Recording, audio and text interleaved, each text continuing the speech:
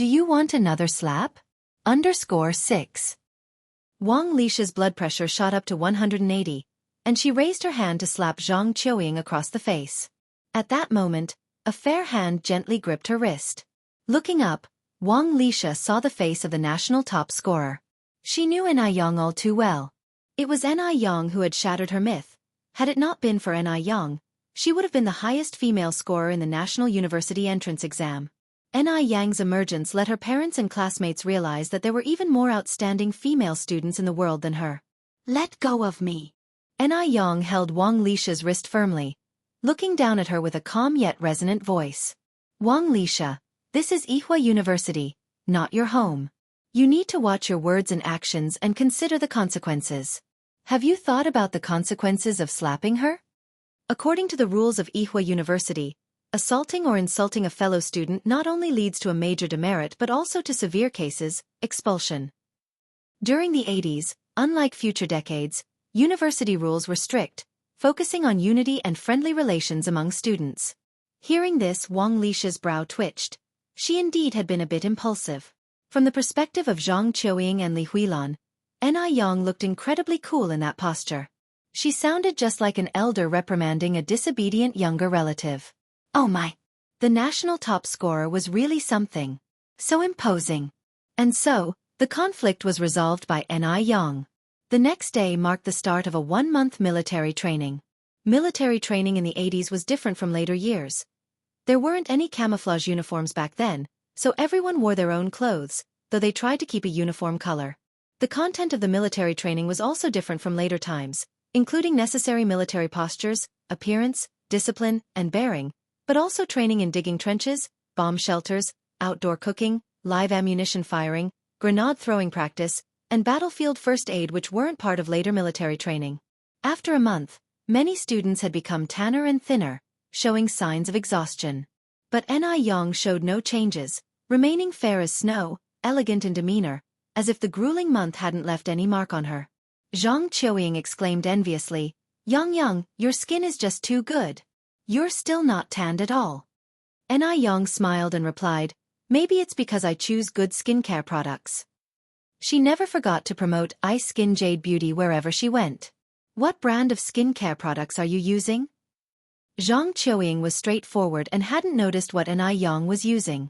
Hearing this, Wang Lixia, who had been about to leave, suddenly slowed her steps, listening intently to Aneyang's response. Even though she didn't like Anew much, what girl doesn't want to be beautiful? After a month of military training, her face had turned as dark as charcoal, and she feared even her parents wouldn't recognize her when she returned. Noticing Wang Lixia's subtle reaction, Anew continued, I use Ice Skin Jade Beauty. Their whitening moisturizer is really good. Really? Asked Zhang Qiuying. Anew nodded, then added, but Ice Skin Jade Bowtie's whitening moisturizer is a limited product and usually hard to get. If you like it, I can bring some for you. Oh yes, please do, Yang. And how much is it? Zhang Qiuying eagerly nodded. Wang Lixia's lips curled into a sneer, her smile full of mockery. Hard to get? There was nothing in the world she couldn't buy. What was Anew acting so grandiose about? Did she actually think she was awesome just because she was the national top scorer? Wang Lixia really despised those who, proud and arrogant from their achievements, thought the world couldn't go on without them. How hilarious! A month of military training ended, and the temperature in Beijing had dropped a lot too. Overnight, the temperature plummeted, and the streets were covered in a layer of frost.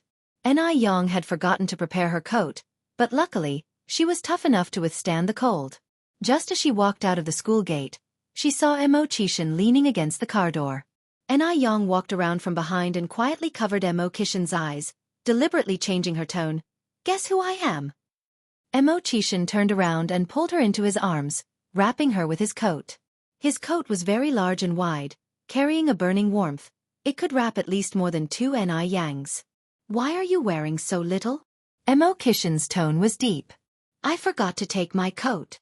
Anew stretched her arms around his waist, her icy hands contrasting starkly with the warmth of his body. Mo Qishan reproached himself. It's my fault. I should have checked more carefully. Shortly after, both of them sat inside the car. Brother Mo, How did you know it was me just now? Yang's imitated voice was incredibly accurate, indiscernible to most. Chishan said seriously, because you are my wife, if I couldn't even recognize my own wife, would I still deserve to be your man?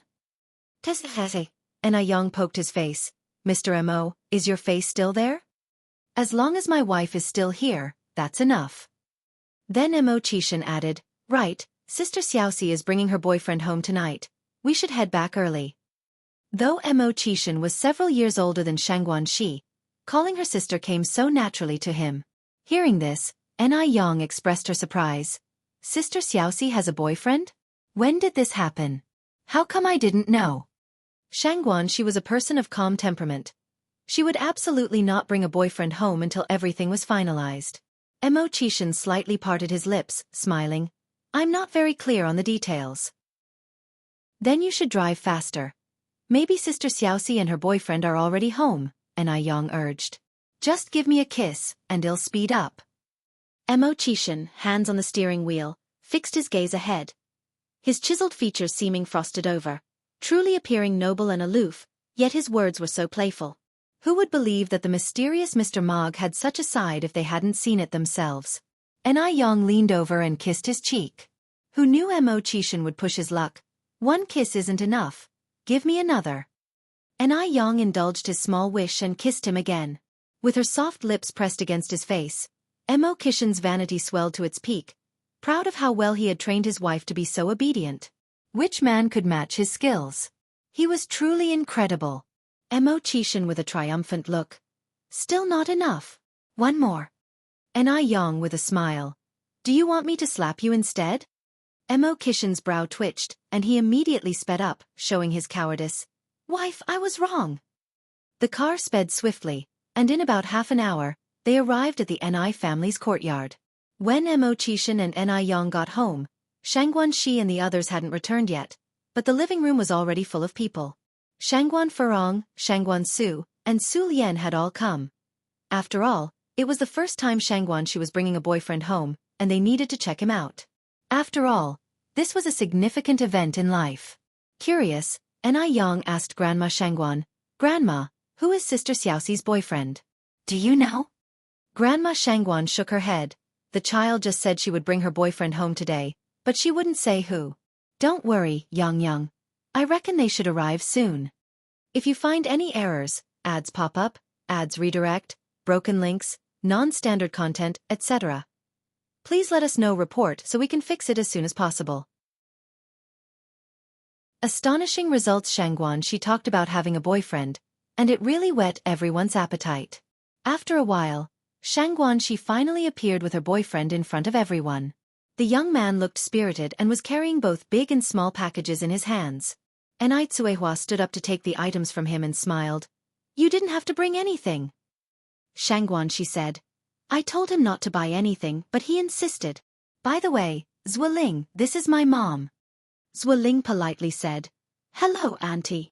Upon hearing this, Quihua's smile froze for a moment, then she quickly returned to normal. Hello. She continued to introduce. This is my grandma, this is my maternal grandfather and grandmother, this is my dad, this is my aunt, this is my elder brother Shangguan Su, this is my younger sister Yang, this is my sister's boyfriend Chishan, and this is my younger sister Yun. Zueling greeted everyone one by one. Hello everyone, I'm Zueling, the Zua from left and Ling from ridge. Zueling. When this name was clearly heard, not only did Quihua's face change slightly, but also the expressions of elder Madame Shangguan, Shangguan de Hue, and Shangguan Su. Who was Zueling?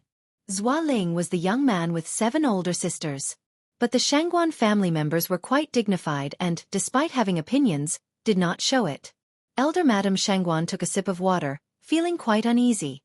She had not expected Shangguan to bring Zueling back. Hadn't they broken up already? Please have a seat, Tsuehua called Zueling to sit down. Su Lian, unaware of the situation, was quite satisfied with Zueling's appearance. How old are you this year, Xiaozhua? Zueling politely said. Aunt, I'm 23 this year, and I was classmates with Xiaoxi. Su Lian nodded. I see, so you have started working as well? Zueling replied. Yes, Aunt, I have been working for over a year now. I'm currently the workshop director at Morning Light Group, earning a monthly salary of 130 yuan.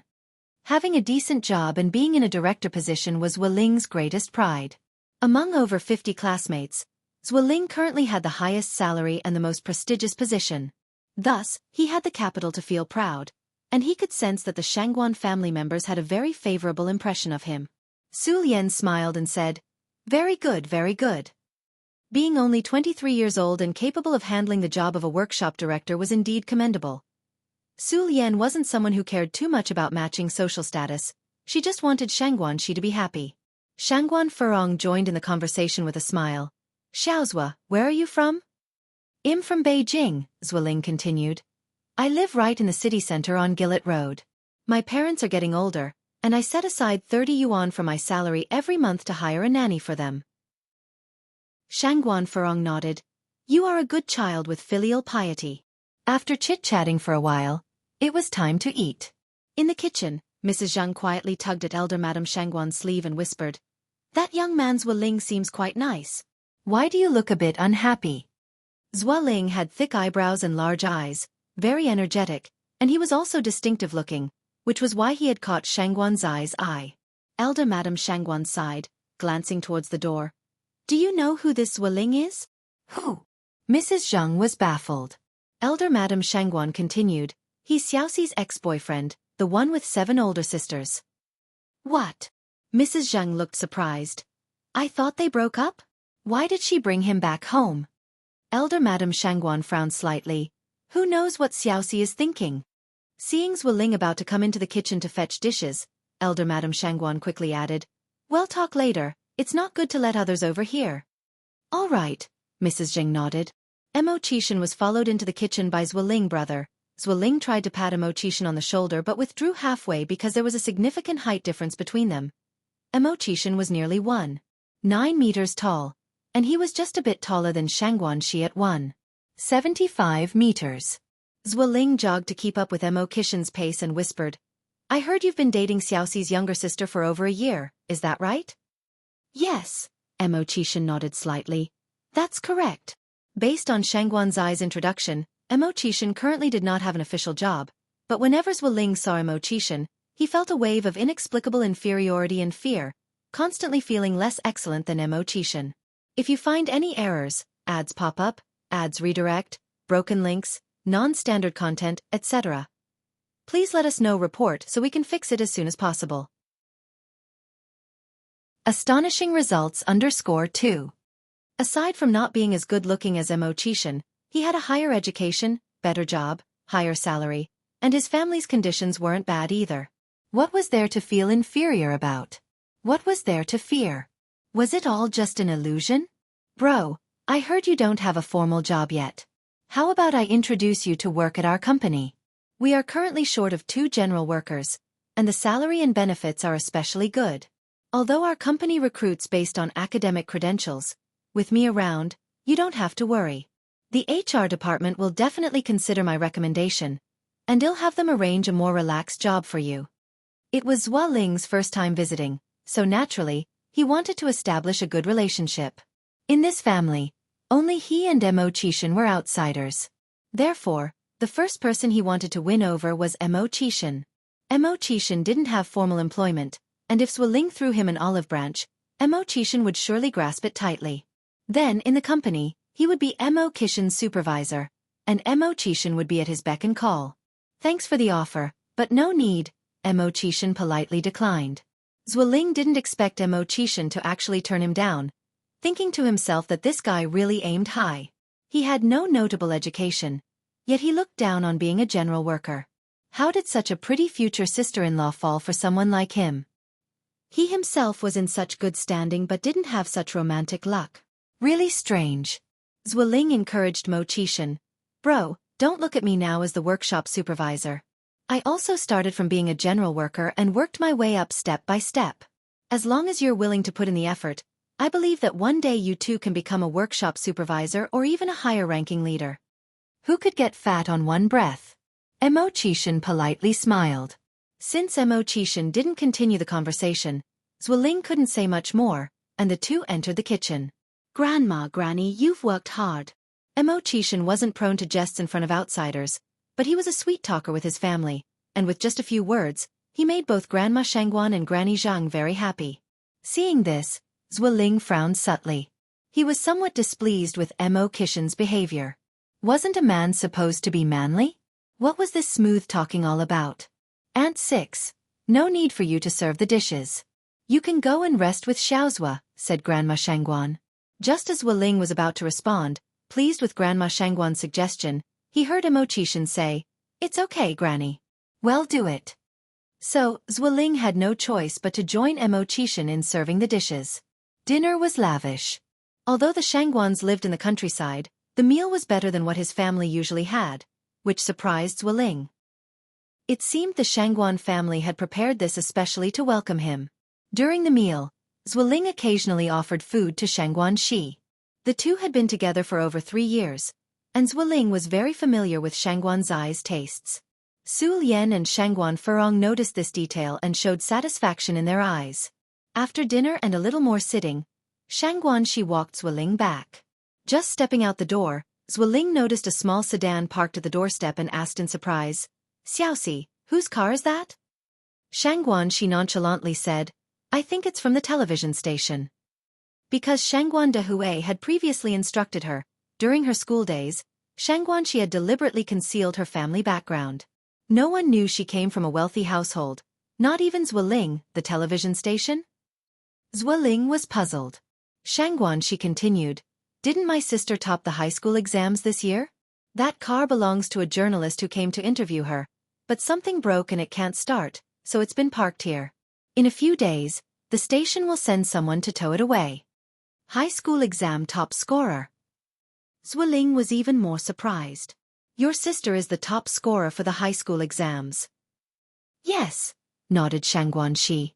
"Then your sister really lacks judgment, having such a boyfriend as a high school exam top scorer," Zueling said. "Didn't she become foolish from reading too much? What of being a high school exam top scorer?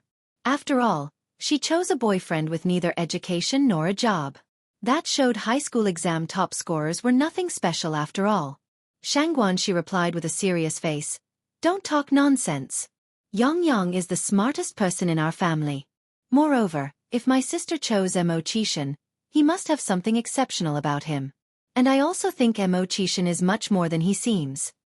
If you find any errors, ads pop up, ads redirect, broken links, non-standard content, etc., please let us know report so we can fix it as soon as possible." Astonishing results _3. All right, I'll stop talking," Zueling said with a playful smile, hugging Shangguan Zai's shoulders. A smart boyfriend would never argue with his girlfriend. He just needed to be clear in his heart. "That's more like it," Shangguan Shi responded. "Okay, you should head back now. I'll see you at work tomorrow." Zueling hopped onto his bicycle. "Then I'll be going first." Shangguan Shi watched as Zueling's figure disappeared into the night, then turned and walked into the house. "Grandma, Grandpa, Grandma, Mom and Dad, little aunt, great aunt, what did you think of my boyfriend at first impression?"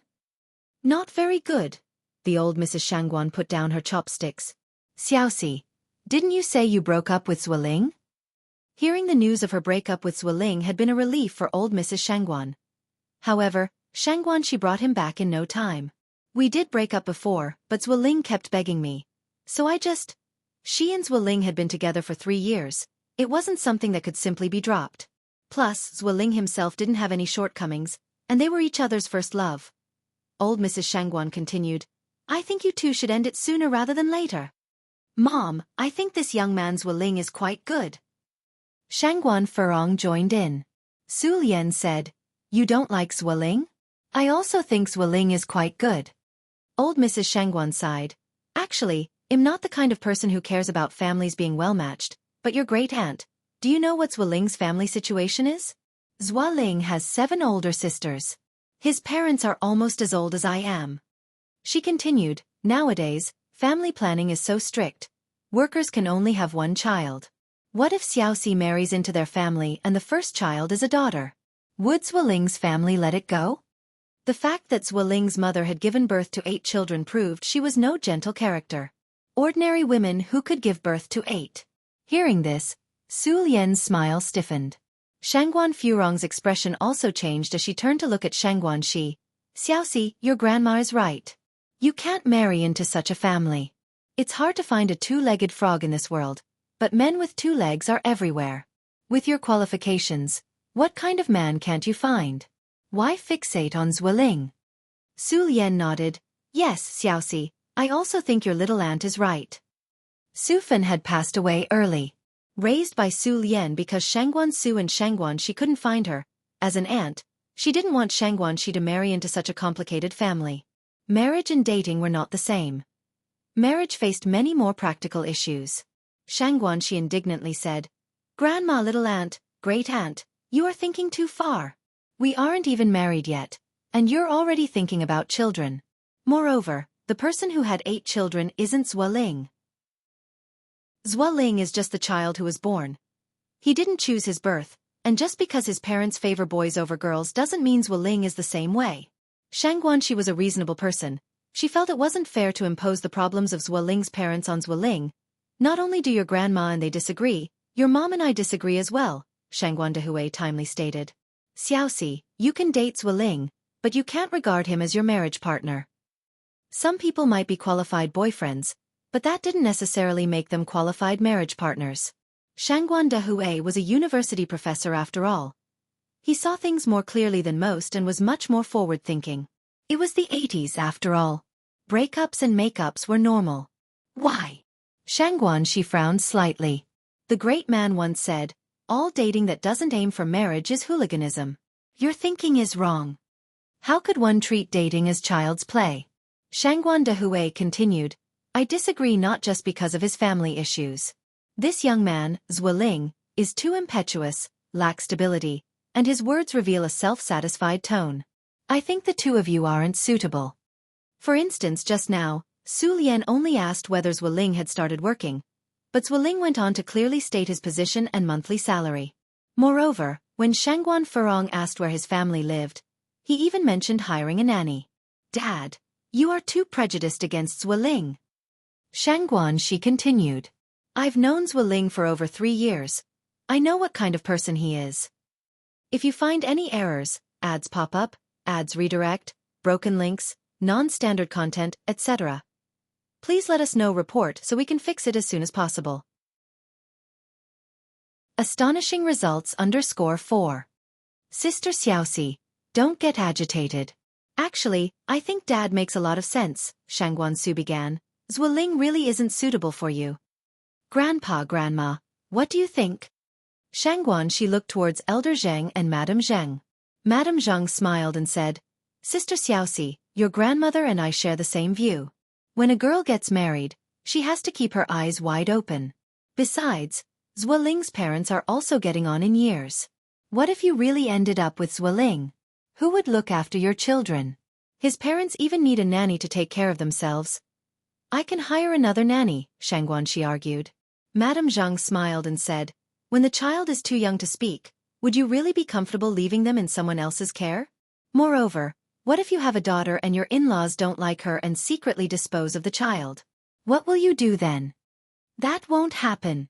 She would be their own granddaughter. It will, and Aitsuahua stepped forward and said, you'll find all sorts of people in this world, especially people like Zueling's parents who favor sons over daughters. It was then that Shangguan Shi realized that Aitsuahua had already lost 3 children. Mom is right, Yang chimed in at the right moment.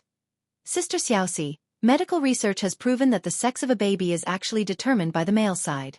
Human sex chromosomes determine the gender, with males being XY and females XX. The cells produced by women all contain an X, while those produced by men could be X or Y.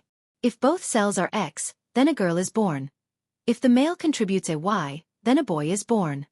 At this point, Yang paused, then continued, Zueling's family has the genes for having daughters, so there's a 90% chance that your first child would be a girl. This means you should be prepared for the 90% likelihood of your child being discarded. Yang was not one to mince words, so what she said always hit hard. Shangguan Shi hesitated for a moment, then said, Yang, do you believe this too? How can you be so certain that Zueling's parents will definitely favor boys over girls? Maybe they just like having lots of children?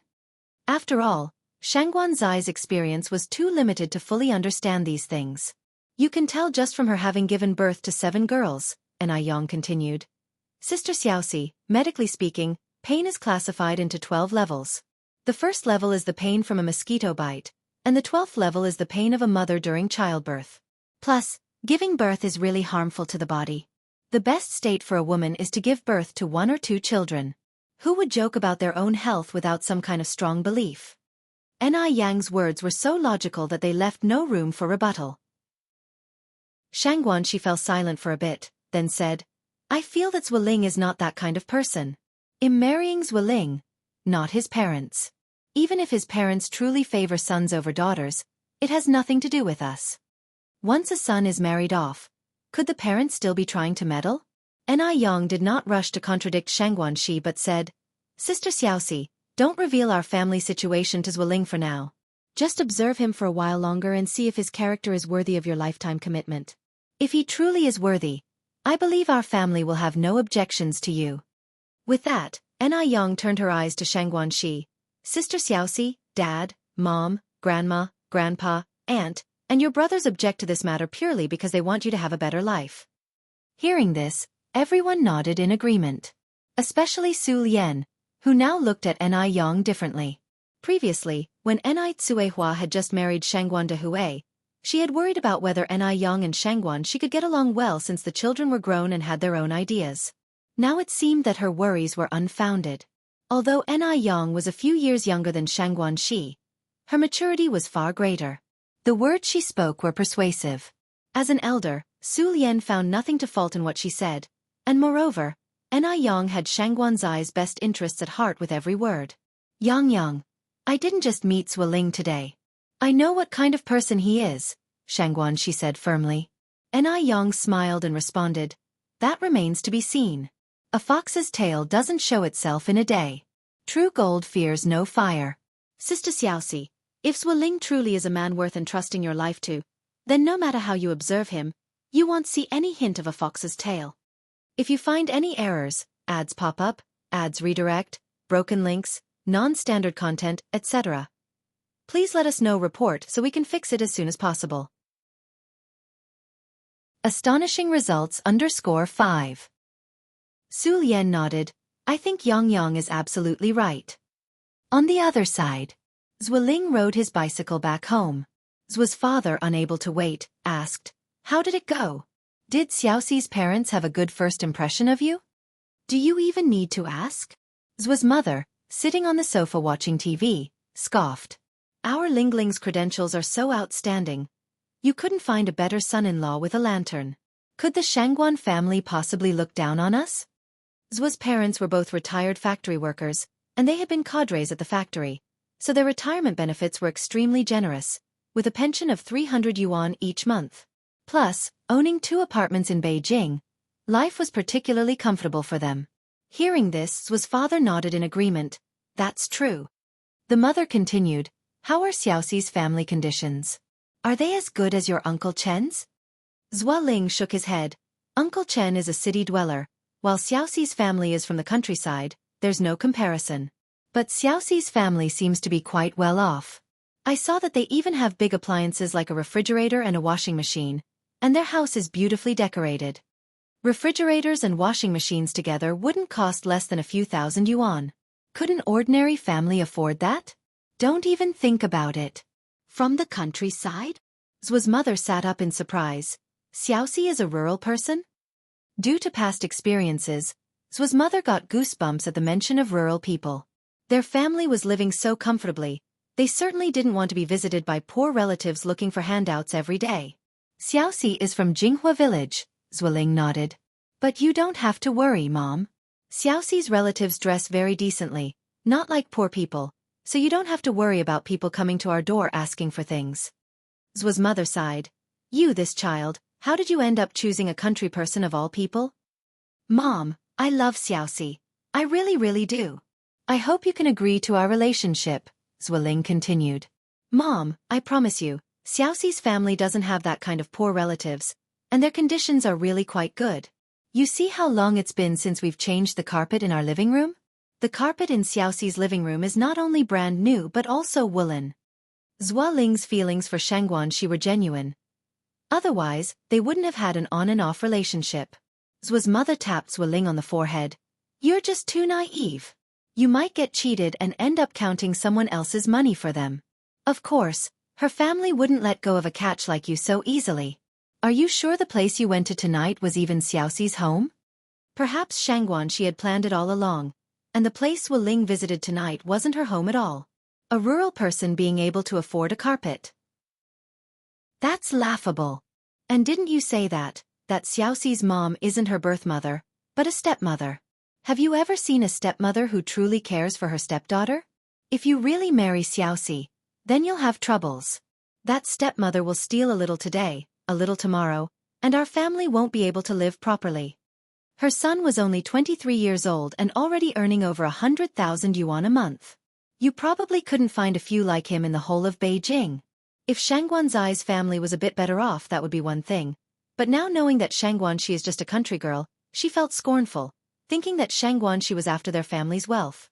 Of course, a country girl would be happy to marry into the city. Isn't that just like a sparrow turning into a phoenix? Not at all, Zhua Ling shook his head. I think Xiaoxi's stepmother is quite nice, not like someone who would steal things. You've just visited them today for the first time. Of course Shed put on an act. Once you're married, she will show her true colors. His mother continued. Lingling, listen to your mom. Xiaoxi is not worthy of you. I think the daughter of your Uncle Chen is quite good. Chen Liebao is Uncle Chen's only daughter. Eventually, the Chen family's fortune will be yours. Indeed, Chen Leibao's family's conditions were even better than Zhua's. However, Chen Liebao looked like Zhu Beiji, not only with a big face and fat ears but also exceedingly rude and noisy when eating, just like a pig. Compared to Xianxia, it was night and day. Zhua Ling was at least a workshop director and also quite handsome. How could he possibly marry someone like that? It would be an utter joke. Though Xianxia's family wasn't as well off, she was good-looking and also a university student. Plus, their relationship was a love match. He would have face when bringing her out. If you find any errors, ads pop up, ads redirect, broken links, non-standard content, etc., please let us know report so we can fix it as soon as possible. Astonishing results _6. No, I just like Xiaoxi, Zhua Ling asserted stubbornly. Zhua's mother sighed. You used to be such an obedient child, what has changed now? I know you don't find Liebao attractive, but haven't you heard the saying, beauty is a source of trouble? Being beautiful is not necessarily a good thing. King Zhou of Shang lost his kingdom because of Daji. Tang Xuanzong faced the Ensure rebellion because of Yang Yuhuan, and King Yu of Zhou was overthrown because of Bao Si. The words of the ancients contain profound wisdom. The saying beauty is a source of trouble is not without basis. At this point, Zhua's mother paused and continued. Actually, women are all the same when the lights go out. There's nothing more to them. Nothing less. Whether one is beautiful or not is just about looks. And besides, Lingling, you are destined for great things in the future. You can't let your heart be taken by youthful love, and you certainly can't let Xiaoxi hold you back. What you're lacking is a wise and virtuous wife, not a fairy who is above the mundane world. Liebao, that child, definitely looks like she's blessed with good fortune. Big head, big bottoms, surely someone who can bear sons. After you marry, you'll give me a fair and plump grandson. As she spoke, Zhua's mother started to dream of a wonderful future. Her grandson. She gave birth to 8 children, all for the day she could hold her grandson in her arms. Zhua Ling shook his head. No, Mom, please stop talking. Just the thought of having to sleep next to a pig in the future makes me so nauseous that I won't be able to eat breakfast tomorrow. You child, his mother chided. How can you speak like that? How has Liebao disgusted you? I think she's very nice.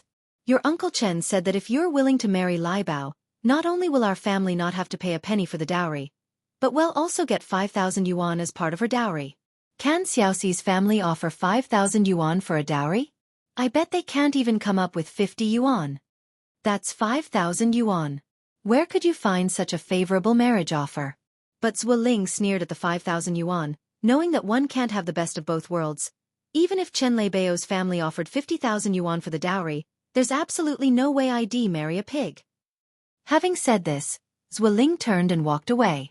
Zhu's mother was so infuriated by Zhueling that she was more convinced than ever that Shangguanxi was the reincarnation of the millennia-old fox spirit Su Daji. Let it be, Zhu's father said. Just don't meddle with the child's affairs. Nowadays, people value love marriages, and arranged marriages by parents are out of fashion. When Zhu's father was at work, he held a lower position than Zhu's mother, so she had always been in charge, which meant that at home, Zhu's mother had the final say.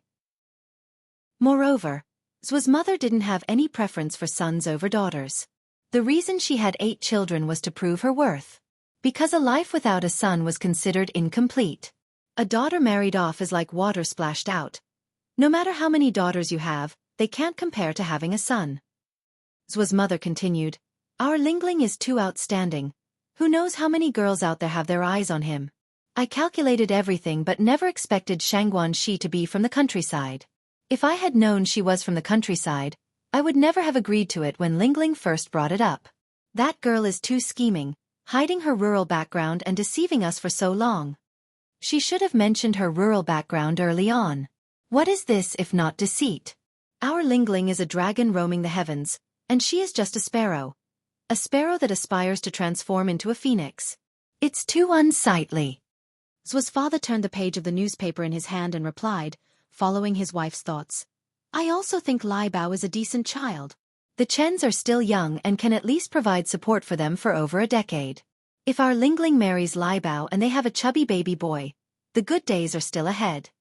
Meanwhile, at the Ni family's home, Ni Tsuehua and Shangguan Dehui were sitting on the bed, also talking about Shangguanxi. As a stepmother, there were some things Ni Tsuehua felt awkward to speak out directly. She could only convey her thoughts to Shangguan Dehui. Dehui, although Xiaoxi seems to have a mild temperament and doesn't usually show much temper, she actually has a rebellious streak deep inside. You have to talk to her about Zhueling properly, but also don't push her too hard. Beware of the extreme rebound effect.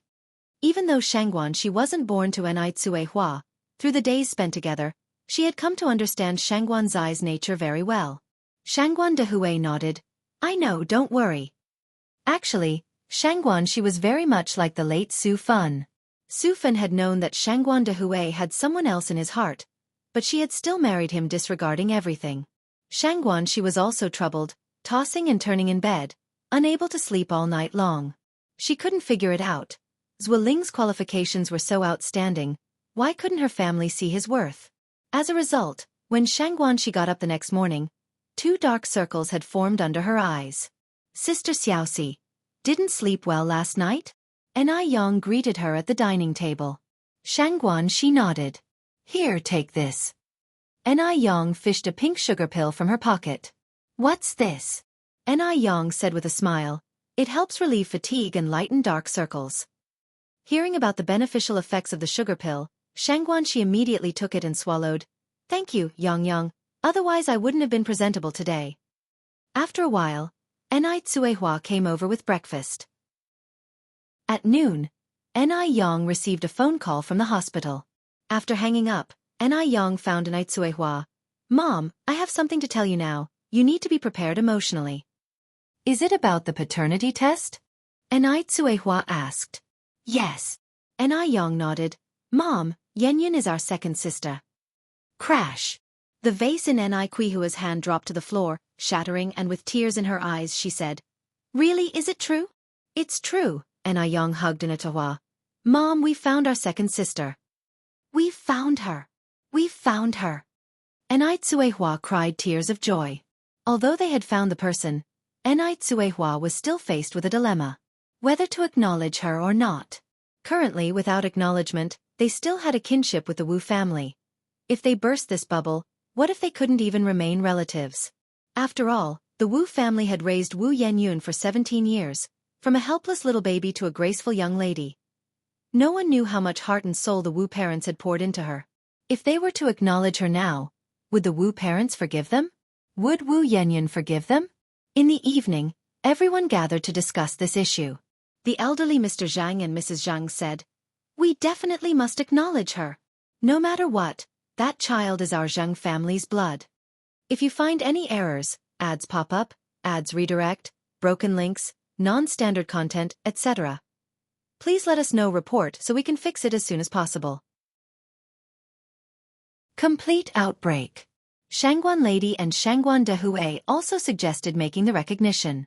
After all, they were talking about her own flesh and blood, and besides, Enai Cuihua had not intended to abandon Wu Yenyun in the first place. Yang, what do you think? Zheng Patriarch looked towards Enai Yang. Though young in age, Enai Yang was not lacking in experience, and her opinion was always sought in major family matters. Enai Yang said, "Of course we need to recognize her, after all, Yenyun is also a member of our family. But this matter can't be rushed, it needs to be approached gradually. I'll first go and gauge Godfather's reaction to see what they say.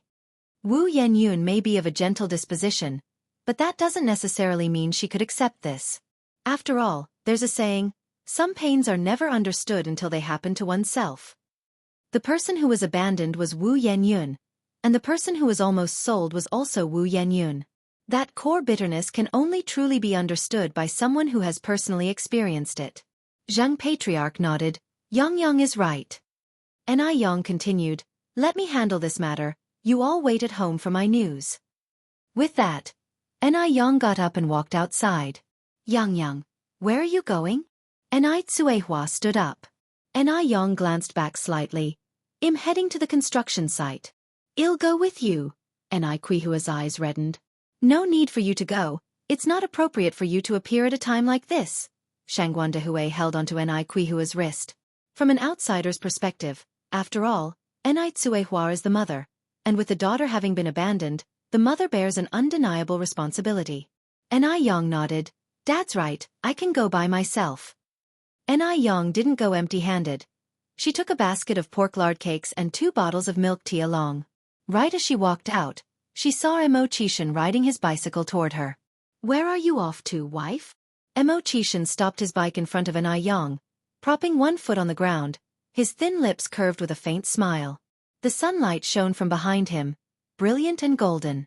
Against the light, his face was somewhat obscured, and he appeared as if he had descended from the clouds. Emo brother. Enai Yang promptly brought herself to a halt. Emo Chishan parked his bike at the entrance, taking the items from Enai Yang's hands. Where to? I'll accompany you. To the construction site.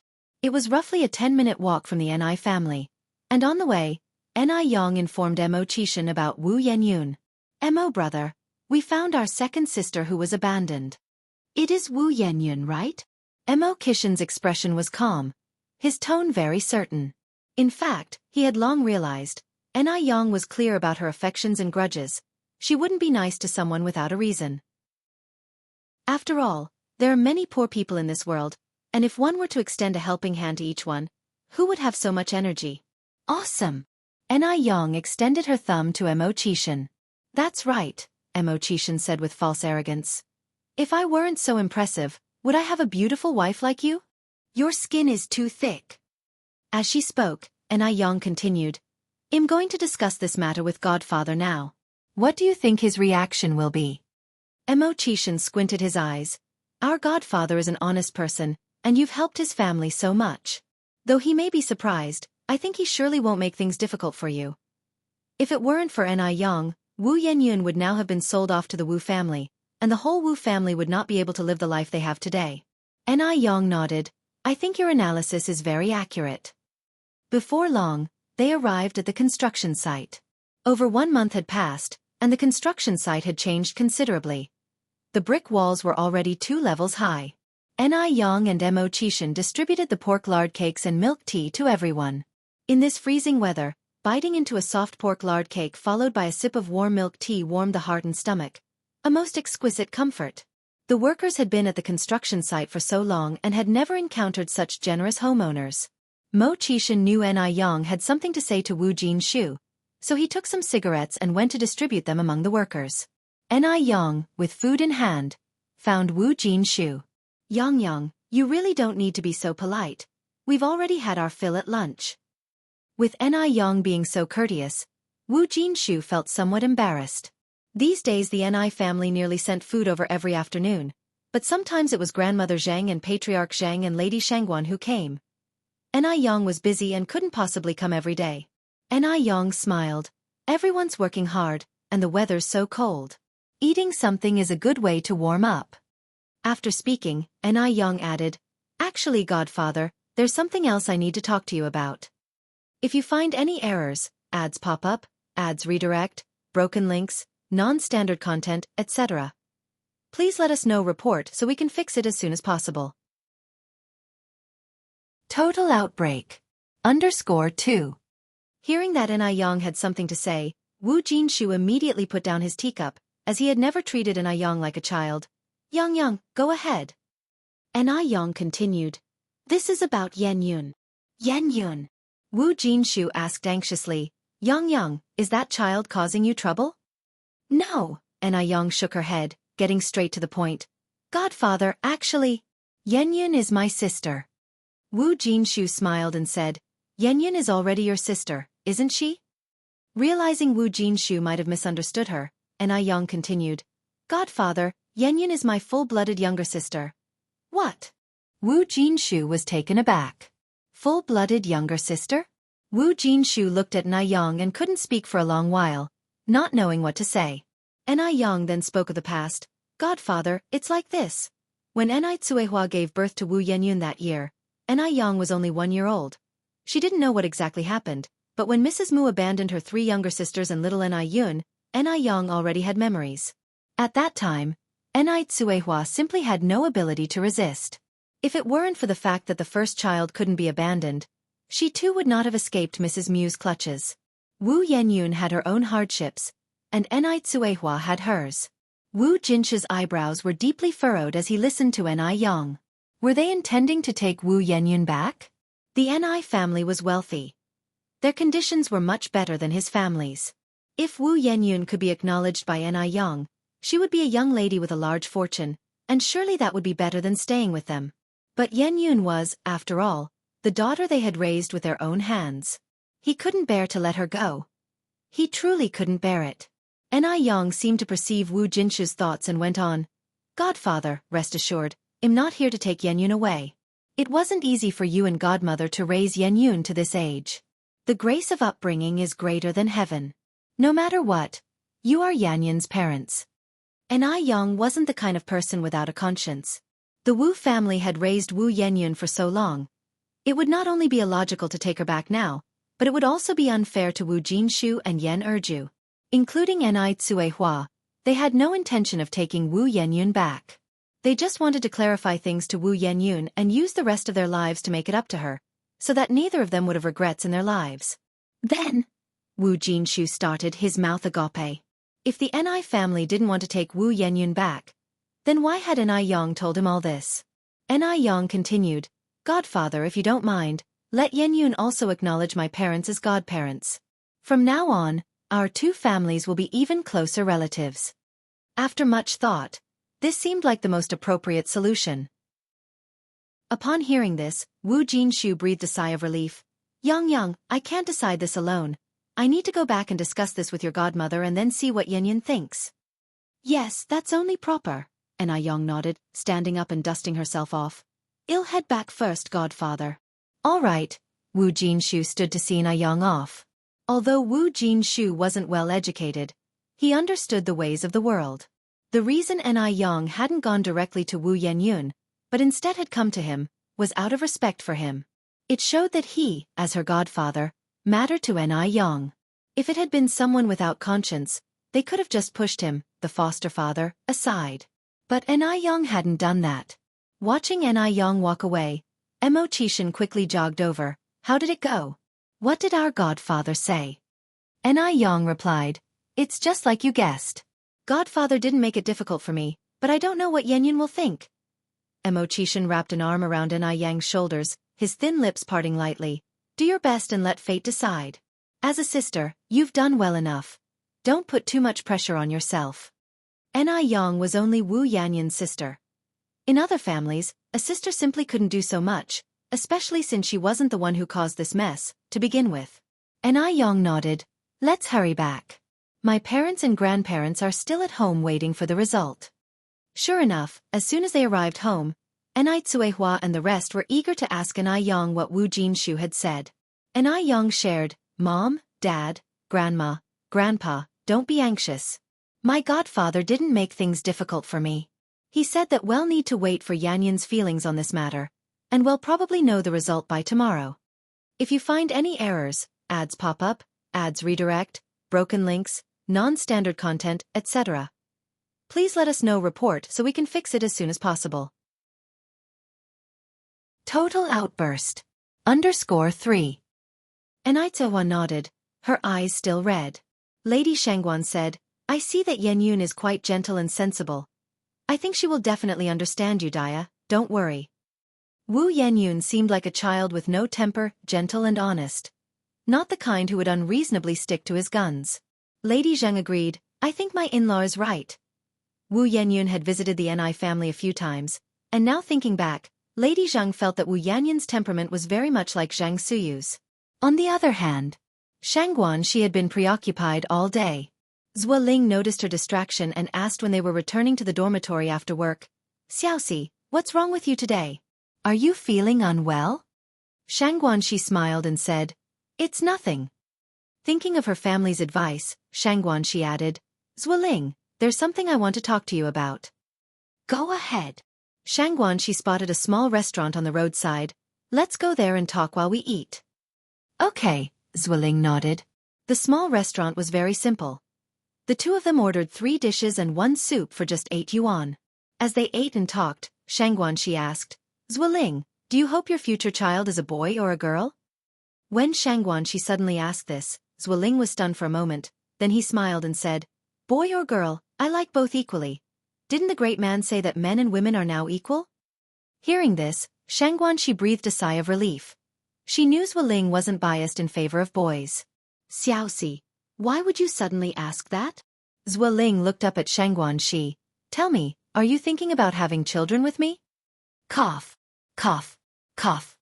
Shangguan she choked on her soup, tears streaming from her eyes. Xiaoxi, are you all right? Zhuo Ling quickly stood up to pat her back. Take it easy, no one's rushing you. I was startled by you, all right? Shangguan she rolled her eyes at Zhuo Ling, her face turning red. Who said I want to have children with you? Zhuo Ling laughed. If not with me, then who else would you want to have them with? Shangguan she pushed him lightly, straightened her expression, and said, Zhuo Ling, be serious. I'm talking about something important here. Who says I'm not being serious? I am very serious and solemn. Zhuo Ling continued, Xiaoxi, we are not young anymore. I met your parents yesterday. When can we get our marriage certificate? Then we can have a bunch of kids. A bunch? Shangguan she widened her eyes. Zhuo Ling, family planning is so strict now. And you still want a bunch? Zhuo Ling slapped his forehead. Right, I forgot. I thought it was still my parents' era where you could have as many children you want. Shangguan she continued, I have a question for you, and you must answer me honestly. Aha, Zhuo Ling nodded. Ask away, I guarantee no secrets at all from you, or may lightning strike me dead. Did my uncle and aunt have so many children because they preferred sons over daughters? Shangguan she asked. Of course not. Zhuo Ling immediately denied. Xiaoxi, why would you think that? My parents are leaders at the factory, they are educated people, how can their consciousness be so low? Rest assured, they absolutely aren't the type who prefer sons over daughters. Whether or not his parents favored sons over daughters, Zhuo Ling, being their son, definitely knew it clearly. As a child, while his 7 sisters ate bran and swallowed vegetables, he alone ate white rice and fine flour, having a boiled egg every morning, his sisters not even dreaming of getting a piece of the eggshell. Moreover, all 7 of his sisters were illiterate. Only he graduated from university.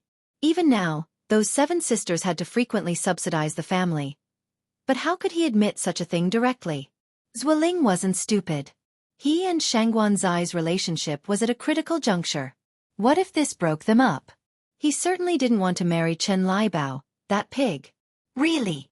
Shangguan she pressed on, if uncle and aunt didn't prefer sons over daughters, then why did they have so many children? Zhuo Ling laughed and said, my dad was an only child, and my mom had her and my aunt, just 2 people. Seeing other families with many children always seemed very lively. My parents especially envied that. So, my mom gave birth to my 7 sisters and me. Actually, there was another younger sister after me. But when my mom was 8 months pregnant with her, she accidentally fell. Medical skills weren't advanced at that time, so the baby didn't survive, and my mom was very heartbroken. After that, she never conceived again. If you find any errors, ads pop up, ads redirect, broken links, non-standard content, etc., please let us know report so we can fix it as soon as possible. Total outbreak. _4. Zueling made up the story about the past pregnancy. His goal was simply to make Xianxia believe him. After all, the Zhou family had only moved to Beijing 20 years ago, and many old neighbors weren't clear about their old affairs. So even if Xianxia had the intention to inquire, she wouldn't find out anything. Xianxia nodded. Oh, I see. Zueling continued. My mother still remembers my unborn sister to this day. Every year on Tomb Sweeping Day and the Cold Clothes Festival, she burns paper money for her. Xiaoxi, you must remember never to bring this up in front of my mother. I don't want to resurrect her grief. He knew Xianxia too well. She was simple and kind-hearted. Considering his mother, she would not ask his mother to verify this. I understand. Don't worry, I won't say anything. That's good then. As the conversation ended, Xianxia added, By the way, Zueling, there's another thing I want to make clear to you. Go ahead, Zueling said with a smile. I'm all ears. Xianxia said, Nowadays, birth planning is so strict. If we were to get married in the future, regardless of whether our first child is a boy or a girl, I will not have a second child, and even your parents cannot interfere with our decision. If you agree, then we can continue our relationship. If you don't, then let's just end things here. Some things needed to be made clear in advance. Having been advised by her family, Xianxia didn't want to end up in an ugly dispute over such matters. This was absolutely unacceptable. Even though birth planning was strict, if one spouse could resign from work, not both being in employment would allow a second child. Besides, wasn't it a woman's duty to carry on the family line? Would a woman who couldn't bear children be brought home just to be revered like an ancestor? But of course, Zueling would never speak these thoughts aloud. He was, for now, quite content to revere Xianxia like an honored ancestor. Xianxia was beautiful and well-educated, and they shared deep feelings.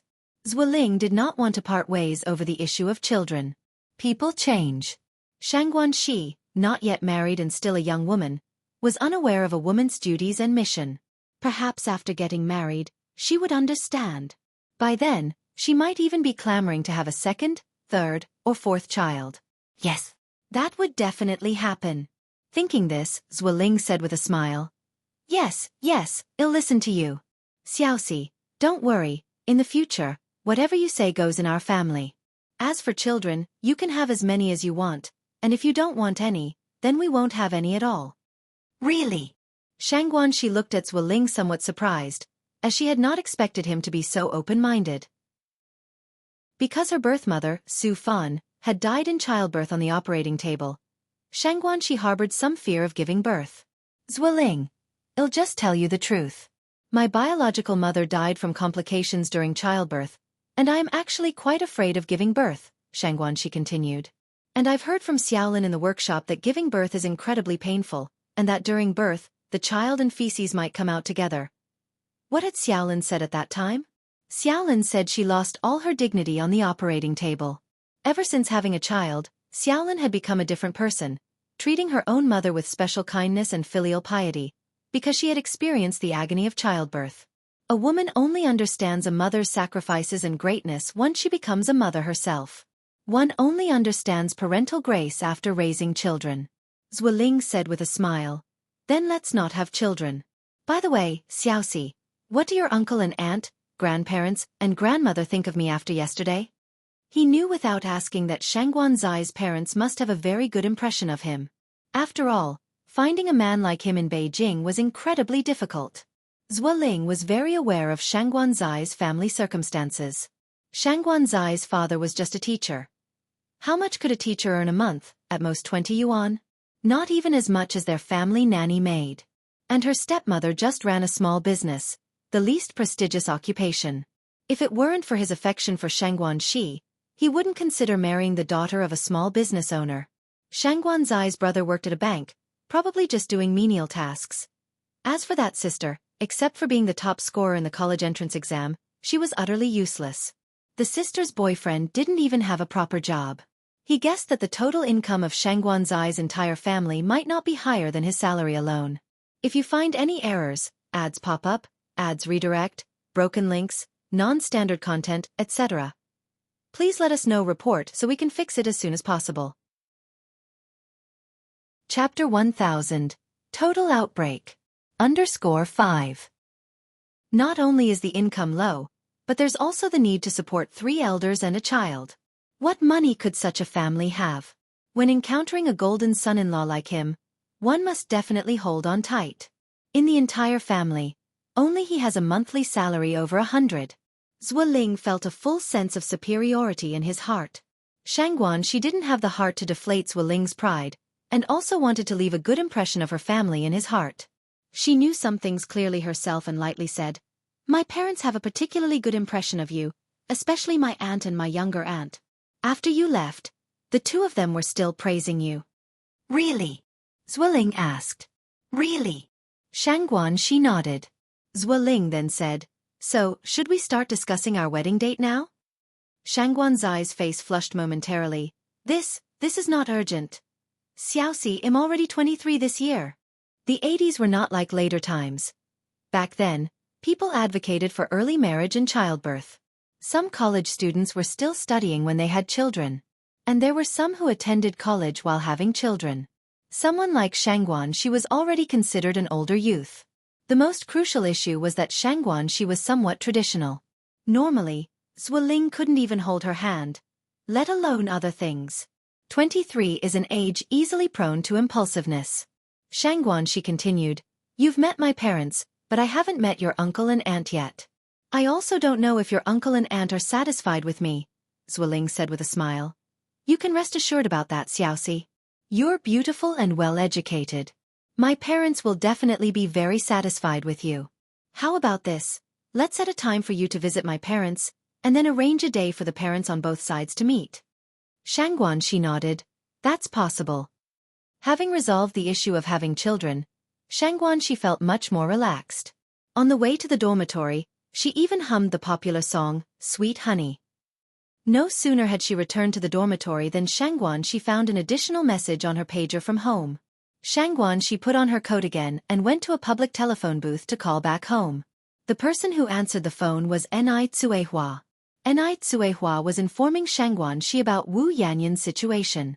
Although Wu Yanyun and Shangguan, she weren't related by blood, they were now a family, and since it was a family matter, she should inform Shangguan she.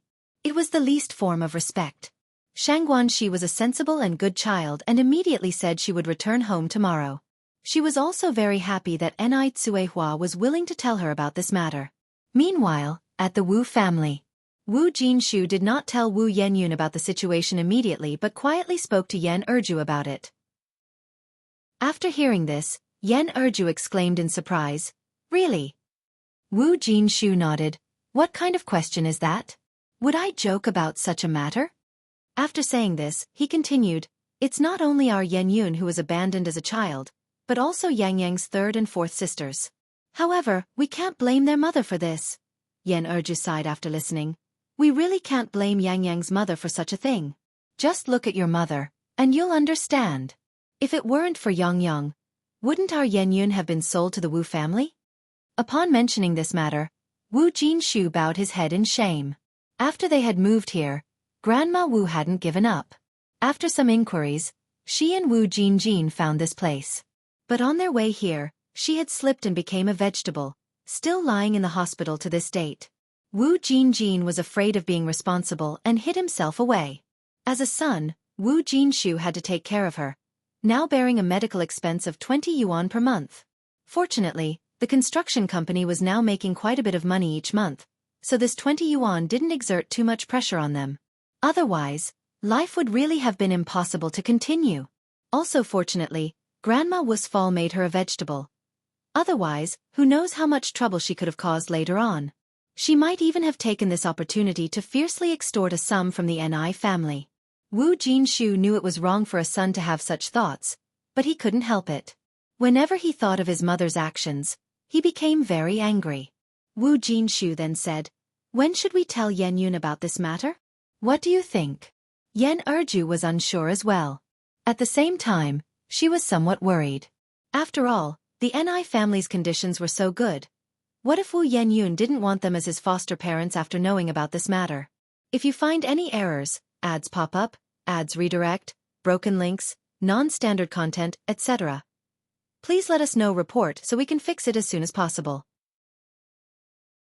Chapter 1001. Total Outbreak. _6. Wu Jinshu said, "What I mean is, since Yenyun will have to know about this sooner or later, we might as well tell her now. Isn't there a saying, a swift knife cuts through the mess? If Yenyun really chooses the Ni family and doesn't want us anymore, we can't stop her. After all, blood is thicker than water." No matter what choice Wu Yenyun made, Wu Jinshu would respect it. But out of selfishness, Wu Jinshu still hoped that Wu Yenyun wouldn't abandon them. "Okay," Yan Erju nodded and with a sigh said, "I'll go call Xiaoyun." Wu Yenyun now lived in a room by herself. When Yan Erju went to see her, she was revising her schoolwork. Her grades were good, but not top-notch. With Ni Yang as a shining example before her, she wanted to make a push as well, to bring honor to her parents. "Xiaoyun, are you studying?" Yan Erju gently pushed the door open. "MHM. Wu Yenyun nodded. "Mom, is there something you needed from me?" Yan Erju smiled and said, "Xiaoyun, come with Mom for a moment, your dad and I have something to tell you." "Okay." Wu Yenyun put down her pen and followed Yan Erju to the master bedroom. "Yenyun is here, have a seat." Wu Jinshu patted the sofa. Sensing something off about her parents' expressions, Wu Yenyun asked, "Mom, Dad, what is it you want to talk to me about? You seem so serious?" Wu Jinshu swallowed, carefully choosing his words in his mind. "It's not such a big deal, it's just, Yenyun, your mom and I want to talk to you about your origins. I think you should know that you are not our biological child." Upon hearing this, Wu Yenyun's eyes instantly reddened. "Mom, Dad, do you not want me anymore?" Ever since she knew about her origins, Wu Yenyun's mind had become sensitive. She feared that one day her parents might suddenly not want her. Hearing this, her heart leaped to her throat. "No, not at all." Wu Jinshu quickly shook his head to deny it. "Silly child, what are you talking about? Why would your mom and dad not want you? Your parents just want to talk to you about this matter." Yan Erju added, "Xiaoyun, you were raised by me, from diapers to potty training, how could I ever not want you? Don't worry, you will always be your father and mother's daughter." Wu Yenyun wiped her tears. "Then why are you bringing up this issue all of a sudden?" Something felt off about it all. Yan Erju sighed and continued, "Xiaoyun, your biological mother had no choice but to abandon you, and I hope you won't hold it against them." Wu Yenyun blinked then said, "Have they come looking?" Yan Erju nodded. Learning that her blood relatives had found her, Wu Yenyun couldn't describe what she was feeling. Her mind went blank. They didn't want her, did they? So why were they looking for her now? What kind of desperation had led them to give up their own flesh and blood? "Mom, you and Dad just ignore them." Wu Jinshu continued, "Yenyun, aren't you even a little bit curious who they are?" "I'm not curious. Besides, there wasn't anything to be curious about." Yan Erju said, "Xiaoyun, your biological mother really had her desperate reasons, and I hope you can forgive them." Wu Yenyun stayed silent. Yan Erju continued, "Xiaoyun, actually, Yang is your sister, and Yang's mom is your biological mother." At these words, Wu Yenyun felt as if something in her mind exploded with a bang. She never dreamed that Ni Tsuehua was her birth mother.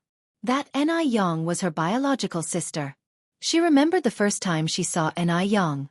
That day, Ni Yang wore a beautiful and tidy cheongsam, like a young miss from a wealthy family stepping out of a novel, observably untouchable. At the time, she wondered how there could be someone so beautiful in the world. Not only was she beautiful, but she also had such good fortune. Back then, she wore patchwork clothes, looking destitute like a beggar, struggling even for 3 meals a day. The first time she met Ni Tsuehua, the scene was much the same. Ni Tsuehua lived in a glittering grand villa, surrounded by a cluster of servants. And she was dressed worse than the servants. Now, they had come to tell her that Ni Tsuehua was her birth mother. The irony of it all was just too much. Wu Yenyun couldn't accept it. She simply couldn't. No. Mom, you're lying to me. They're not. They're not. Wu Jinshu sighed. Yenyun, your mom isn't lying to you. Yang really is your sister, and Yang mom is indeed your birth mother. Yenyun, our family situation isn't as good as theirs. If you want to go to the Ni family, your mom and I won't stop you.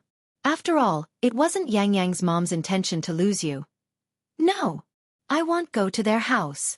Dad, Mom, I am forever your daughter. I don't want to leave you. Wu Yenyun hugged Yen Erju tightly. Mom, don't send me away. Even if the Ni family owned mountains of gold and silver, she wouldn't go. Her home was here forever. Tears welled up in Yen Erju's eyes. How could your dad and I send you away? We won't. Knowing that Wu Yenyun didn't want to leave, Yen Erju also breathed a sigh of relief. Wu Jinshu continued, Xiaoyun, Yang has already discussed with me.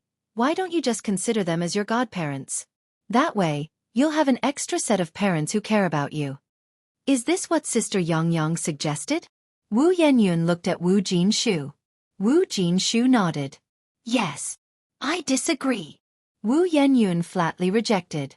Although she had never thought of going back to the Ni family, she hadn't expected that the Ni family never even considered taking her back. Her refusal was one thing. Whether the Ni family acknowledged it was another. Were they afraid she would come back to claim the Ni family's inheritance? Ridiculous. She had ambition. She was determined to fight for what she wanted. Did she care about the Ni family's wealth? Why not? Wu Jinshu asked. Because I will never forgive them. Not in this lifetime. Wu Yenyun declared. Now Wu Yenyun had finally realized why Ni Yang had said those words to her before. Ni Yang must have known then that she was her sister. If she knew all along, why didn't she tell her sooner? Wu Yenyun suddenly felt a ludicrous sense of being toyed with. So all of this was premeditated. Xiaoyun, don't be like that. Actually, Yang's mom was also helpless. It wasn't just you who got thrown away. Your third and fourth sisters were discarded too. Then why weren't Ni Yang and Ni Yun thrown away? Wu Yenyun retorted. Why was she the one discarded? As a mother, how could Ni Tsuehua not protect her own children? If she never wanted her to begin with, why give birth to her at all? Such injustice was truly unfair to her. Yen Erju continued, because Yang is the eldest child. There's a saying back in our hometown that the eldest must be well raised. What about Ni Yun then? Wu Yenyun pressed on. Yen Erju choked, then said, Yun was also going to be thrown away, but fortunately, Yang's mom and your biological father got divorced in time. Actually, Yang's mom had it tough too. Then why couldn't they have divorced sooner? If they had divorced earlier, none of this would have happened. Wu Yenyun pressed on. Anyway, I can't forgive them. Mom and Dad, let's not have any more dealings with them from now on. I don't want to see anyone from their family ever again. If you find any errors, ads pop up, ads redirect, broken links, non-standard content, etc. Please let us know report so we can fix it as soon as possible. Chapter 1002. Super protective Wu Yenyun really couldn't forgive the Ni family. Whenever she thought about how she was the one discarded, she felt extremely uncomfortable, suffocated, a mix of complex emotions would come together, and she felt like she would explode. Yenyun, calm down a bit, Erju continued. Back then, women had no say in anything. You know about your grandmother's issue. If it weren't for Yang, you would already be stepmothering someone else's children, you know? You can't be so heartless. Wu Yenyun looked at Erju and said, if they hadn't discarded me, I wouldn't have almost ended up as someone else's stepmother. At the end of the day, this whole thing was still the Ni family's fault. All the suffering she endured was caused by the Ni family. Wu Jinshu said, Yenyun, back then, when your grandmother wanted to marry you into the Wu family, your mom and I, we couldn't protect you, just like Yang's mom faced the same situation as your mom and I did back then. Equally helpless. Equally desperate. As parents, Wu Jinshu and Erju really understood Ni Tsuehua. Previously, as a bystander, Wu Yenyun, upon hearing Yang reminisce about the past, could also understand Ni Tsuehua. But now, Wu Yenyun wasn't a bystander. She was the one who experienced it. No one knew what she had gone through over the years. She was only 18 this year, yet life's hardships had spared none on her. In the past, just to let her parents and 3 younger brothers have a bit more to eat, she often went hungry. In the winter, because she had no cotton shoes, her toes were nearly frostbitten. In her second year of high school, she was forced to drop out due to lack of money. That same year, she nearly became someone's stepmother. Given a choice, she would rather have never experienced life on Earth. Mom, Dad, stop talking, I don't want to hear it. Wu Yenyun stood up, took a deep breath. That's it, I'm going back to my room. I will never set foot in the Ni family's house again. Wu Jinshu wanted to say more but was held back by Erju, who whispered, She's furious right now, let her calm down first.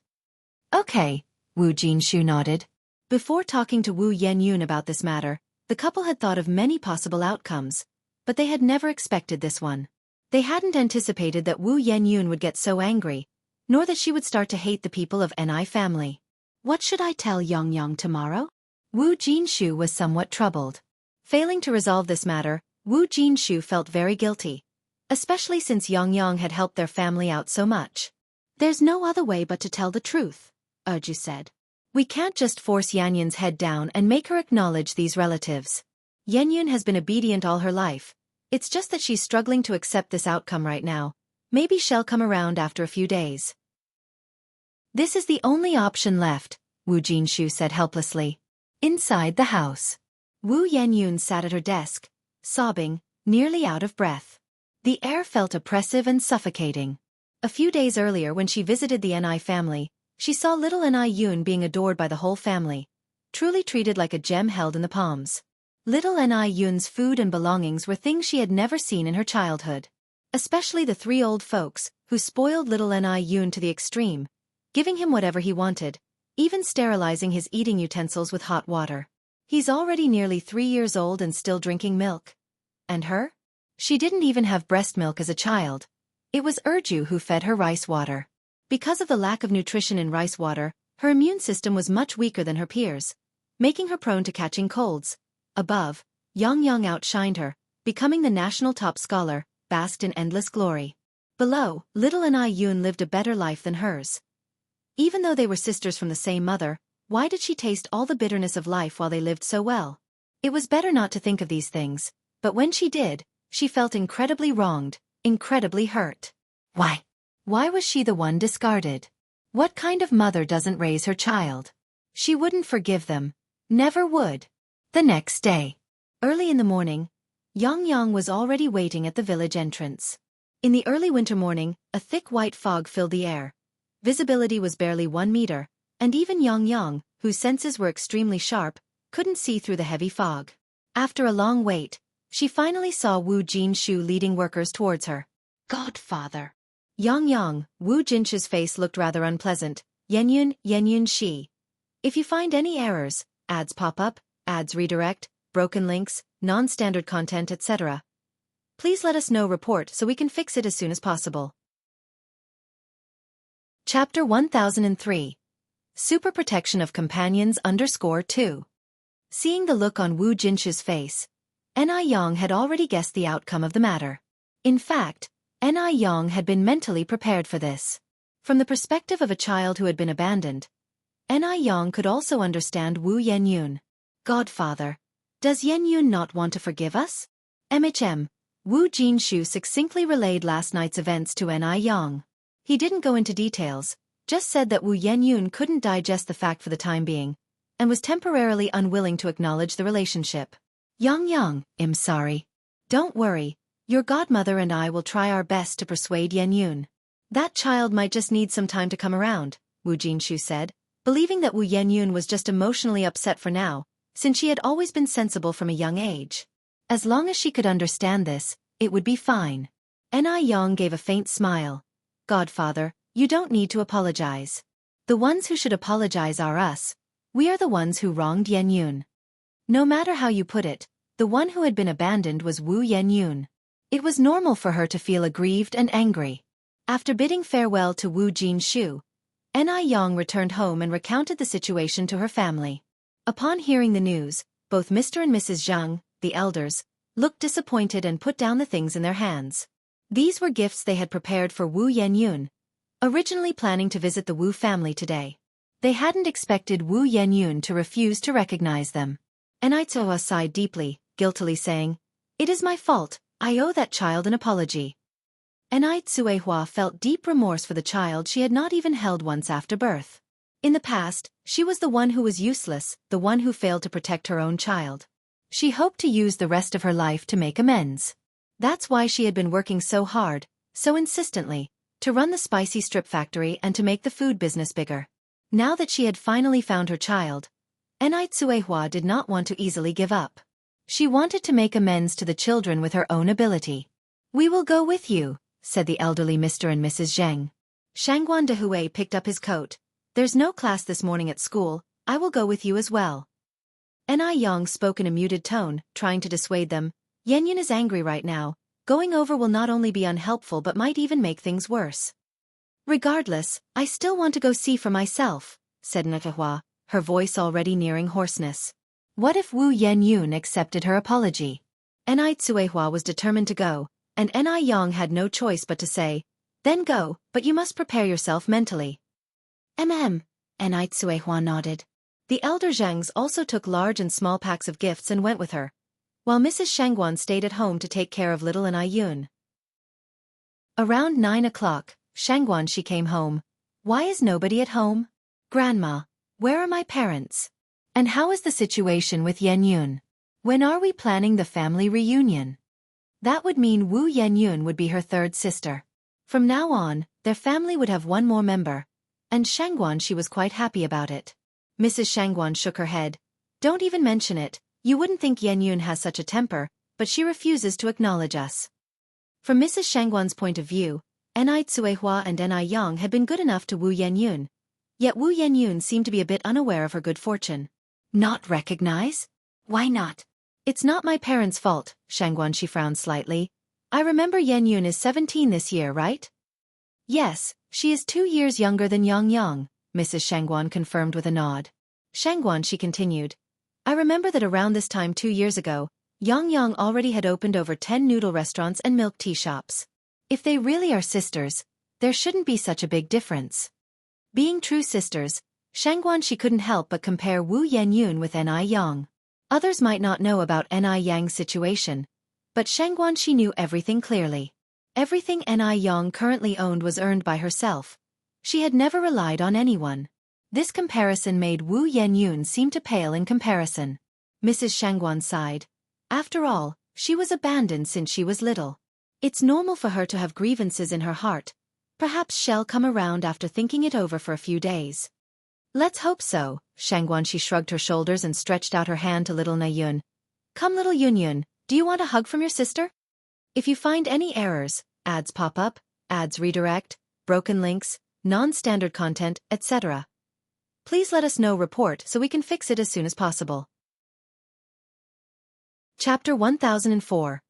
Super Protective of One's Close Ones _3. "Okay." Little Anew immediately reached out and hugged Shangguan's neck. "Sister Xiaoxi, Yunyun missed you so much." Little Anew was at an age where she was sweet-tongued, charming everyone she saw, often bringing the family to laughter. As Shangguan she played with little Anew, she asked the Mu family's old lady about Wu Yenyun. "So my parents have gone to Yanyun's home now?" The Mu family's old lady nodded. "Yang told them not to go, but your mom couldn't wait any longer. She said she wanted to go and apologize to Yenyun in person." "Did Yang go as well?" Shangguan she questioned. Yang didn't go. She had things to do in the city. After saying this, the Mu family's old lady continued, "Don't just talk about them. What about you? How are things going with Zueling? When are you two planning to break up?" The Mu family's old lady dreamt of Shangguan she breaking up with Zueling. "Grandma, what nonsense are you talking about? Zueling and I are doing great. How could we possibly break up? With such a complex family that favors sons over daughters, you'll regret it someday if you don't break up," the Mu family's old lady declared. Hearing this, Shangguan she smiled. "Don't worry, Grandma. I have already figured out Zueling's family situation. The reason Zueling has 7 sisters is not because of preferring sons over daughters. It's because his parents like a bustling household, which led them to have several children. Besides, after Zhueling, his mother was pregnant again. Shangguanxi truly trusted Zhueling, so she took his words as the absolute truth. How can you be sure Zhueling isn't deceiving you? The Mu family's old lady looked at Shangguanxi. Only Shangguanxi would believe such tall tales. How many women in this world would give birth to 8 children just because they like a bustling household? Shangguanxi firmly said, "No, Zhueling would never deceive me." The Mu family's old lady sighed again. "Xiaoxi, you are too naive. Don't worry, Grandma. I promise you that Zhueling is not that kind of person. Moreover, Zhueling has assured me that if we really stay together, it doesn't matter whether it's a boy or a girl, we only want one child. Zhueling is also very open-minded and can even accept not having children." As she finished speaking, Shangguanxi turned to little Anew.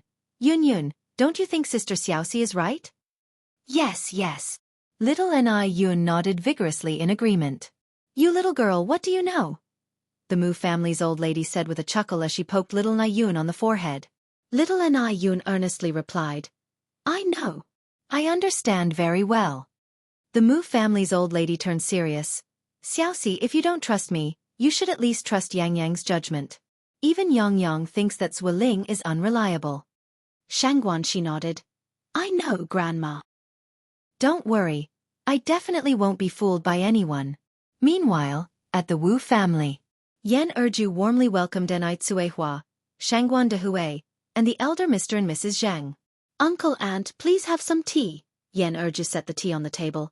"Brother-in-law and Ting, you have some too." "Thank you, Sister Erju," Enai Tsuehua said with tears in her eyes. "Sister Erju, may we see Yin? Yan Erju nodded. "I'll go call her. Please wait a moment." Since the night before, Wu Yenyun had locked herself in her bedroom and had not come out. With the door locked from the inside, Yan Erju had no choice but to knock. Xiaoyun. She called out many times without a response. Sighing, Yan Erju spoke softly. "Xiaoyun, why are you so stubborn? It wasn't Yang's mom who abandoned you. With such a mother-in-law, she had no choice. She's just as much a victim of fate as your mother. When your grandma wanted to sell you, I was powerless too. Have you forgotten all this?" Just as Yan Erju was about to give up, the door opened. Wu Yenyun was no longer as agitated as the day before and spoke calmly. "Mom, do you believe everything they say? Since the Mu family's old lady is already dead, there's no one left to verify the truth. They can say whatever they want." Yan Erju replied, "Xiaoyun, it's not right to think like that. I don't think Yang's mom is the kind of person who would lie.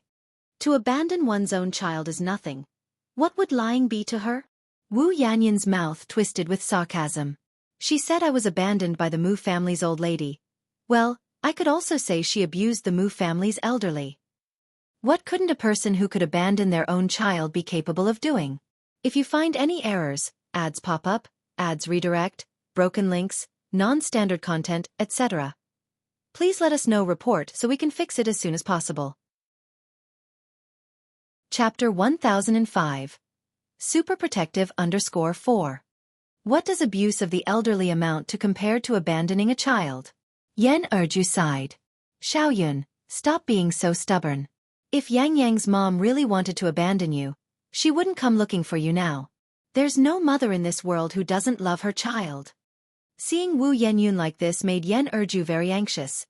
Enai Yang's family had been so good to them, and she didn't want Wu Yenyun to hurt Enai Kuihua's feelings. They say spilled water cannot be regained, and indeed, hearts are the hardest to mend. Some things, once lost, can never be retrieved. On the other hand, Yan Erju also didn't want Wu Yenyun to do something she would regret.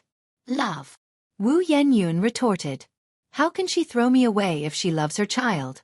Isn't it said that a mother should be strong? I think she doesn't deserve to be a mother." Yan Erju continued. "Xiaoyun, calm down. Sit down peacefully and talk it out with Yang's mom and listen to what they have to say. Can't you be a bit more flexible? Even if just for mom's sake? Mom did, after all, raise you for 18 years. Are you not even willing to listen to her now?" Upon hearing this, Wu Yanyun's expression changed. She didn't want Yan Erju to worry about her anymore. "I understand, Mom." Seeing this, Yan Erju breathed a sigh of relief. "Then come with me to the living room now." "Have they arrived?" Wu Yenyun asked. "Yes. Yan Erju nodded. Yang Yang's dad, Yang Yang's mom, and your grandparents are all here. Xiaoyun, be good, and don't say those hurtful things anymore. Wu Yanyun didn't respond and turned to walk to the living room. Yan Erju followed Wu Yanyun's steps. When Wu Yanyun emerged, Ni Qihua's face tensed up. She didn't know what to say. Should she call her child, or should she just call her by her name, Wu Yanyun? The table was piled with many gifts that Ni Tsuehua and others had brought. Wu Yanyun walked up to the table. With a sweep, she stretched out her hand and swept everything on the table onto the floor, pointing outside and yelling, "Leave! Get out of here fast! We don't welcome you people in our home." No one expected Wu Yanyun to react like this, including Yan Erju, who thought Wu Yanyun had calmed down. "Xiaoyun, what are you doing?" Yan Erju hurried over and scolded loudly. "What you are doing is very rude, don't you know?" After speaking, Yan Erju immediately apologized to Ni Tsuehua. "I'm sorry, Ting Ting. Xiaoyun didn't mean to." Before Ni Tsuehua could respond, Wu Yanyun picked a gift box from the floor and threw it at Ni Tsuehua. "It was intentional. I did it on purpose. Leave. Take these things and get out of my house." Shangguan Dehui frowned slightly, wanting to reprimand Wu Yanyun, but considering Ni Qihua's position, he suppressed his anger. If he had any blood relation with Wu Yanyun today, he wouldn't stand idly by. Ni Tsuehua was stunned, tears streaming down. "Child, I'm sorry. It's my fault. I know you hate me. But I really didn't do it on purpose. I didn't mean to abandon you. It's just that I was too incapable. Leave. Get out now." More things were hurled at Ni Tsuehua and the Elder Zhang. A gift box corner hit Elder Zhang's forehead, instantly swelling up. "What on earth is wrong with you?" Yan Erju stepped forward and slapped Wu Yanyun. "They are your elders. You shouldn't act this way. It's offensive. They weren't afraid of divine retribution when they abandoned me. Why should I be?"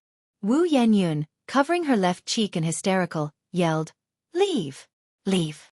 Mom, Dad, Dia, let's go." Shangguan Dehui positioned himself in front of Ni Tsuehua and her family, guiding them outside. Under these circumstances, Ni Tsuehua and others had no choice but to leave temporarily. Yan Erju sighed, her face filled with guilt as she escorted them to the door. "Uncle, Aunt, Sister Ting Ting, brother-in-law, please don't take today's events to heart. Xiaoyun was just too impulsive. Don't worry, I will certainly teach her a lesson later." Ni Tsuehua wiped her tears and grasped Yan Erju's hand. "Sister Erju, it's my fault, she's right to hate me, don't blame her." Such is the compassion of all parents worldwide. Yan Erju's eyes also turned red. "Yes, I know. Don't worry. I won't blame her. I will talk to her properly. If you find any errors, ads pop up, ads redirect, broken links, non-standard content, etc., please let us know report so we can fix it as soon as possible." Chapter 1006. Super Protective _5. Ni Tsuehua nodded. "Thank you, Sister Erju." "Of course." Shangguan Dehui had known that the outcome of this visit might not be good, but he hadn't expected it to be this bad. Wu Yanyun's reaction had caught him off guard. Previously, he and Mr. Zhang and Mrs. Zhang thought the same, considering Wu Yanyun to be a gentle and honest girl. Now, it seemed that wasn't the case. Several people got into the car. The expressions of Mr. Zhang and Mrs. Zhang were somewhat grim. They had lost their only daughter for decades. They knew too well the feeling of utter despair and had thought that after their explanation, Wu Yanyun would understand them. But Wu Yanyun didn't even give them a chance to explain and even resorted to violence. No matter what, they were her elders. Even if Wu Yanyun didn't regard them as elders, they were still elderly, and her hitting them was simply wrong. In comparison to Ni Yang, Wu Yanyun fell far short. To say he was not disappointed would be a lie. But from another perspective, this child was also pitiful. She had lost her mother at a young age and had almost died. Sigh. Hopefully, the child can find her way out of this dead end soon. Ni Tsuehua then said, "Dehui, Dad, Mom, let's not tell Yang about what just happened." Knowing Ni Yang's temperament, if she found out what Wu Yanyun did, she definitely wouldn't let it go. After all, Ni Yang was a very protective person. Shangguan Dehui didn't say anything. Ni Tsuehua nudged Shangguan Dehui's arm. "Dehui, did you hear me?" Shangguan Dehui sighed. I know. Hearing this, Anitsuehua turned to look at Mr. and Mrs. Zhang in the back seat. Dad, Mom, you mustn't tell Yang either. Mr. Zhang and Mrs. Zhang nodded. At the Wu family house, Erju scolded Wu Yenyun severely. Xiaoyun, you really disappointed me today. How could you resort to violence? No matter what, they are your elders. Especially considering Mr. Zhang and Mrs. Zhang's age. Did you even think about the consequences before throwing things? Xiaoyun, murder doesn't even go this far. Think about what you've done. After saying this, Erju stopped caring about Su Xiaoyun and turned to walk to her room. Wu Yenyun stood there, reeling. Was she wrong? Really wrong? Did she deserve to be abandoned? Discarded by people and still expected to smile and say it didn't matter, that she didn't care? She is human. Not a toy to be tossed around. Meanwhile, Ni Yang went to Bingji Yufu to do some accounting. It had been a while since she last did so, and after making the rounds, she reaped a huge profit that she could hardly stuff into her backpack, also carrying 2 plastic bags. As soon as she left the mall, she saw Xiaozhou. Brother Yang, where are you coming from? Xiaozhou greeted him. I went to Bingji Yufu to do some accounting. Did you come to browse the mall? Ni Yang raised his eyebrows slightly. Yeah. Xiaozhou nodded. By the way, what are you carrying that's so heavy? Money. Ni Yang didn't conceal it. Xiaozhou unbelievingly said. Come on, Brother Yang, don't joke. I'm serious. Who would use 2 broken plastic bags to carry money? If there was really that much money, wouldn't one need to be fully armed and able to walk so boldly on the street? It really is money. Ni Yang seriously said. I'm actually on my way to deposit it in the bank. Xiaozhou looked at Ni Yang incredulously. Do you think I look like a fool? Ni Yang nodded. Quite so. With that, Ni Yang handed Xiaozhou a plastic bag. If you don't believe me, see for yourself. Xiaozhou took the plastic bag. Indeed, just as he had expected. Heh, it was quite heavy. As Xiaozhou carried it, he opened a corner to look inside. His expression changed. Damn. It really was money. Ni Yang hadn't lied to him. Is this money real or fake? Xiaozhou swallowed hard. Manufacturing and distributing fake currency is illegal. I'm a law-abiding good citizen, Ni Yang spoke lightly. Xiaozhou immediately envied Ni Yang officially. Damn. He was so good at making money. Even though his detective agency earned a decent amount each day, compared to the speed at which Ni Yang made money, it was merely a drizzle, hardly worth mentioning. Ni Yang looked unfazed, as if accustomed to big scenes. Xiaozhou then said, You a lady, carrying so much money on the street is too unsafe. Let me take you to the bank.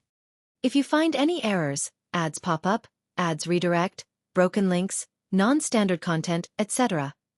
Please let us know report so we can fix it as soon as possible. Chapter 1007 Super Protective _6 Ni Yang turned his head to Xiaozhou. Are you sure you can beat me? Xiaozhou. That's a personal attack. Though I can't beat you, I can watch the money for you while you're fighting. Let's go, Ni Yang laughed. After the money is deposited, I'll treat you to a meal. Great. Xiaozhou followed up. But you really trust me to carry the money for you? Aren't you afraid I'll run off with it? Ni Yang raised an eyebrow slightly. We're all brothers, what's there to fear? The phrase we're all brothers inexplicably made Xiaozhou very happy. Being trusted by someone felt really good. Big Brother Yang, now that you've made so much money, remember to treat me to a big meal. I want to go to Xianxia to eat. With a casual wave of his hand, Ni Yang said generously, Sure, no problem. Do you have a membership card?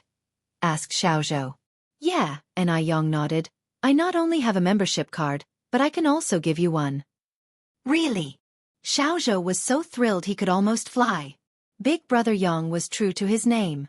His connections were too wild. He could even get a membership card to Xianxia. The bank staff had already grown accustomed to the sight of Ni Yang using plastic bags to carry money.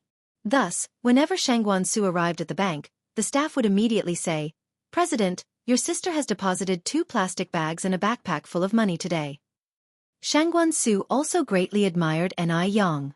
She seemed like a fragile young girl incapable of harming a chicken, but her ability to make money was stronger than 10 strong men combined. Anew took Xiaozhou to Xianxia to eat. After eating and returning home, it was already afternoon. Anew asked about the result of Qihua's visit to the Wu family today. Anew said, "Your second younger sister still holds a grudge and isn't ready to forgive us, but I don't blame her. She's never had a sip of milk since she was a child. If it hadn't been for Sister Urju, she might be dead by now." Anew hugged Hua and comforted her. "Mom, don't be sad. I don't think Yun is the kind of person to stick to her guns. After she calms down in a couple of days, I'll try talking to her. After all, she was her sister born of the same mother." Anew still had a lot of faith in Wu Yun, and before, she and Wu Yun got along well. Anew nodded. Xianxia looked at Anew with hesitation in his expression. "Dad, do you have something to say to me?" "No," Xianxia shook his head. "I'm just worried. What if Yun refuses to forgive us? Would your mother regret it for the rest of her life?" Anew furrowed her brow slightly. "If Yun really doesn't want to acknowledge us, then let it be. Rather than making a scene on both sides, it's better to part on good terms. All we need to do is fulfill our duties, leave the rest to fate, and avoid living with regrets." As for Anew, as long as she learned that her second daughter wasn't dead and was living well, that would be enough.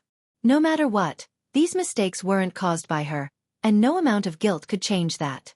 Finishing, Anew continued, "But based on what I know about Yun, she doesn't seem to be the type to be unreasonable." Anew had known Wu Yun for almost half a year. In her understanding, Wu Yun had always been a kind, simple, and empathetic girl. As long as she was given time to process everything, Anew believed she would understand. Xianxia nodded. Noticing that Xianxia seemed a bit off, Anew said again, "Dad, are you hiding something from me?" She always felt there was something strange about Xianxia that evening. "And it's not just a little bit," Xianxia said with a smile.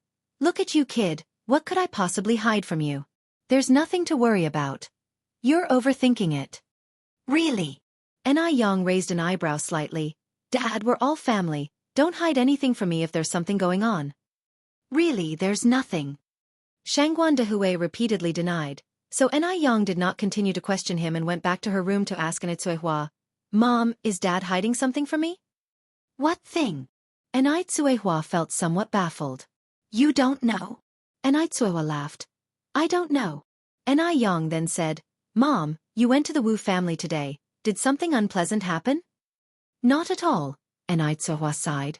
"If I had to say something, it's just that Yun refused to acknowledge us." Anew knew they were definitely hiding something from her. "Mom, if there's something going on, you have to tell me. We're a family, and if there's a problem, we should solve it together." Anew nodded. "Mom understands." If Anew wasn't talking, Anew could ask all she wanted, but it would be to no avail. Thus, Anew could only give up. During dinner, Anew noticed that Grandpa Zheng's forehead was actually swollen, so she asked, "Grandpa, what happened to your forehead?" Hearing this, Qihua's brow twitched. She looked at Grandpa Zheng somewhat nervously. Grandpa Zheng touched his forehead, smiling and said, "Oh, it's nothing. I was planting flowers this morning and accidentally got hit by a hoe. It will subside in a little bit." Getting injured by a hoe while working was quite normal, so Anew didn't think much of it. "Be more careful when you work, Grandpa. I'll get you some medicine later to help with the circulation and bruising." "No need, it's a small matter," Grandpa Zheng said, unconcerned. Because of Wu Yanyin's situation, Shangguan also came back tonight. He had even prepared a gift for his new sister, only to find she hadn't come back at all. The next morning, Anew went out for a run, and Shangguan went to work with her bag. Just as she arrived at the corner, waiting for the bus, a luxurious sedan pulled up in front of Shangguan. The window rolled down, revealing a handsome face. "Hello, Shangguan Xiaoxi." Seeing who it was, Shangguan was amused. "Wu Chenjun, when did you get back?" The person was Wu Chenjun, who had grown up with Shangguan since childhood. The last time, Grandma Zhang had even talked about matchmaking Shangguan with Wu Chenjun. But Shangguan and Wu Chenjun were far too familiar with each other. Having seen each other in split pants as kids, there was simply no spark, so Shangguan refused. After graduating from high school, Wu Chenjun had spent a few years abroad, so he was dressed very fashionably and sometimes even burst out with a few sentences in English. I came back a week ago. Shangguan Xiaoxi, you don't care about me at all. You didn't even know when I came back. As soon as I got back, my grandma told me that your whole family had moved to the middle of nowhere, and I couldn't believe it was true. Shangguan Shi slapped Wu Chenjun on the back. What do you mean by the middle of nowhere? Let me tell you, this place is great. The mountains are green, the water is clear, and the birds sing beautifully. Although she had only moved to Jianghu village a few months ago, Shangguan Shi had completely fallen in love with the place. Wu Chenjun brushed off Shangguan Zai's hand. Where are you heading? Let me give you a lift? If you find any errors, ads pop up, ads redirect, broken links, non-standard content, etc., please let us know. Report so we can fix it as soon as possible. Chapter 1008. Eyesight is poor. Shangguan Shi pulled open the car door without any courtesy. I have to go to work, just on Goldie Road. Got it. Wu Chenjun sat up straight. Fasten your seatbelt. Shangguan Shi quickly buckled up. Let's go. Wu Chenjun turned his head to look at Shangguan Shi. I heard from my grandma that you've got a boyfriend? Yes, Shangguan Shi nodded. And you're not getting any younger. Haven't you thought about finding a girlfriend? Wu Chenjun laughed with self-admiration. Someone as outstanding as me is simply too much for the average girl. Ha, Shangguan Shi said speechlessly. After all these years, your skin seems to have gotten thicker, comparable to the corner of a city wall. I'm serious. Wu Chenjun added, Shangguan Xiaoxi, I hear your family isn't too happy with your boyfriend? You know about that? Shangguan Shi was surprised. Wu Chenjun kept his hands on the steering wheel.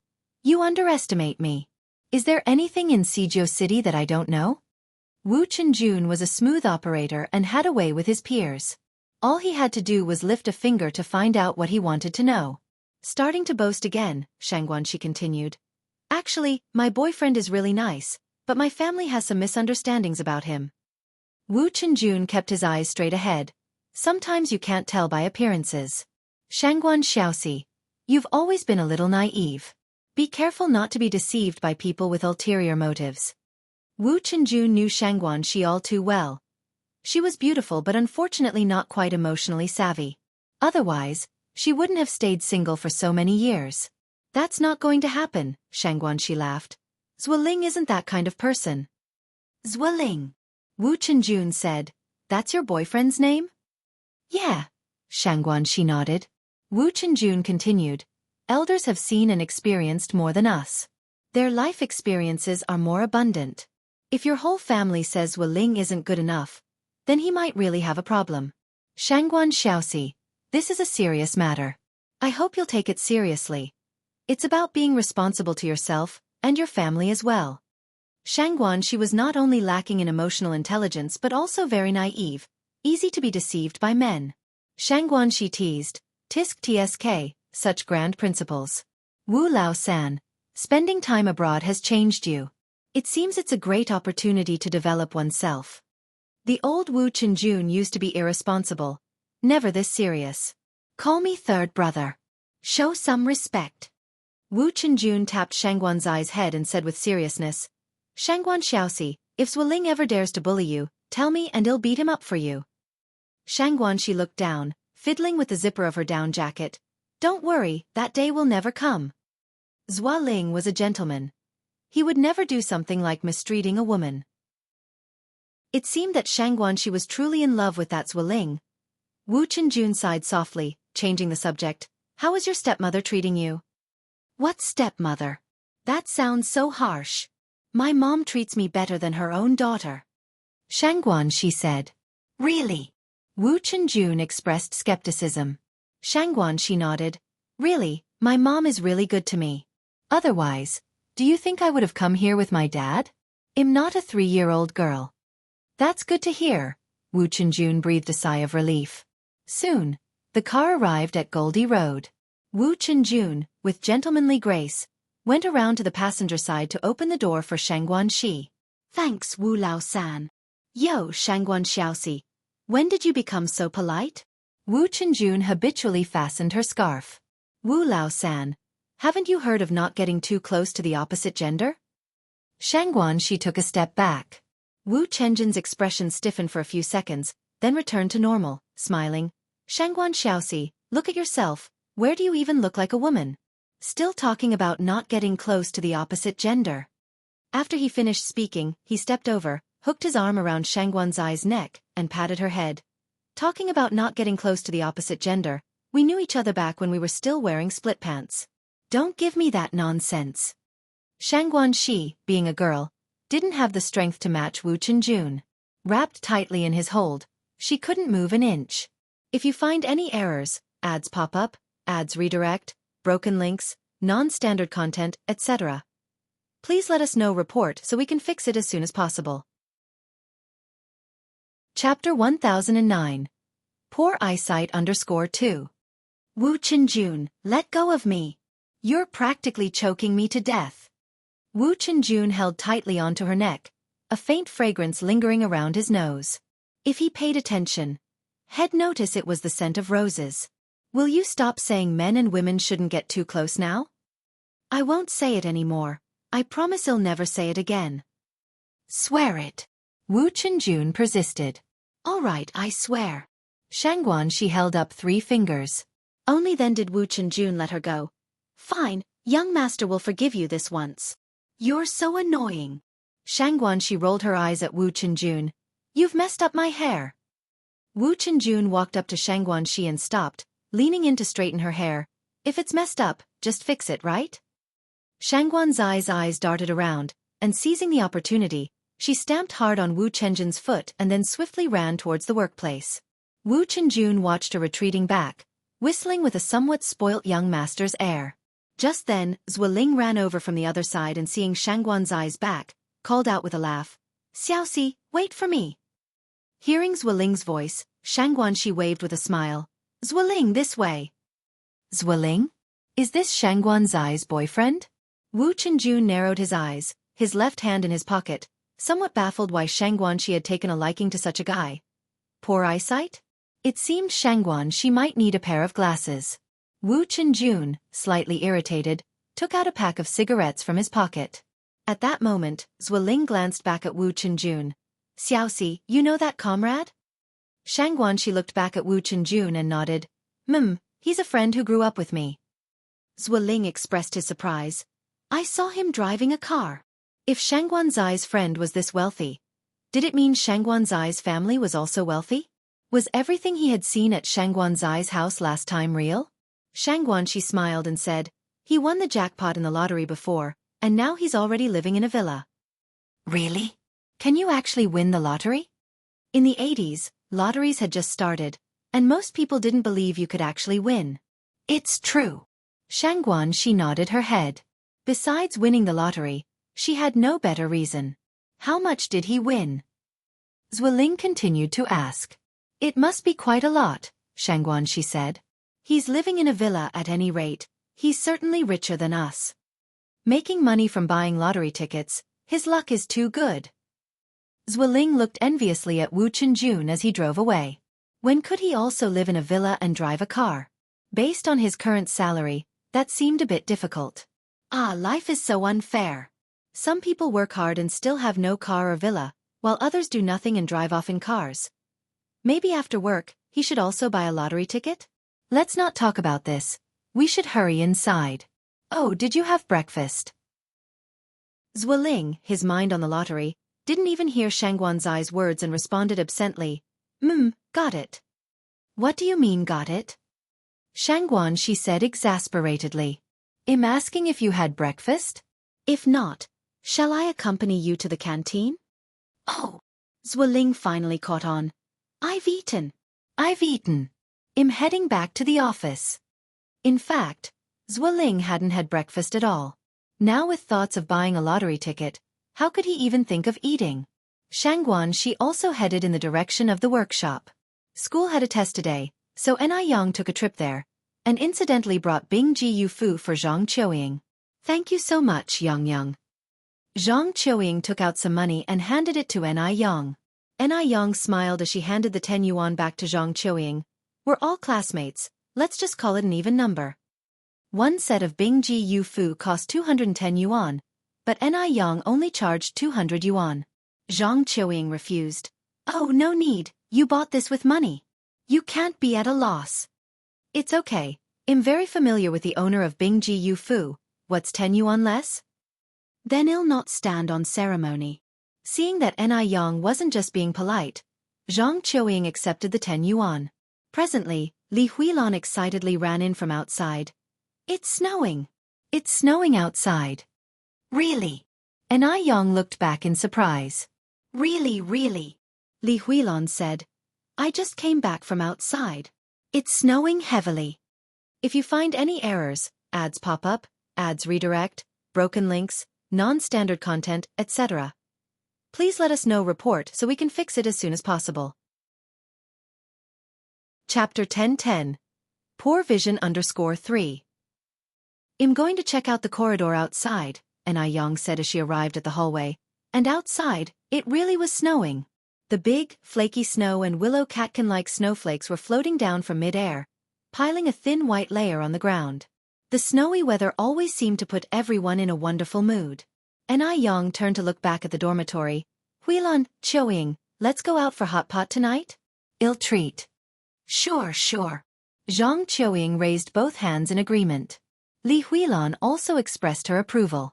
After the evening test, Yang took her 2 roommates out for hot pot. As the 3 of them stepped out of the school gate, they saw a black sedan parked outside. In those times, when sedans were not as common as in the future, they stood out significantly. Just then the car door opened, and a tall man emerged, unfolding an umbrella as he stepped out. With one hand holding the umbrella and the other in his pocket, his thin lips pressed tightly together, his chiseled face bore no particular expression. He seemed to embody the snow and wind, and the aura of aloofness and prestige emanated from his every move. Against his backdrop, the snowy scenery and people behind him became lifeless props. Li Huilan and Zhang Qiuying were both stunned. He was incredibly handsome. Brother Mo. Yang's eyes lit up at the sight of the newcomer. Yang. Mo Qishan strode toward her. Seeing this, Li Huilan and Zhang Qiuying exchanged glances, both seeing the confusion in each other's eyes. Aren't you cold? Mo Qishan casually pulled Yang's hand into the pocket of his trench coat. Not cold, Yang shook her head. Oh, let me introduce you, Brother Mo. These are my roommates, Zhang Qiuying and Li Huilan. With that said, Yang continued, Huilan, Qiuying, this is my boyfriend Mo Qishan. So he's her boyfriend. No wonder he's so handsome. And they're such a perfect match. Hello, I'm Zhang Qiuying. I'm Li Huilan.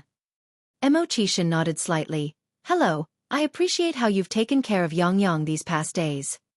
At this, Zhang Qiuying and Li Huilan felt a bit embarrassed. It wasn't that they took care of Yang, but rather she took care of them. Yang's boyfriend sure knew how to speak well.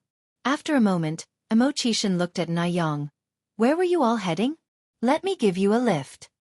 We were thinking of going out for hot pot, Yang nodded. Get in the car then. Mo Qishan turned and opened the door. Yang sat in the passenger seat while Li Huilan and Zhang Qiuying took the rear. What do you think about Yang's boyfriend? Zhang Qiuying nudged Li Huilan's arm and asked in a low voice. I think he's really good, Li Huilan replied. Zhang Qiuying nodded. I think he's really good too. I didn't expect Yang to have a boyfriend. It makes me want to start dating too. But the boys in our school, not one catches my eye. Zhang Qiuying preferred someone more mature, handsome, and charming. Li Huilan continued, Yang's boyfriend must be rich, right? Their family couldn't even afford a bicycle, and here Mo Qishan had a car. It was incomparable. Do you know how much this car costs? Zhang Qiuying asked. Li Huilan thought for a moment. Maybe 10 or 20,000 yuan? Zhang Qiuying laughed. 10 or 20,000 yuan? That would only get you a wheel. My dad also wanted to buy this car, but it was too expensive, so he gave up and bought a car for 30,000 yuan instead. So how much does this car cost? 80 or 90,000 yuan. What kind of amount was 80 or 90,000 yuan? Based on current wages, you couldn't save that amount even if you didn't spend a cent for 70 or 80 years. 80 or 90,000 yuan would get you 4 wheels, said Zhang Qiuying. What? Li Huilan's mouth fell open, clearly hampered by her poverty. Zhang Qiuying went on, this car is imported from Y country and it costs 270,000 yuan after taxes. 270,000 yuan. Li Huilan's face was full of shock, and her look towards Anew and Mo Qishan changed completely. Zhang Qiuying thought her family was well off, after all, they owned a sedan. But in front of Mo Qishan, their wealth was insignificant, not even worth mentioning compared to his. Beijing truly was Beijing City. Rightly the imperial city of old. So what do you think he does? Li Huilan asked curiously. Zhang Qiuying replied, judging by his accent, he must be a local from Beijing. As for what he does, I'm not sure, but one thing is clear. What? If you find any errors, ads pop up, ads redirect, broken links, non-standard content, etc. Please let us know report so we can fix it as soon as possible. Chapter 10-11. Poor Vision _4. Definitely an office worker, you can tell by the way he dresses. Li Huilan nodded, I think you're absolutely right. Qiuying continued, when I first came to Beijing for school, my mom told me it's best to find a boyfriend from Beijing because they are well off. Huilan, if you're looking for a boyfriend, you definitely have to find someone from Beijing. Upon hearing this, Li Huilan bashfully lowered her head. I already have someone I like. Who? Qiuying curiously asked. Someone from our school? Li Huilan shook her head. No, he's from the university next door in Beijing. Oh, Qiuying nodded. Have you confessed your feelings to him yet? Li Huilan blushed. Oh my, let's not talk about that. The car was fast, and they soon arrived at the Hot Pot restaurant. The Hot Pot restaurant was located in the bustling city center, and as it happened to be a snowy day, the place was very lively. The shopkeeper knew Mo Qishan and greeted him enthusiastically. Mr. Mo, you're here. Please come this way. The shopkeeper led them to a private room on the 3rd floor. The private room was elegantly decorated. After they were seated, Yen handed the menu to Li Huilan and Zhang Qiuying. Huilan, Qiuying, my boyfriend is treating today, so don't be polite with him. Qiuying smiled. Since it's my brother-in-law treating, we won't hold back then. Qiuying, a year older than Yen, and Li Huilan, also older due to starting school late. Don't be polite with him, Yen joked. Try to eat him out of bankruptcy. Though they were told not to be polite, Qiuying and Li Huilan still ordered conservatively, mainly avoiding the expensive items. They were not the type to lack manners. After they ordered, Yen took the menu and added several meat dishes and also ordered drinks. Initially, because Mo Qishan was there, Qiuying and Li Huilan were somewhat reserved, but as they ate, they loosened up. On a cold day, having a bite of hot and oily spicy beef that makes your nose sweat, followed by a sip of pear soda. The feeling was incredibly refreshing. After finishing the hot pot, Mo Qishan escorted them back to their dormitory. Qiuying let out a hearty burp without worrying about her image. Thank you so much for the generous treat, brother-in-law. You're welcome. In front of others, Mo Qishan always spoke sparingly. Yang, well head back first then, Qiuying said as she pulled Li Huilan towards the dormitory. Yen was not staying in the dormitory that night, so she got into the car with Mo Qishan. Yang, do you have an exam tomorrow? Yeah, Yen nodded as she fastened her seat belt. Then I will pick you up tomorrow morning, Mo Qishan said. Tomorrow? Yang asked in surprise. Aren't you supposed to go to see City tomorrow? I will drop you off at school before I go. All right then, thanks for the trouble, Mr. Mo. I'm going to all this trouble. Shouldn't you reward me, wife? Mo Qishan turned and looked at Yang. He had been restraining himself because Qiuying and Li Huilan were there. A man's small requests sometimes need to be satisfied. Yang leaned over and kissed Mo Qishan on the cheek. His cheek was as cold as the falling snow outside, cold as ice. Just then, Mo Qishan suddenly turned around, their lips met, and a wrist with a watch firmly held the back of her head. Look at the road. The sound of the brakes echoed, and the black car stopped at the side of the road. Fortunately, it kept snowing, and the road wasn't icy. Otherwise, Mo would have definitely turned the car over. After a while, the car started up again. Yen straightened her messy hair and looked back at Mo Qishan. You are not allowed to do that again. Do you know how dangerous that was? What am I not allowed to do? Emo Chishan raised an eyebrow slightly. What do you think? Playing dumb, Emo Chishan said. How would I know, wife? Why don't you demonstrate it again to help jog my memory? Yang stretched out a hand and firmly twisted Emo Kishan's ear. She did not hold back at all, causing Emo Kishan's ear to turn red instantly. Ancestor, I was wrong. Are you going to be cheeky again? Yen raised an eyebrow. No more. Really? More real than real gold. Then I'll let it slide this time. Yen withdrew her hand satisfied. On the way back, the car was driven slowly. What was normally a 30-minute drive to Jianghu village took Emo Chishan an entire hour, and they still hadn't arrived. If you find any errors, ads pop up, ads redirect, broken links, non-standard content, etc., please let us know report so we can fix it as soon as possible. Chapter 10-12. Poor Vision _5. But Yang wasn't in a hurry. There were no electronic devices to pass the time in this era, and going back too early wouldn't matter anyway. Plus, sitting in the car and looking at the snow outside felt particularly romantic. By the way, Yang, have we recognized our second sister? Emo Chishan asked. Not yet, Yang shook her head and continued. The day before yesterday, my parents and both grandparents went to the Wu family's place, but Yenyun is very resistant to this matter. She's unwilling to acknowledge us. I plan to find a time to talk with her. Emo Chishan kept his gaze fixed ahead, as if the result didn't surprise him. If we really can't recognize her, then let's not, Emo Chishan went on. Some people just like to exaggerate everything. They never understand what contentment means. Yang, as the elder sister, had already done enough. She didn't owe Wu Yenyun anything. More importantly, Emo Chishan didn't have a very high opinion of Wu Yenyun. Although she and Yang were sisters, there was no comparability between them. Yang said, Yenyun just can't accept the reality for the time being. She probably won't blow things out of proportion. Emo Chishan turned his eyes to Yang. As an abandoned infant, it's natural for Wu Yenyun to harbor hatred. After all, she was the one who got thrown away. We don't know what she's been through over the years. But she shouldn't be unreasonable and cling to the issue after understanding the whole story. After all, in this matter, Suehua was also a victim. In that environment, Suehua had no way to resist. Moreover, throughout this period, Yang had been very good to the Wu family. She rented out her own house for the Wu family to live in, lent money to Wu family's parents to start a business. Without Yang, would the Wu family have their current situation? Would Wu Yenyun? Wu Yenyun was completely brainless. Yang sighed. Emo Chishan continued.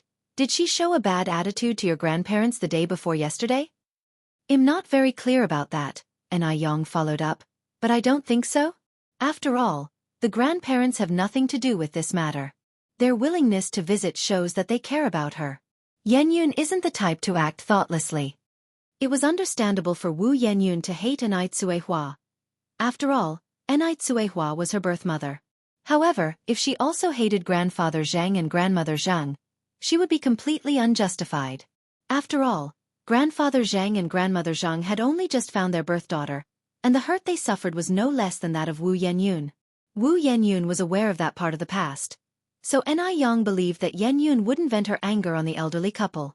Emo Chishan went on, I think the possibility is very high. Yang raised her eyebrows slightly. Emo Chishan spoke softly with his thin lips. Maybe it's a case of as the heart is, so is the countenance. Actually, I find Wu Yenyun a bit disagreeable. Wu Yenyun had a toughness about her that Yang lacked. Hey, Yang patted Emo Chishan's shoulder. That's my second sister you're talking about. Emo Chishan touched his chin. Yang, I think you should prepare yourself mentally in advance. This second sister may let you down. What nonsense! Yang twisted Emo Chishan's ear. Yenyun isn't like that at all. Emo Chishan immediately begged for mercy. All right. I won't say it. I'll just stop. Before long, the car stopped at the entrance of the Ni family's courtyard. Emo Chishan opened the car door, holding up an umbrella. Yang, we have arrived. Yang leaned out to get off the car. Emo Chishan handed the umbrella to Yang. You should go inside quickly, it's late, I won't come in. Anew nodded. Good, then you be careful driving back. I know, it's really cold outside, you should go inside quickly. Chishan waved his hand. Anew stood there without moving. I'll watch you drive off before I go in. In the past, it was always Chishan watching her. Now it was her turn to watch him. Chishan rubbed Aneyang's head helplessly. I'm leaving now. Get to bed early tonight. Anew nodded. It was only after watching the car disappear into the snowy night that Anew turned and walked towards the house. Perhaps because of what Chishan had said, after taking a bath, Anew carried 2 cups of milk to Grandmother Zheng's room. Grandpa and Grandma, you haven't slept yet? Grandmother Zheng pointed at the television. This TV show is really interesting, we're going to sleep after this episode ends. The television was broadcasting Xianxia Jiang. If you find any errors, ads pop up, ads redirect, broken links, non-standard content, etc., please let us know report so we can fix it as soon as possible. Chapter 1013. Poor Eyesight _6. Anew handed milk to both Elder Zheng and Elder Mrs. Zheng. Drinking a glass of milk before bed helps with sleep. As she finished, Anew added, By the way, Grandpa and Grandma, how was Yanyan's attitude when you visited her the day before yesterday? Was she angry with you too? Elder Mrs. Zhang evaded the serious issue and lightly responded, She was abandoned at birth, so it's normal for her to be angry. Anew raised her brows slightly. Did she really give you a cold look? No. Elder Mrs. Zhang shook her head in denial. Your godmother was very warm to us. Yanyan didn't give us a cold look. It's just that her attitude towards your mom wasn't very good. Oh, is that so? Anew sighed in relief. It seemed the situation wasn't as complicated as Chishan had described. She knew that Wu Yanyan was not the kind of person to be unreasonable. Yang, when are you planning to have a chat with Yanyan? Elder Mrs. Zhang continued to ask. Anew had always had a good relationship with Wu Yanyan, and since Anew had helped her before, Elder Mrs. Zhang thought that once Wu Yanyan had calmed down, she would probably be somewhat receptive to what Anew had to say, right? Anew said, I'll go over when the winter break starts. Yanyan is just in her senior year this year, which is a critical time, and going now might distract her. By then, Yanyan would probably have calmed down a lot. And it was only a few days until the winter break started. Elder Mrs. Zhang nodded her head. On the other side, in the Yihua University dormitory, Li Muzi saw Zhang Qiuying had switched skincare products and curiously asked, Zhang Qiuying, is this the ice skin jade face that Anew brought you? Yes, Zhang Qiuying nodded. Li Muzi continued, How much is this? It's domestically produced, and it doesn't look that great. 210 yuan, Zhang Qiuying answered. 210. That's so expensive. A sharp scream suddenly rang out from beside them. Zhang Qiuying, you've been tricked by Anew. How can this skincare be worth 200 yuan? The skincare my mom buys in M country isn't even that expensive. 210 yuan. It was absolutely shocking. The person who spoke was Zhouling, Li Muzi, and Wang Lixia were usually in sync, either sarcastic in their speech or acting high and mighty, socializing based on wealth, which was why Zhang Qiuying was indifferent towards them. Only someone who hasn't seen the world would make such a fuss. Although their family didn't have a lot of money, they wouldn't bat an eye at a skincare product worth 200 yuan. Wang Lixia appeared out of nowhere. Zhouling and Muzi aren't lying. I've already asked someone to inquire back home, and everyone says they've never heard of the Ice Skin Jade Face brand. Zhang Qiuying, I'm giving you friendly advice here. Better not use these dubious products. Beware of ruining your face. Wang Lixia came from a prosperous city, and her family had a certain influence there. She had already called home to ask, and no one knew of the Ice Skin Jade Face brand. You're the one who's going to ruin your face. Zhang Qiuying continued applying the product on her face. Zhang Qiuying trusted Anew deeply. She knew Anew would not deceive her. Holding her arms, Wang Lixia said, I'm just giving you friendly advice, after all, we share a dorm room. Since you won't listen, then you can't blame me. Keep your false concern to yourself, I don't need it. Seeing how Zhang Qiuying was unappreciative, Wang Lixia snorted coldly and turned to leave. Li Muzi hurriedly followed her. Lixia, don't stoop to her level. She'll be the one regretting it later. Exactly. She's like a dog biting Lu Dongbin. Ungrateful. Zhou Ling chimed in with agreement. Wang Lisha's words didn't affect Zhang Qiuying at all. She earnestly applied the product on her face before climbing into bed to sleep. The next day, as soon as Yang came downstairs, she saw Mo Qishan sitting in the living room having breakfast, looking as calm and composed as if the Ni family's home was his own. Brother Mo, why are you so early? Lowering his voice, Mo Qishan said, the earlier I come, the more I get to see you. His voice was naturally deep, and when lowered, it carried an indescribable magnetism, especially pleasing to the ear. This man was simply too good at flirting. Yang pinched his face and said, have you no shame? Just then, footsteps suddenly sounded from upstairs. Yang, without a blush or a skipped beat, let go and walked to the kitchen to serve the rice. Sixth brother has arrived. The newcomer was elder lady Shangguan. Good morning, Grandma. Good morning. After breakfast, Mo Qishan drove Yang to school. Snow had fallen all night, and the outside world looked stunningly beautiful, as if cloaked in silver. When getting out of the car, Mo Qishan took off his scarf and carefully tied it around Yang's neck. Wife, wait for me to come back. The soft scarf carried a faint scent of tobacco, and Yang nodded.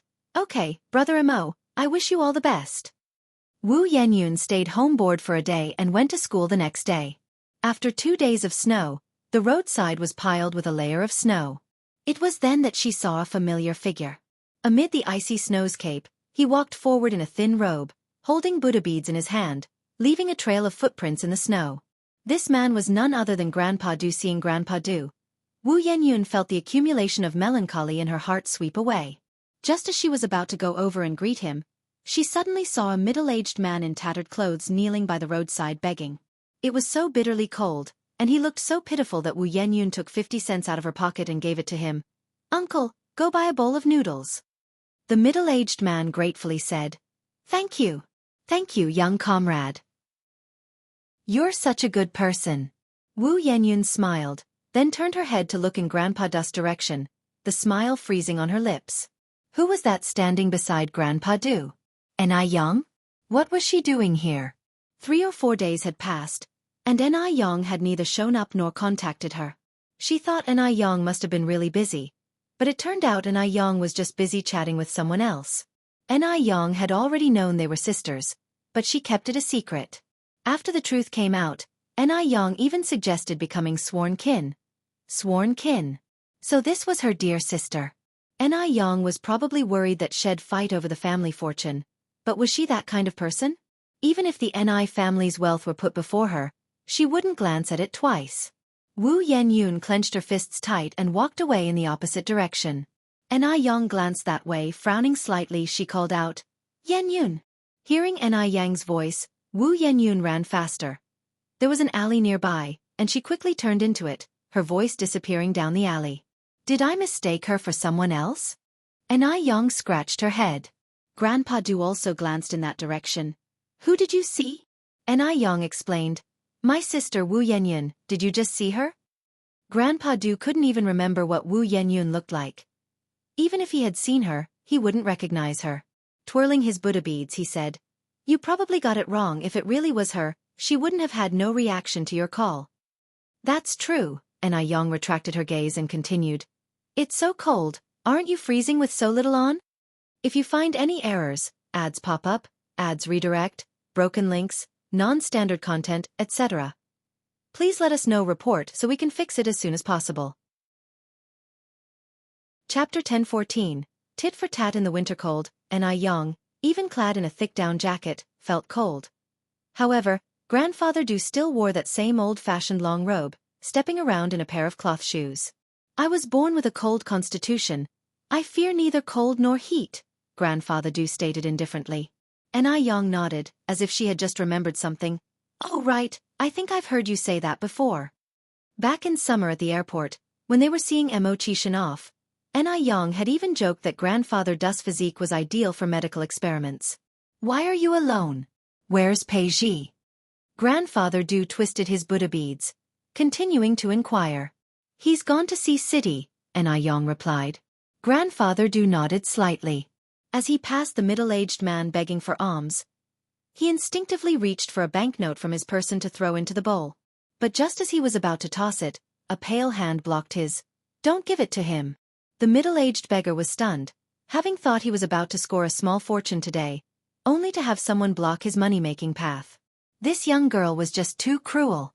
Not giving money was one thing, but to prevent others from giving. Couldn't she see how pitiful he was? Compared to the comrade who had just readily parted with 50 cents, she was far worse. The middle-aged man's face looked unpleasant. Grandfather Du looked up. The owner of the hand was Anew, his face showing bewilderment, as he knew that Anew was not someone without compassion. "He's a professional beggar," Anew explained. "A professional beggar?" Grandfather Du was somewhat puzzled. Anew continued, "Simply put, someone who lives off begging. Don't think he looks pitiable now. When it comes time to clock out, his food and drink, his clothes and housing are all better than anyone else's." Though poor, he held firm to his pride. True paupers would not beg. It was the 80s. China's economy was thriving.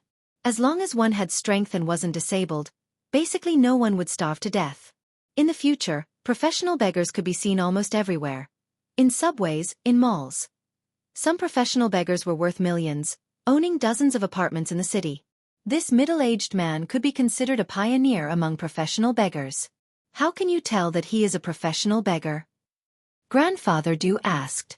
Aniyang's tone was indifferent, not afraid of being overheard by the kneeling professional beggar.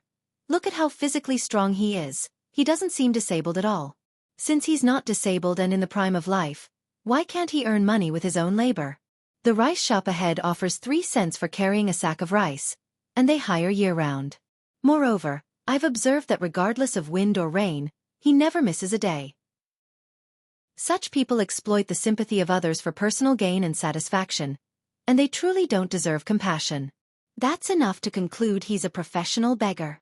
Grandfather Du asked, still twisting his Buddha beads. "Of course there's more," and Yang's eyes were clear and voice was soft. "Even though he seems thin, his features are bright and animated.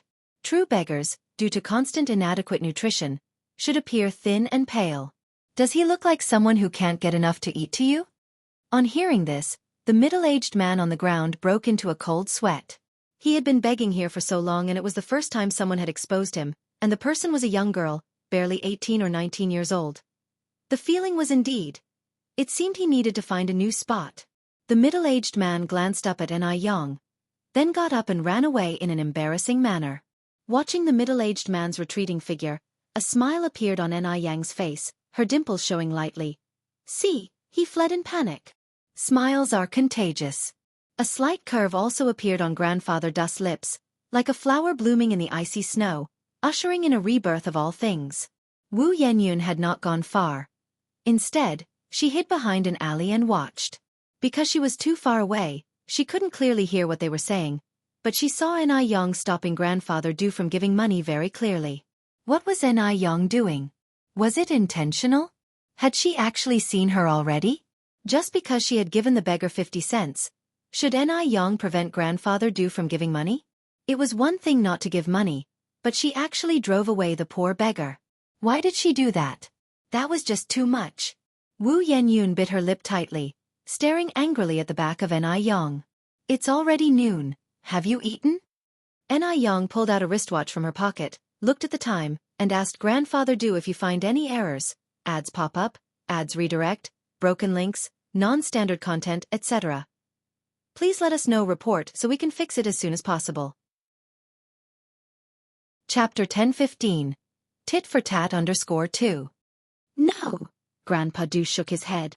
With the idea of caring for the elderly who live alone in mind, and recalling Mo Kishin's advice, Anew continued, "Then let's go have dinner together, I haven't eaten either." Okay. Grandpa Du originally thought Anew would take him somewhere fancy, but instead, she took him to an unknown food street. In the cold weather, the food street was bustling with people and the scents of various foods mingled together. It was quite fragrant, but for someone like Grandpa Du who was accustomed to high-end hotels, it was somewhat uncomfortable, mainly because such roadside stalls couldn't possibly be very clean. Grandpa Du glanced at Anew and saw no sign of disgust in her eyes. This person really isn't picky. In fact, Anew wasn't particular about food at all. She could be seen in high-end Western restaurants elegantly eating steak or sitting at a roadside stall eating spicy hot soup without any care for her image.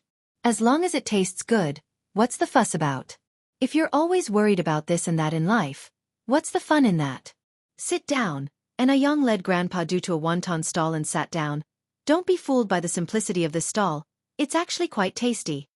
Technology is advancing, and the times are progressing. In the past, wontons were only available in Guangguan, but now, as more people start businesses, Beijing's delicacies have also increased. Grandpa Du leaned forward and sat opposite Anew, placing the Buddha beads on the table and taking out a handkerchief from his pocket, meticulously wiping the bowls and chopsticks. Anew raised her eyebrows slightly. This person is quite particular. Eating at a roadside stall and still worrying about hygiene? Boss, give me a bowl of chicken soup wontons. As she spoke, Anew looked at Grandpa Du. What would you like? They have rice noodle rolls here as well. The same as you. Grandpa Du glanced down. Okay. Anew nodded and told the shopkeeper. Then we'll have 2 portions of chicken soup wontons, and also 1 spicy duck head and 1 gizzard, that's all. All right, just a moment. Soon, the wontons and braised duck head were served. Anew grabbed a duck head immediately.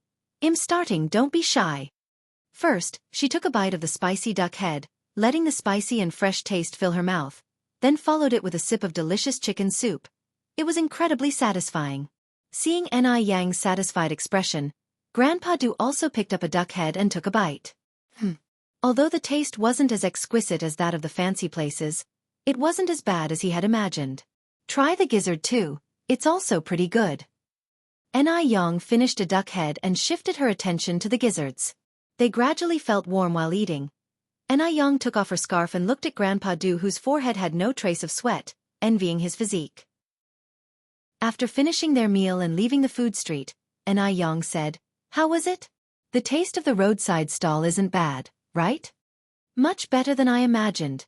Grandpa Du fiddled with his Buddha beads. "Is this your first time eating at a roadside stall?" Anew was somewhat surprised. Grandpa Du gave a slight nod. Anew raised her eyebrows slightly. "Then you really are out of touch." "Out of touch? Is that used to describe men?" Grandpa Du smiled. "You have a way with compliments." As they walked and talked, just then, a little boy holding a snowball ran towards them, laughing as he tried to dodge an attack from a playmate. Kids really don't watch where they're going, and just as he was about to run into Anew, before Grandpa Du could react, Anew quickly steadied the little boy. "Slow down, be careful." The little boy looked up. "Wow! This sister is so beautiful," his face instantly blushed. "Thank you, sister." And then he ran off quickly. Watching the little boy's retreating figure, Anew smiled and said, "Kids are great, carefree." Grandpa Du nodded slightly, then asked, "If you had the chance, would you want to go back to being 5 or 6 years old?" "My childhood wasn't carefree," Anew smiled with a twinkle in her eye. "A poor family's child has to mature early. She had to help with chores at the age of 5 or 6, and if she didn't do them well, she'd get beaten. There was no such thing as a carefree childhood. What about you? Would you want to go back to being 5 or 6 years old?" Anew asked in return. Grandpa Du's lips curled slightly, his eyes looking distant. "I probably wouldn't either. Some people's growth is full of hardships. Having grown up through so much, who would want to relive that pain all over again? If you find any errors, ads pop up, ads redirect, broken links, non-standard content, etc., please let us know. Report so we can fix it as soon as possible." Chapter 1016. Tit for Tat _3. If time could flow backward, he wanted to return to 3 years ago, to meet some people a bit earlier, and some events. But in this world, where is there talk of time reverting?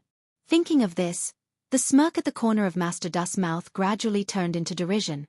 Because Anew had other matters to attend to, she said goodbye to Master Du at the crossroads. Not long after Anew left, a little black bird flew over and landed on Master Du's shoulder. "You little rascal! How did you get here?" Master Du extended his index finger and tapped the little bird's head. "I'm hungry. Hungry. I'm starving." Duo snuggled against Master Du's chin, seeking favor. Master Du pulled out a silk pouch from his waist. Upon seeing the pouch, the entire bird perked up. Master Du took out some bird feed from the pouch to feed Duo Duo. You only think of me when you're hungry. A greedy bird.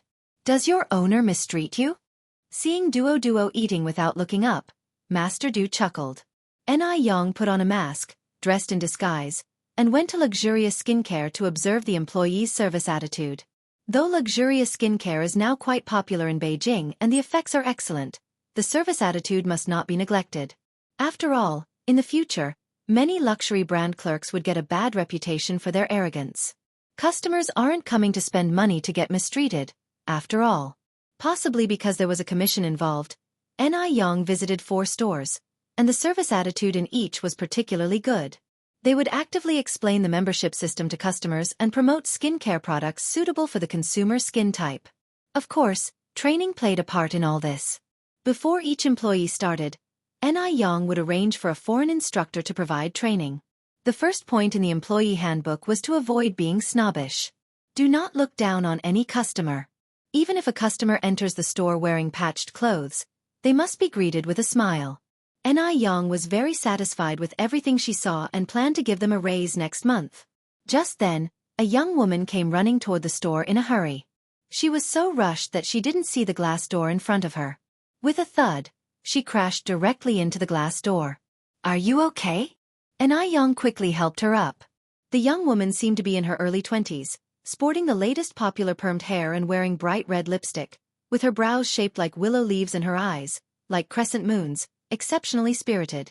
However, she was dressed in a light blue work uniform, apparently having just gotten off work before rushing here. Yang suddenly remembered that today was the day Luxurious Skincare was selling a limited edition set, but by now, the limited edition product was already sold out. I'm fine, thank you, comrade. I've got to run, I have things to do. The young woman stood up and ran into the Luxurious Skincare store. After the young woman entered the store, Yang took off her mask, straightened her clothes, and followed inside. As expected, the young woman was there to buy Luxurious Skincare's limited edition gift box. Upon hearing from the employee that it had sold out, she said with surprise, "How could you have sold out so early? I've just gotten off work and haven't even changed my clothes." Luxurious Skincare would be sold in 2 time slots at the beginning and end of each month. One at 9 in the morning, and the other at 3:30 in the afternoon. It wasn't even 5 o'clock yet. Sold out already? The employee smiled and said, some customers who didn't get it in the morning lined up early to buy it together in the afternoon. The gift boxes were already sold out by 4 o'clock. Is that so? If I knew this, I would have taken a day off today. The young woman looked disappointed. The employee continued, although we don't have the limited edition set anymore, we do have non-limited editions available. Would you like me to recommend something? The young woman waved her hand. I can buy the non-limited edition anytime.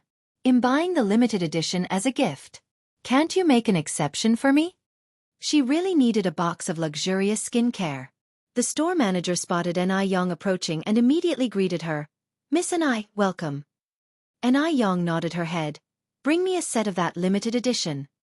Although the sets were officially sold out, the store still kept a spare in reserve, just in case. Of course, one moment please. The store manager took out a box of the luxurious skincare set and handed it to Yang. Thank you.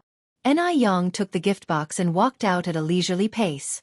Just as Yang stepped out of the store, the young woman who had just approached ran after her. Comrade, wait up. If you find any errors, ads pop up, ads redirect, broken links, non-standard content, etc., please let us know report so we can fix it as soon as possible. Chapter 10:17. Tit for tat _4. Is there something you need? Yang glanced back slightly. The young woman was taken aback, apparently not expecting Yang to be so attractive. Comrade, may I ask how you managed to buy this limited edition of Ice Skin Jade Skin? When I went to buy it just now, they said it was already sold out. Yang smiled slightly. I know the store manager at their place a bit, and this was specially reserved for me. The young woman nodded and then said, Comrade, wait a moment, can we discuss something? What is it? Asked Yang. The young woman continued, Comrade, let me introduce myself first.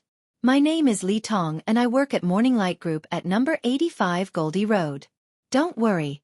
I'm not a bad person. Anew replied with a smile. I know you're not a bad person. Li Tong said, Hey, race the thing, comrade. I urgently need a set of the limited edition Ice Skin Jade Skin gift box for a gift. Would you be willing to sell me the one you have? I'm willing to pay 3 times the price. Is that okay? Li Tong was very sincere. Anew hesitated for a moment, then said, I can't. Why not? Each box of Ice Skin Jade Skin costs 210 yuan, and 3 times that is 630 yuan. That would be quite a profit. Li Tong became anxious. Comrade, do you think the money is too little? If 3 times isn't enough, I can do 5 times. We can negotiate the price. Since you know the store manager, you could just ask him to reserve another box for you later. That way, you could make a nice little profit. Anew said with a laugh, It's not about the money, I also need it for a gift. How about you leave your contact info, and I'll sell you a box tomorrow. Ah, what a coincidence. Although a bit disappointed, Li Tong was still not ready to give up. Comrade, please sell it to me. The person I want to give it to has their birthday today, and it won't mean as much after today. Li Tong was really in a hurry. Li Tong had a relative who was difficult to talk to but very wealthy, and this relative was in their 50s, without children or a spouse. Whoever could win her favor wouldn't have to worry about money in the future. For a woman in her 50s, wrinkles are the enemy, and this relative also cared immensely about her appearance. The Ice Skin Jade Skin set included an anti-wrinkle cream. If Li Tong could give this as a gift today, she would surely win her relative's favor, which is why she was so anxious. Seeing Anew still hesitant, Li Tong bit her lip and continued, Comrade, I'll pay 10 times the price. 10 times. 210 yuan becoming 2,100 yuan. Li Tong's heart was bleeding. All right then. Anew handed over the gift box to Li Tong. Did she just agree? Li Tong was surprised, and also reflected inwardly that indeed, no one can resist money. Thank you so much, comrade. Li Tong continued, but I don't have that much cash on me right now. Could you come to the bank with me? Anew shook her head. Just give me 210. 210? Li Tong was stunned. Hadn't they agreed on 10 times the price? Had she heard wrongly? Anew continued. The original price of Ice Skin Jade Skin is 210 yuan. If I took 2,100 yuan from you, wouldn't that be extortion? You seem more desperate than me. Helping others is like helping yourself. Here, take it. Li Tong hadn't expected this response from Anew, thinking to herself that this young lady was rather nice. She smiled and said, Under circumstances where both parties are willing, this wouldn't be called extortion, you know? Comrade, are you sure you want to sell it to me for 210? Although pained by the thought of the 2,100 yuan, Li Tong wasn't one to go back on her word. Anew nodded. It's like making a new friend then. My name is Anew, you can just call me by my name. All right, then you call me by my name too. Li Tong took out 210 yuan from her pocket and handed it to Anew. Anew took the money, and they both left the mall together. Just as Anew turned to leave, Li Tong suddenly called out, Anew, wait a moment. Is there something else? Anew turned around slightly. Li Tong fished out a notebook and a pen from her pocket. Anew, what's your phone number? Do you mind leaving it with me? That way, we can keep in touch more often. Anew knew the store manager of Ice Skin Jade Skin, and with that contact, Li Tong could buy as many boxes of Ice Skin Jade Skin she wanted any time. That would be really convenient. Using limited edition items also tended to be good for networking. Li Tong felt that her luck today was incredibly good. If you find any errors, ads pop up, ads redirect, broken links, non-standard content, etc., please let us know report so we can fix it as soon as possible. Chapter 1018. Tit for tat _5. Anew wanted this exact effect and nodded, saying, All right. Then he recited a string of phone numbers. After memorizing Aneyang's phone number, Li Tong tore a page from his notebook and handed it to Anew. Anew, this is my house's phone number. Okay. Anew nodded slightly. The next day was Saturday, and Hua went to the Wu family. Having learned from the last experience, this time she didn't bring old Master Zhang or old Lady Zhang. Nor did she bring Shangguan de Hui. She came quietly. The door of the Wu family was closed. Anew stood at the door and knocked. Knock, knock, knock. After a short while, the door opened. The person who opened the door was Wu Dalong. Seeing Anew, Wu Dalong joyfully said, "Auntie Hua, you've come." Anew, smiling, handed the candy she was holding to Wu Dalong. "Dong, is your mom at home?" Wu Dalong shook his head. "Mom went to Dad's company." Wu Jinshu was in charge of the construction site for Anew at Jianghu village. Someone had to supervise the construction company. "Is your sister at home?" Anew continued to ask. "She's at home, just sister and us," Wu Dalong answered. Anew nodded. Wu Dalong then said, "Auntie Hua, please come in and sit." He then raised his voice and yelled towards the inside. "Big sister! Erlong! We have guests! Come out!" Anew followed Wu Dalong inside. Wu Yenyun and Wu Erlong came out of the room. "Who's here?" "Yenyun, it's me." Anew emerged from behind. Seeing Anew, Wu Yenyun's expression instantly changed. The last person she wanted to see now was Anew. The sight of Anew reminded her that she was a child abandoned, and also brought back memories of her tragic past. "Why are you here?" "Yenyun, Facing Wu Yenyun, Anew seemed a little flustered. "I've already made it very clear last time, our family doesn't welcome someone like you. Please leave immediately." Wu Yenyun pointed towards the door. Wu Dalong frowned. "Big sister, how can you speak to Auntie Hua like that? You're being so rude." "That's right, big sister. How can you ask Auntie Hua to leave? She's a guest. She's also an elder." Wu Erlong also seemed upset. Anew had always been so kind to their family. How could Wu Yenyun act this way? Wu Yenyun looked down at her two brothers. "This has nothing to do with you two, go back to your room." Wu Dalong refused to go, and Wu Erlong also remained standing. "Go back now." Under pressure, Wu Dalong had no choice but to head towards the room, taking Wu Erlong with him. Just before they reached the room's door, he looked back at Wu Yenyun. "Big sister, if you dare to be rude to Auntie Hua, when Dad and Mom come back, I am going to tell them. Let them punish you."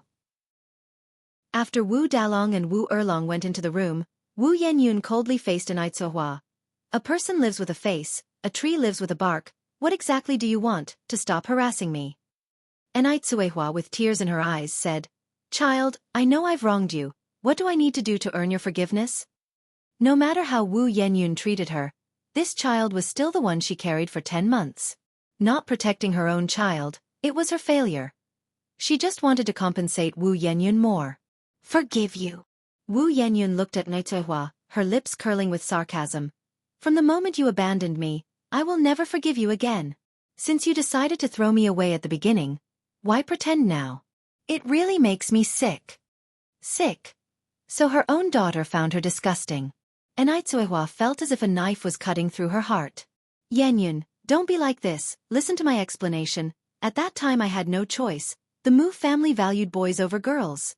She had resisted, but resistance only resulted in a severe beating. At that time, Anew was still young, and her family wasn't supportive, so she could only watch as her newborn daughter was discarded. Her daughter was discarded, and she felt more tormented than anyone. No choice? No choice allows you to throw away your own daughter? Did you ever think, I am a human life. If I hadn't been picked up by my mom, I'd be dead by now. You have no rights to my forgiveness. Everyone urged her to let go of the past, to try and understand Anew hardships. They said it lightly because none of them were the ones who were abandoned. They will never understand her pain. If you find any errors, ads pop up, ads redirect, broken links, non-standard content, etc. Please let us know report so we can fix it as soon as possible. Chapter 1019. Tit for tat _6. I'm sorry. I'm sorry. Anew took out a passbook from her bag.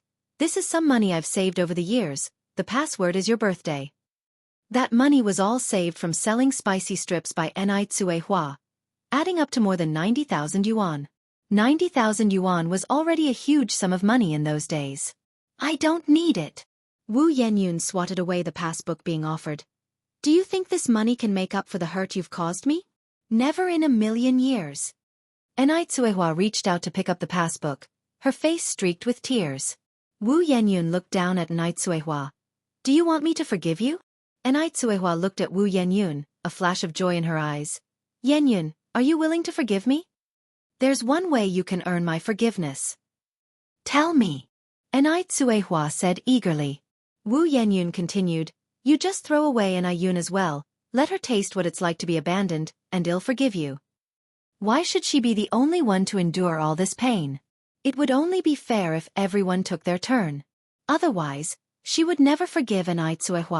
What? Anew looked at Wu Yenyun in disbelief.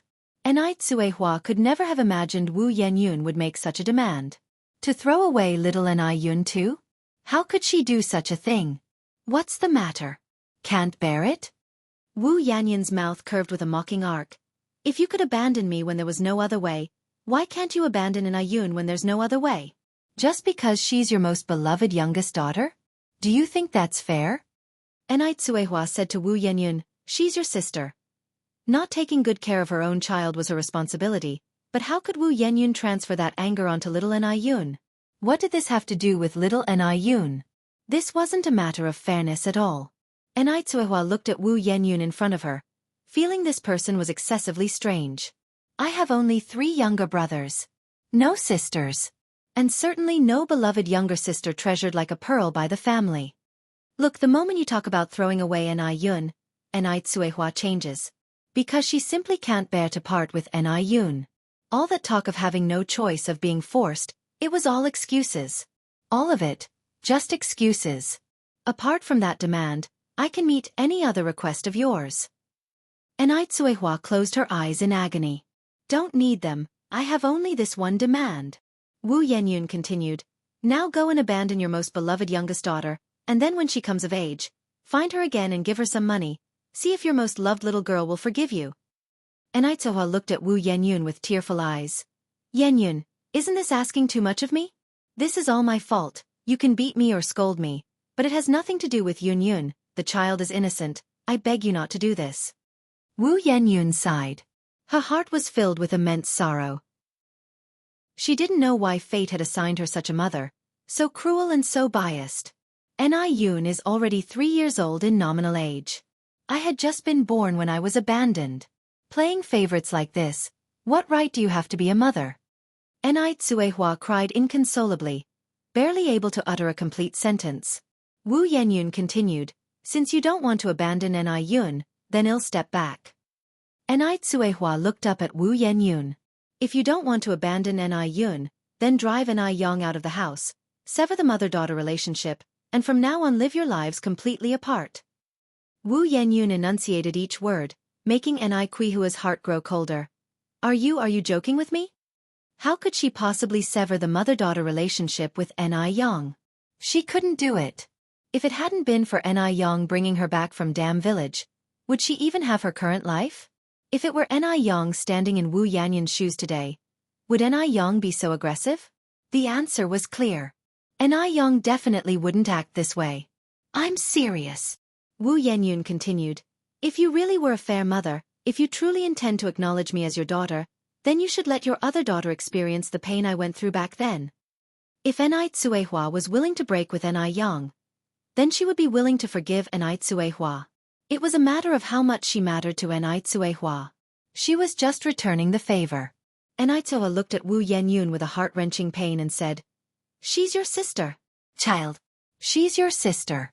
If it hadn't been for your sister, I would be dead by now. You wouldn't have what you have now. How could you speak such words? Where is your conscience? Conscience? Wu Yenyun looked at Anew, her lips curling with sorrow. Her conscience had been eaten by dogs long ago. Anew has the nerve to ask about her conscience. They all said Anew had helped her. But without the Jianghu family's influence, what could Anew have done to help her? Anew had known about her origins for a long time but kept it hidden, offering help out of guilt. Anew wouldn't even spare a beggar on the street side. So how could she have been so kind-hearted as to help her? She had misjudged the person. Get out! Wu Yenyun didn't want to say any more, pointing at the door and saying, get out right now. As a child who was thrown away, Wu Yenyun had already been forbearing, but her blood-related mother kept disappointing her. Anew took a deep breath. Child, I hope what you said today was just an impulse. I'll be leaving first. Wu Yenyun thought that Anew would stay, continuing to plead for her forgiveness. But she hadn't expected Anew to actually leave. She left without looking back. She was the one who'd been cast aside, so why should she suffer so much pain and humiliation? Wu Yenyun sat in the chair and sobbed silently. Anew walked down the road, her soul seemingly in tatters. She didn't understand why Wu Yenyun had become like this. This child wasn't like this before. 2 hours later, Anew finally returned to Jianghu village. Anew saw that something was wrong with her and asked her what had happened. Anew sighed. I went to see Yenyun, but she still can't let go of the past. Yang, didn't you say you wanted to have a good talk with Yenyun? She's still very angry now, so it's best if you don't go recently, lest she takes out her anger on you. She didn't mention the 2 conditions that Wu Yenyun raised. Subconsciously, she still hoped Wu Yenyun would come around. People say things they don't mean when they're extremely emotional. Maybe after some time, she'll have a change of heart. Anew slightly furrowed her brow. Is Yenyun still very angry? Anew nodded her head. A misunderstanding could be resolved. Anew had made trip after trip, pouring out a mother's sorrow. Anew didn't understand what grudge still lingered in Wu Yenyun's heart. Could it be just as Mo Qishan had said, that Wu Yenyun was making a big deal out of it? Let's leave it at that. I'm going upstairs to sleep for a while, Anew said as she walked upstairs. If you find any errors, ads pop up, ads redirect, broken links, non-standard content, etc., please let us know report so we can fix it as soon as possible. Chapter 10:20. Yang got angry and Yang watched Anew figure, her thoughts deepening. Today was Saturday, and during dinner, Shangguan Su and Shangguan Shi came back.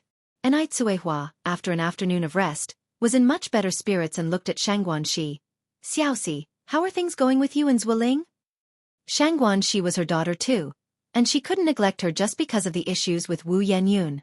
Considering Zuoling's family situation, if Xianguan Shi really married into it, the tough days would be yet to come. Xianguan Shi smiled and said, my relationship with Zuoling is very stable, and we've cleared up the misunderstanding from last time. Actually, it's not true that his family prefers boys over girls. After all, Zuoling is a college graduate. His level of thinking and awareness aren't that low. Mom, you can rest assured. Really? Anew was somewhat doubtful. She always felt that there was more to the situation. Really? Shangguan Shi nodded her head. Shangguan Dehui continued, you are just too stubborn, child. You won't learn your lesson until you face some hardships. Shangguan Shi said with a laugh, as long as Zuoling is not that type of person, everyone can stop worrying. Shangguan Granny helplessly shook her head, her eyes filled with concern. So alike. The child was just too much like Su Fun. Sometimes the more you try to persuade, the more counterproductive it becomes. Shangguan Su looked at Shangguan Shi. Do you know that Qin Jun has come back? Yes, Shangguan Shi nodded her head. He even gave me a ride to my unit the day before yesterday morning. Shangguan Su joked, Qin Jun graduated from a famous university abroad, and I see that he cares about you quite a bit. Being with him would surely be better than being with Zuoling. Phew! Shangguan Shi spit out a mouthful of rice and couldn't stop coughing. Anew quickly grabbed a tissue and handed it to Shangguan Shi, patting her back. Slow down, slow down. Shangguan Shi casually wiped her mouth and looked at Shangguan Su with an expression of disbelief. Brother, what are you joking about? Wu Lao San and I. It's impossible. Shangguan Su said calmly. How do you know it's impossible without trying? When it comes to family background, looks and capability, he is at least 100 times better than Zuoling. Compared with Wu Qinjun, what was Zuoling? It was Shangguan Zai's lack of judgment that made her fancy someone like Zuoling. Brother, please stop, an uncomfortable Shangguan Shi said. Wu Lao San and I grew up together like close buddies. Can buddies become partners? Don't try to matchmake randomly. Shangguan Su picked up a piece of braised pork. If you really have no thoughts about it, just ignore what I said. But if you end up with Zuoling and suffer in their family, don't come crying to me. Shangguan Shi laughed. Don't worry, bro. I guarantee I won't come crying to you. Shangguan Su didn't say anything more. Shangguan Shi then said, "By the way, Mom and Dad, I plan to visit Zwiling's parents this week." And Aitsuehua was startled. This quickly? If both sets of parents had met, engagement wouldn't be far off. Shangguan Dehui looked at Shangguan Shi. "Xiaoxi, are you sure about this?" "Yes, I've thought it through," Shangguan Shi replied. "Sooner or later we have to meet the parents, it's better earlier than later." Anetoa frowned and then said, "Xiaoxi, don't tell Zwiling's parents about our family's true situation when you go this time. As for gifts, there's no need for anything too expensive. Just buy some fruit, bring a couple pounds of meat, and 2 pounds of brown sugar." "Ah, isn't that too shabby?" Shangguan Shi was taken aback. Shangguan Shi was originally planning to bring a box of ginseng from Chongbai Mountain. Shangguan Dehui put down his chopsticks. "I think your mother is right. Zwiling's family situation is too complex. If you bring expensive gifts on your first visit, you might not see their true colors." "All right," Shangguan Shi nodded. "I'll listen to you." Shangguan Shi was stubborn when it came to emotional matters, but she would still take her parents' advice on some things. After all, her parents were looking out for her best interests. After dinner, Grandma Zhang found Anitsuehua. "Ting Ting, did you go to see Yenyun again today?" Anitsuehua responded with surprise. "Mom, how did you find out?" Grandma Zhang said, "I could tell something was wrong with you this afternoon. Is Yenyun still unwilling to forgive us?" Anitsuehua nodded her head. Grandma Zhang sighed, "Maybe you just don't have that mother-daughter fate with her. If you find any errors, ads pop up, ads redirect, broken links, non-standard content, etc. please let us know report so we can fix it as soon as possible." Chapter 1021. Yang got angry _2. It would be normal for Wu Yenyun to have harbored some resentment, but after such a long time, it should have faded. She had her own suffering, but Anitsuehua had her own grievances too. And besides, Wu Yenyun wasn't young anymore. Grandma Zhang patted Anitsuehua on the hand. "Ting Ting, I'm going to say something you might not want to hear, but if you really can't recognize her as your daughter, then let it be. A twisted melon is never sweet." Anitsuehua's eyes reddened, "But she is still my daughter." She was the one who had wronged Wu Yenyun. No matter what, she still hoped that Wu Yenyun could forgive her. As a mother herself, Grandma Zhang understood the pain in Anitsuehua's heart. The next day was Sunday. Anitsuehua and Shangguan Dehui, as usual, paid a visit to the children at the orphanage. Shangguan Shi went back with Zwiling to meet his parents. Shangguan Shi didn't bring anything expensive, just some apples and bananas, and then 2 pounds of meat and 2 pounds of brown sugar. "Zwiling, do you think your uncle and auntie will like me?" Shangguan Shi was a bit nervous.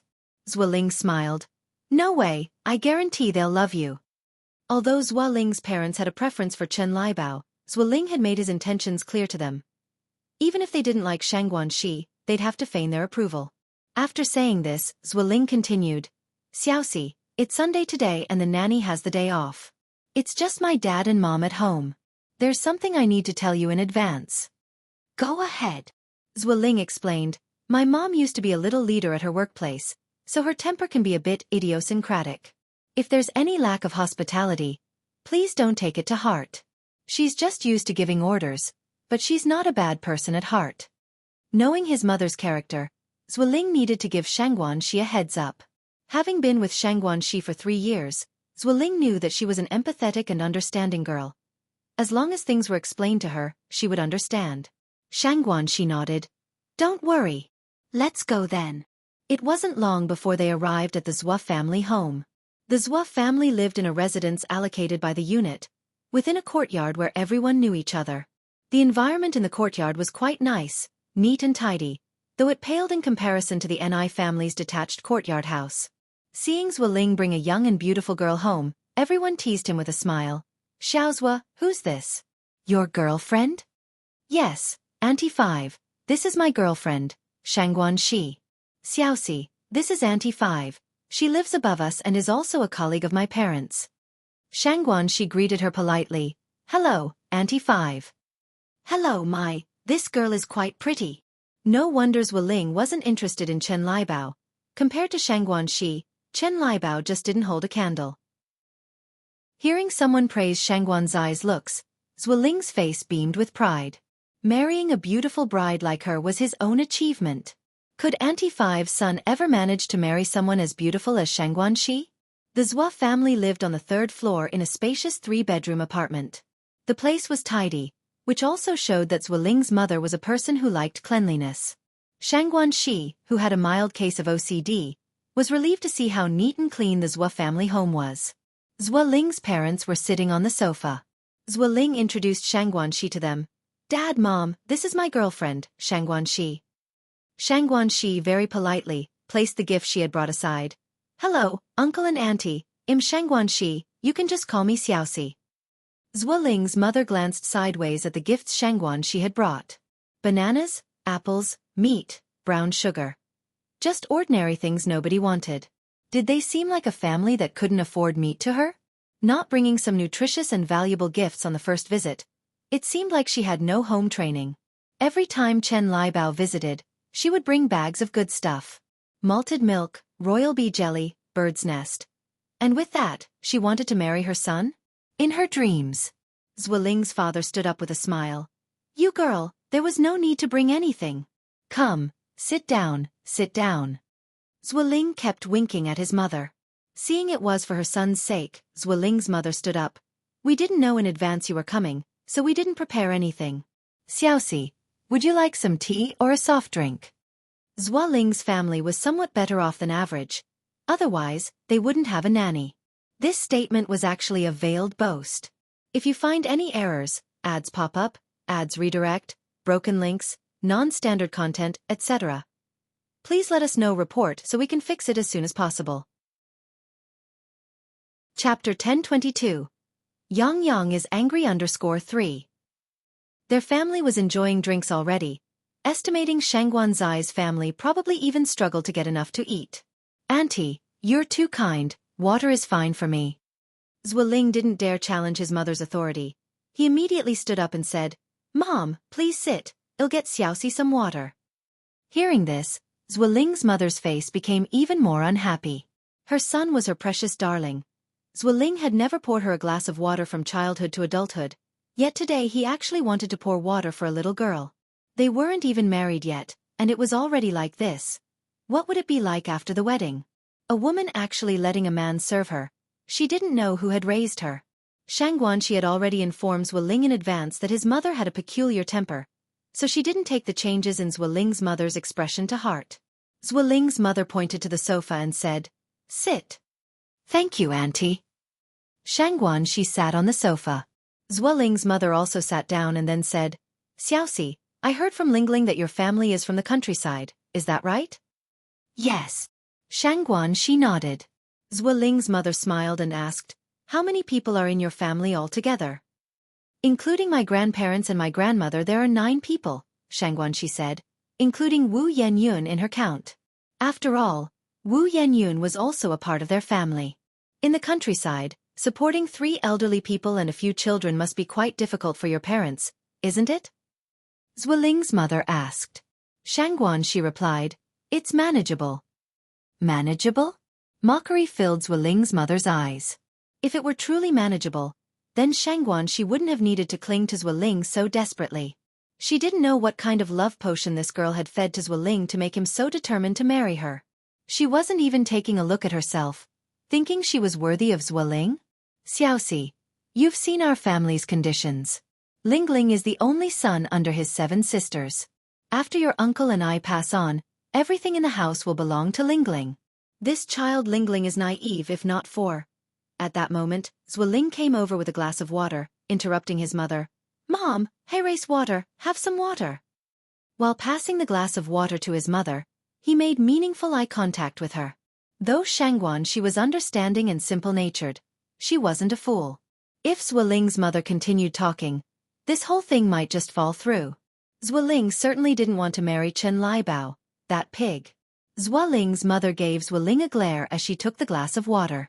Then Zhuoling passed another glass of water to Xianxia. "Xiaoxi, drink some water." "Thank you," Xianxia expressed her thanks. Zhuoling smiled and said, "What are you thanking me for?" Zhuoling's mother sized up Xianxia and then asked, "Xiaoxi, how much do you weigh?" Xianxia was stunned. "Huh? What did you say? Zwiling's mother asked. I'm asking what your height and weight are. This Zwiling's mother's character was indeed peculiar. Was it normal to directly ask that kind of question? Xianxia subtly frowned and then replied, Mother, I'm 165 and weigh 98. A height of 165. And she weighs less than 100?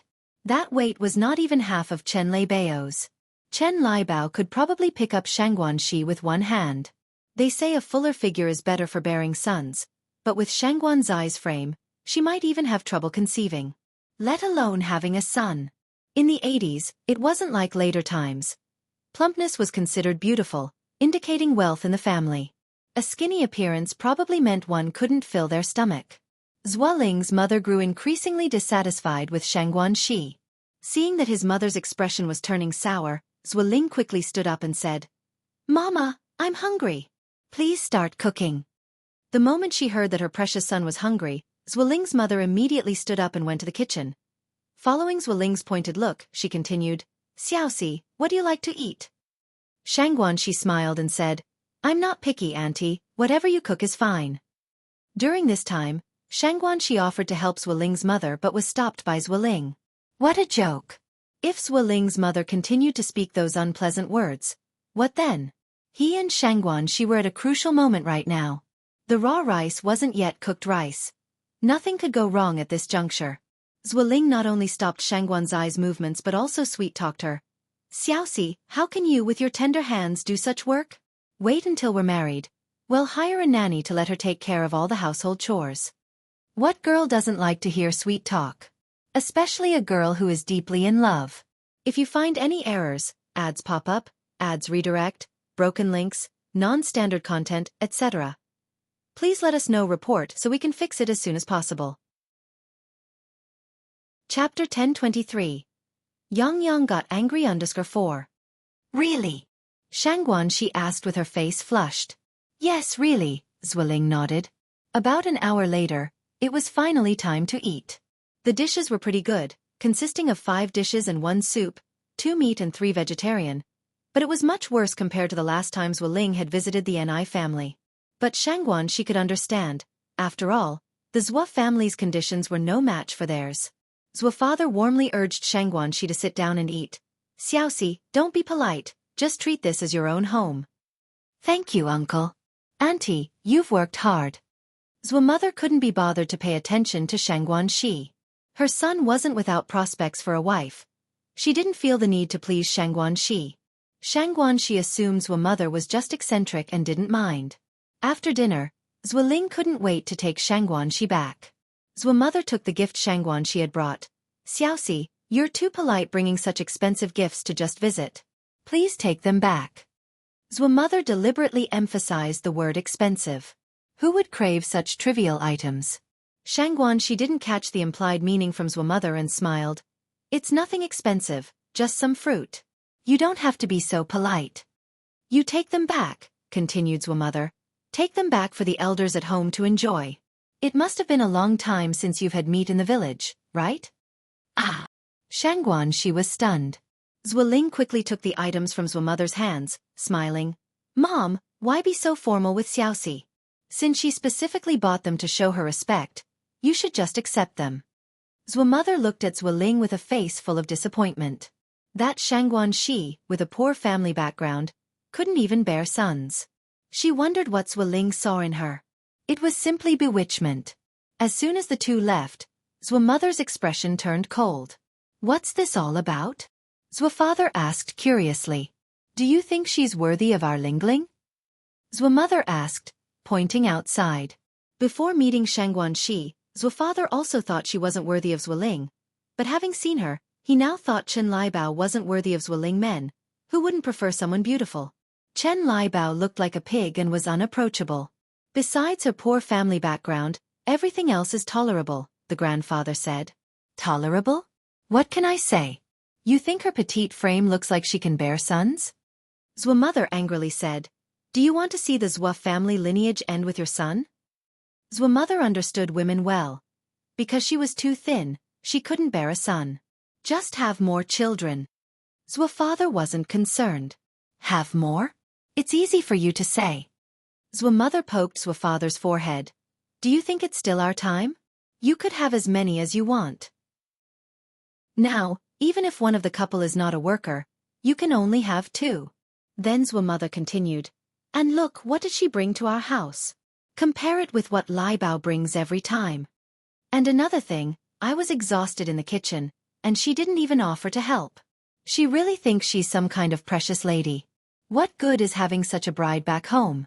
Just to worship her as an ancestor? At this, Zwa father nodded. It seems you do have a point. It is the point. Zwa mother continued. Besides, after marrying Lai Bao, Lingling wouldn't have to worry if he doesn't work for the rest of his life. Marrying Xianxia, what can she offer him? Just a burden. Zwa father, who was indecisive, was convinced by Zwa mother in just a few sentences. Then when Lingling comes back, we'll talk to him about it. On the other side, Zwa Ling brought Xianxia to the roadside. Xianxia said, Zwa Ling, I feel like your aunt doesn't like me much. She wasn't foolish. Of course, she could see that Zwa mother had issues with her, and they were not minor. Zwa Ling chuckled. Don't overthink it, my mom is just like that. Didn't I tell you beforehand? Xiaoxi, in my heart, you've always been an empathetic and good girl. Are you going to let this cause a rift between us? Xianxia said. No, it's just that if this keeps up, there will definitely be conflicts between your aunt and me. As you know, mother-in-law and daughter-in-law conflicts have always been a major issue in families. If you find any errors, ads pop up, ads redirect, broken links, non-standard content, etc., please let us know. Report so we can fix it as soon as possible. Chapter 1024. Yang Angry _5. Zwa Ling continued. Actually, I've thought about it long ago. After we get married, we'll move out and then visit our elders once a week. Nowadays, many young people do that. Xiaoxi, you're living your life with me, not with my mother. You really don't need to worry about these issues. Really? Xianxia looked up at Zwa Ling. Of course it's true. Zwa Ling nodded. I can swear to the heavens. With that, Zwa Ling raised 3 fingers. Xianxia smiled and said, There's no need for oaths, I believe you, Zwa Ling. You can't let me down. Xiaoxi, rest assured, I will never let you down. Great. Xianxia nodded. Time flew by, and in the blink of an eye, another 10 days passed. Yang had finished her exams at school, and it was time for winter break. It had been over 10 days. Wu Yenyun should have calmed down by now. Having nothing to do that day, Yang put on her woolen coat and prepared to drive to see Wu Yenyun. In such cold weather, Yang certainly didn't want to ride a bicycle there. She had bought this car not long ago. A domestic car, 30,000 yuan. It looked very ordinary on the outside, but the interior was impressively well equipped. The car was modified, with very high-end configurations. However, only those who knew cars would notice that. Yang was not a showy person, so she had bought a domestic car. Yang, where are you going? Yang had just put on her gloves when Tsuehua came downstairs. I'm going to find Yenyun, Yang replied. Then I'll go with you? Tsuehua suggested. Yang smiled slightly and declined. Mom, I should go alone. If Yenyun sees you, she might get emotional again. Don't worry, I will talk to her. Remembering the last experience, Anita sighed. Then go ahead, but if, she didn't know what to say next. Yang patted Kuihua's shoulder. Mom, don't worry, I know what I'm doing. All right. Tsuehua nodded. Then go early and come back early. Okay. Tsuehua watched Yang's car disappear from view before turning to go back inside. Yang has gone? Old Lady Zhang came out of the house. Yes. Old Lady Zhang's gaze was distant. I hope Yenyun can listen to Yang's words. Tsuehua nodded. In a little while, Yang drove to the community where the Wu family lived. Coincidentally, as soon as she drove in, she saw Wu Yenyun sunbathing downstairs with Wu Xiaolong. Yang slowly parked the car across the road from Wu Yenyun, got out, and walked over. Yenyun. Wu Yenyun looked up and saw Yang, smiling with a light in her eyes. Yang was wearing a goose yellow cheongsam that day, covered by an off-white woolen coat, her black hair flowing down her back. just like the first time she met Anew. Anew looked like an ethereal fairy, shining brightly. And her. She was just an unwanted wild girl, suffering the hardships of the world. Now Anew even had a car. What did she have as sisters born of the same mother? After more than half a month, Anew finally appeared. She had thought Anew would never show up again. Yenyun, Anew called again. Wu Yenyun pretended not to hear Aneyang's voice and lowered her head to play with Wu Xiaolong. However, Wu Erlong and Wu Dalong on the side excitedly ran over. Sister Anew. Dalong, Erlong. Anew patted both brothers' heads. Wu Erlong complained. Sister Anew, Erlong. Anew apologized with a smile. Sorry, Erlong, it was a slip of the tongue. Wu Erlong said. It's okay, it's okay. Oh, Sister Anew. My big sister has been acting like she's sick these few days. She even lost her temper at Auntie Hua last time. Don't be mad at her later. Our teacher says not to argue with sick people. Anew nodded. I understand, you two go play. Wu Dalong and Wu Erlong ran off to play. Anew approached Wu Yenyun. Yenyun. Wu Yenyun acted as if she didn't hear Anew. Aneyang's expression remained unchanged, and without getting angry, she spoke in a gentle tone. Yenyun, can we talk for a bit? Talk about what? Wu Yenyun looked up at Anew. Her eyes filled with heavy hostility. Anew kept a smile in her eyes and spoke. Let's talk about our family situation. I know you're angry and feel wronged, but Mom really was powerless back then. You haven't experienced it yourself. You don't know what that feeling of helplessness is like. If you find any errors, ads pop up, ads redirect, broken links, non-standard content, etc. Please let us know report so we can fix it as soon as possible. Chapter 1025. Yang got angry _6. Wu Yenyun looked at Anew, her mouth curved in a mocking arch. That's your family, it has nothing to do with me. You don't need to tell me these things. I don't want to listen. That's your family too. My family. Wu Yenyun continued. A daughter born into a poor family like mine could never ascend to such a powerful, wealthy household. Yenyun, why don't we find a place to cool off and talk over some drinks? If the person in front of her wasn't her own flesh and blood sister, Anew would not have displayed such patience. Just go, I don't want to see you. From now on, our two families will have nothing to do with each other. It's best if we never interact again. Anew frowned subtly, clearly noting that Wu Yenyun's words were in no way a joke. At the same time, Anew knew what Wu Yenyun was upset about. She was simply envious upon seeing the Anew family's current good days, remembering the hardships she endured over the years, feeling the injustice. Yenyun, do you know what life was like for Mom and me before I turned 17? Wu Yenyun didn't say a word. Anew continued.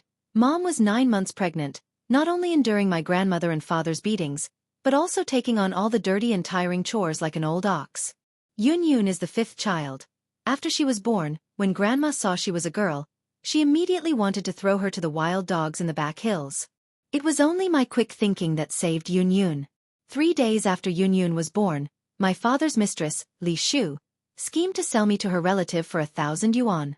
Do you know what kind of person her relative was? He was a 50-something eunuch. Recalling that period, Anew couldn't help but get teary-eyed, her vision blurred by tears. That past seemed like another lifetime. In her previous life, she had suffered for 10 years before escaping from that misery. No one knew how heart-wrenching that past was. No one knew what kind of torment she endured. Later, because I accidentally saved 2 influential nobles, with their help, Mom and I managed to get divorced smoothly, and we took Yunyun to Beijing. When we first arrived in Beijing, we had no place to stay until Aunt and I rented half of her courtyard to us. After settling in Beijing, I started a noodle business. Every morning at around 2, I would get up to prepare everything for the stall. More than 200 kilograms of liquids, all transported to the street on my bicycle. Whether it was windy or rainy, I never missed a day. Below every glamorous appearance lies a heart full of scar. Since coming to Beijing, Anew never shared these experiences with anyone. Because Anew was never one to expose her scars and capitalize on others' sympathy. Wu Yenyun was the first. Later on, my noodle business improved, and I got my first storefront in Beijing, then a second, Ma might be the daughter of the Zheng family, but she was only recently acknowledged by my grandparents. Before that, our life was not any more comfortable than yours. At this point, Yang looked up at Wu Yanyan. Yanyan, I hope you can let go of the hatred in your heart, forgive Mom, and forgive us just this once. Do you think playing the victim here is interesting? Wu Yanyan asked. Yang narrowed her eyes slightly, a fleeting trace of scorn passing across her gaze. You think in playing the victim? It turned out that after saying so much, in Wu Yanyan's eyes, it amounted to just playing the victim. Isn't it? Wu Yanyan retorted. Who knew if what Yang was saying was true? Based on Yang alone, did she have the ability to bring Cuihua and little Yun to Beijing? Based on Yang alone, could she have achieved what she has today? She doesn't even think about how old she is this year. Did she really think herself a fool? Could she be so easily manipulated? She portrayed herself as so pitiful, simply to make herself believe her. This is what they owed her. Why should she believe her? Yang, you clearly knew long ago that I was your sister, yet you kept it to yourself. Do you think I don't know what you're thinking? Do you really think you're the only smart person in the world and everyone else is a fool? Yang's face showed little emotion. Her gaze was chillingly cold. She had never imagined that one day she would stand opposite her own flesh and blood sister. Head-to-head confrontation. Until the paternity test results came out, I couldn't be sure you were my sister. Once the results were in, I informed Mom immediately. I can honestly say, I've done nothing to you that needs forgiveness. Wu Yanyan laughed softly. You always have your reasons. Do you really think those reasons can cover up your filthy heart? Let me tell you, Yang, you, your mom, and your family, don't ever expect to receive my forgiveness in this lifetime. I never want to see you again. If you find any errors, ads pop up, ads redirect, broken links, non-standard content, etc., please let us know report so we can fix it as soon as possible. Chapter 1026. The grumpy President Nini Yang was no saint, and she acknowledged she owed Wu Yanyan nothing. She had said all that needed to be said, and since Wu Yanyan did not understand her and had even cast her as a villain beyond redemption, there was no need for her to humbly beg for Wu Yanyan's forgiveness. Yang was never one to swallow her pride. She certainly had no masochistic tendencies. Are these words you spoke today truly from the heart? Yang slightly lifted her gaze, her eyes tranquil and undisturbed. Wu Yanyan was stunned for a moment. She had never seen Yang like this. She had thought Yang would continue to plead with her, but instead, Yang was so calm, so eerily composed that it put a chill in Wu Yanyan's heart. They were only a year apart in age, but in that moment, Wu Yanyan felt as though she were standing before an elder. Why should Yang stand before her with such an air of superiority? It was Yang who owed her. Hadn't Yang come to seek her out? Who begs with such an attitude? Ridiculous. Yes. Wu Yanyan said, every word I've spoken today is a reflection of my true feelings. Yang, I am not your sister and certainly don't have such a noble and graceful sister. Please, along with your mother and your so-called distinguished family members, stop coming to find me from now on. Are you sure you won't regret this? Yanyan, I owe you nothing, and even if Mom owed you something, it is settled now. Regardless, I hope you can calm down and seriously consider what I've said. Yang's face was devoid of expression, her voice cool and indifferent, yet Wu Yanyan trembled without feeling the cold, not even having the courage to glance at Yang. Wu Yanyan swallowed hard. Yes. I have no regrets. Yang, you haven't suffered my pains. You will never have the right to stand before me and pass judgment. The reason you can stand so high and mighty and criticize me from a moral high ground is because the person being discarded was me, not you. If you were in my shoes, you might not be as magnanimous as I am. If the person who had been discarded was Yang, then it would be her shining brightly today. What right had Yang to treat her this way? She would never regret it. She would never regret making a clean break with the family. All right, I understand. Yang nodded slightly, turned, and walked towards her car. Not an ounce of hesitation, nor a trace of sorrow on her face. Watching Yang's retreating figure, Wu Yanyan suddenly felt an overwhelming sadness well up. Abandoned her. Her own sister had given up on her. Just like she was thrown away 17 years ago. A mocking smile played on Wu Yanyan's lips. Enai Tsuehua had not shown her face since her last visit. Today, it was only Enai Yang who had come. They all claimed to be children of the Enai family, but not one of them sincerely wanted to acknowledge her as part of the family. False affection. Such family members were better off rejected. Enai Yang drove away. She had not expected this outcome. Wu Yenyun was, after all, her biological sister. To say that Enai Yang felt nothing would be a lie. But it wasn't to the point of being devastated. What to do when feeling down?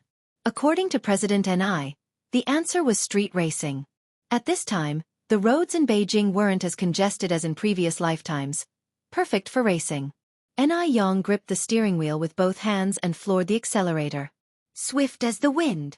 The black sedan sped along, and when the adrenaline reached its peak, all worries and vexations were washed away. What a thrilling sensation. After driving for a while and feeling a bit hot, Enai Yang rolled down the left side window. The cold wind poured in, tossing her hair into disarray, creating a wildly beautiful chaos. Seeing the car ahead perform a spectacular drift, Wu Daming quickly pulled off to the side. My God! Who is that? They're driving like they're heading for the sky. Li Ronghua in the passenger seat also gazed ahead in amazement. It looks like the driver is a girl. A girl? Could a girl really be that good? It can't be a girl, right? Wu Daming watched the sedan disappearing into the horizon and finally managed to say, It is a girl. I saw her hair flying out of the car.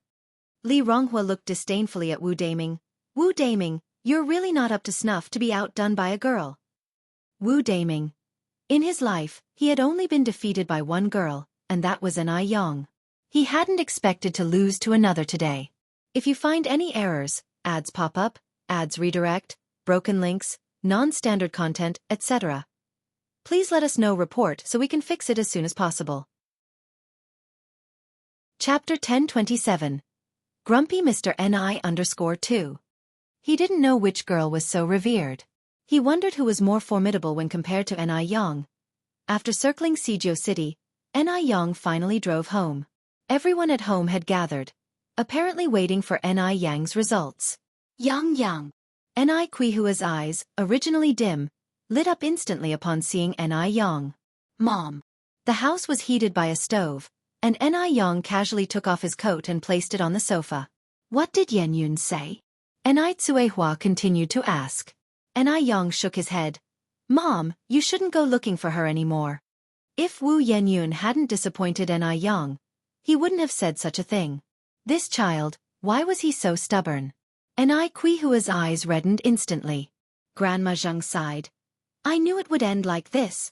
Ting, don't be too upset. Even without Yenyun, you still have Yang and little Yunyun, Grandpa Zheng said. Your mother is right. Since that child doesn't have a mother-daughter fate with you, some things can't be forced. If it weren't for a DNA test, Grandpa Zheng might even think there had been a mistake. Wu Yanyun's nature really didn't seem like it came from the Zheng family. Mom, don't be upset. Enai Yang took Enai Qihua's hand. Tell me honestly, when you and my grandparents went to see her before, did she also show them disdain? If Wu Yenyun showed disdain towards Enai Tsuehua, Enai Yang could understand her. If Wu Yenyun despised even the innocent elderly, then Enai Yang could only say that Wu Yenyun was utterly heartless. Extremely heartless. Hearing this, Enai Tsuehua fell silent.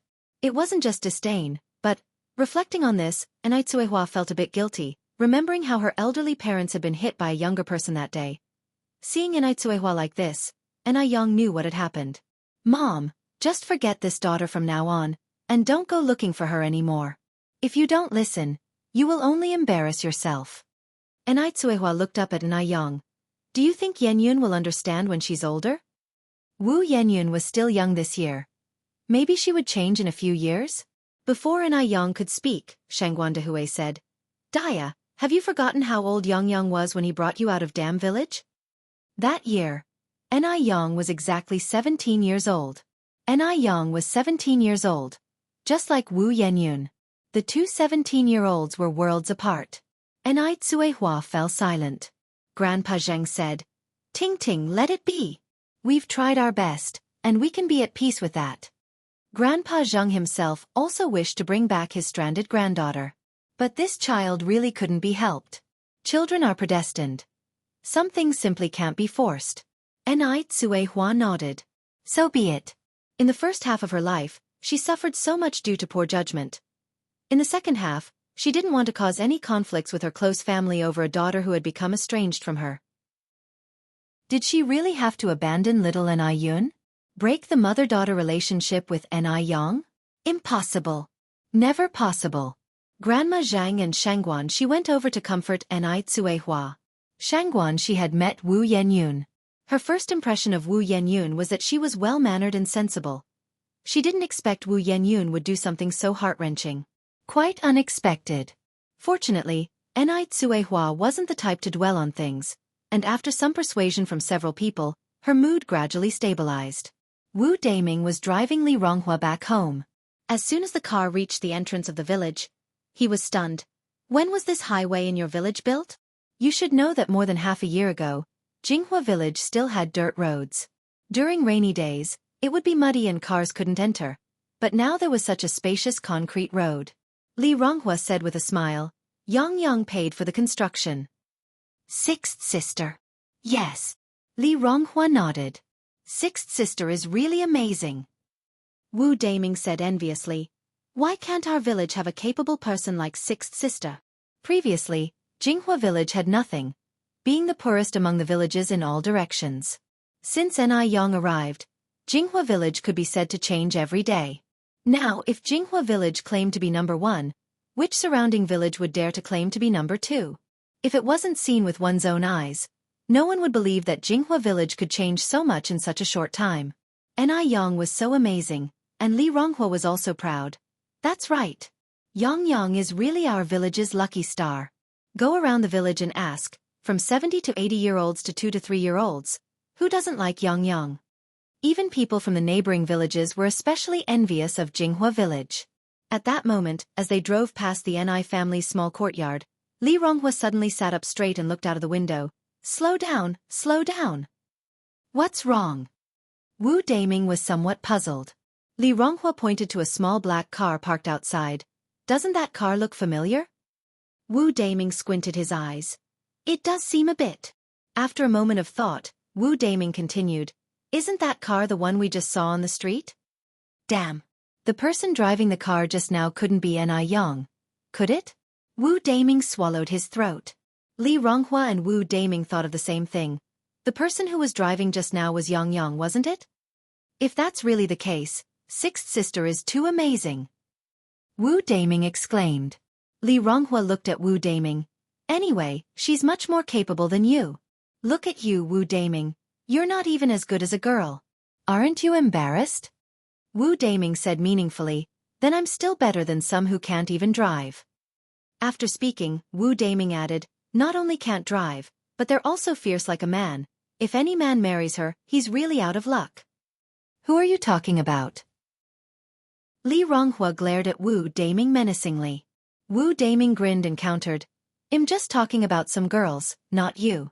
Why are you so excited? Do you act like a man? Li Ronghua, unable to vent his frustration, glared fiercely at Wu Daming. Stop the car. Wu Daming didn't hear her properly. Li Ronghua raised his voice and yelled, I told you to stop the car. Deafening. Wu Daming shuddered and immediately hit the brakes. What's wrong? I want to get out. Li Ronghua grabbed her backpack, got out of the car, and slammed the door shut. Wu Daming scratched his head innocently. This person is really sick. Li Ronghua, who hadn't walked far, turned to look at him, her face gentle. What did you say? Wu Daming looked up at the sky and said earnestly, I said the weather today is really nice. Li Ronghua gave him a look and then walked ahead. Wu Daming stretched his neck. Comrade Li Ronghua, are you sure you don't want me to drive you? Li Ronghua, without turning back, waved her hand. No need. Wu Daming had no choice but to turn the car around, preparing to go back. Beep beep beep. Just then the right side window was knocked on. Wu Daming rolled down the window, revealing a face as beautiful as a painting. Sixth sister. Anew smiled and said, Wu Daming, what brought you here? Wu Daming replied, It's all because I had to drive that tomboy back. Tomboy. Anew raised an eyebrow slightly. Who? Wu Daming looked back and whispered very softly, That tomboy Li Ronghua. If you find any errors, ads pop up, ads redirect, broken links, non-standard content, etc., please let us know report so we can fix it as soon as possible. Chapter 1028. This is the gap. So, Wu Daming was talking about Li Ronghua. Yang laughed and said, Sister Ronghua is pretty good, isn't she? Where does she look like a tomboy? Wu Daming looked at Yang as if he saw a monster. Even like this, she doesn't look like a tomboy? Yang said, look how good Sister Ronghua is, she's tall, has good looks, a job, and even a high salary. Her personality isn't bad either. She's loving towards her brother and respectful to her parents. For a girl to be like her is already quite remarkable. Compared to other women her age, Li Ronghua really stood out. She had everything that one could ask for, and didn't lose to anyone else. Wu Daming scratched his head. Sixth sister-in-law, you're so close to her, of course, you would speak on her behalf. How come he never noticed all of Li Ronghua's good qualities? To him, Li Ronghua always looked like a tomboy. The kind that can't get married. Yang, smiling, said, I'm just speaking the truth. Oh, by the way, do you want to come over to my place? Wu Daming waved his hands. No, I've got other things to do. Oh right, sixth sister-in-law, the sixth brother will be back in a couple of days. Yang nodded. I know. How do you know? Wu Daming looked surprised. Yang said, he's in Sea City, not abroad, we talk on the phone every day. Oh. As they were speaking, Wu Daming seemed to remember something, then said, Sixth sister-in-law, is that your car? Yeah. Wu Daming continued, Sixth sister-in-law, you must be really skilled at driving, right? By the end, his eyes were gleaming. Yang modestly said, Of course, how else would I be your sixth sister-in-law? Wu Daming, full of admiration, said, Sixth sister-in-law, you're so amazing, I knew it must have been you I saw on the street that time. Now he finally understood why Mo Qishan fell for Yang. You saw me on the street? Yang was somewhat surprised. Wu Daming nodded. Yeah, I saw your car nearly flying. Thinking about that scene still made his heart race and his blood boil. Keep it low-key. Yang, smiling, patted Wu Daming's shoulder. At that moment, Shangguan Su stood on the second-floor balcony and called out to Yang, Yang, you've got a phone call. Oh, coming. Yang turned to Wu Daming and said, I'll go back inside then. If you have time, come over to my place with Brother Mo. Sure. Wu Daming nodded. Yang went inside to answer the phone. It was Li Tong who had called. She simply wanted to meet up with Yang to buy a few more boxes of the limited edition Ice Jade skin. Yang readily agreed to meet Li Tong. They agreed to meet the next morning. Shangguan Shi came over from the other side, curiously asking, Yang, who was that? Yang replied, a new friend I just met, she's looking to buy some Ice Jade skin from me. Oh. Shangguan Shi nodded. The next morning, just as Yang was about to leave, two unexpected guests arrived at her home. It was Lu Qi and Lu Ru. Yang, are your uncle and aunt at home? Although Yang had some small issues with Lu Ru, Lu Qi's character was really beyond reproach, so she nodded, my mom is at home, I'll take you inside. As visitors came, after entering the house, Yang went to pour water for the siblings. Thank you, said Lu Ru, accepting the glass and taking the initiative to thank her. Yang looked at Lu Ru with some surprise. You're welcome. Time really is a wonderful thing.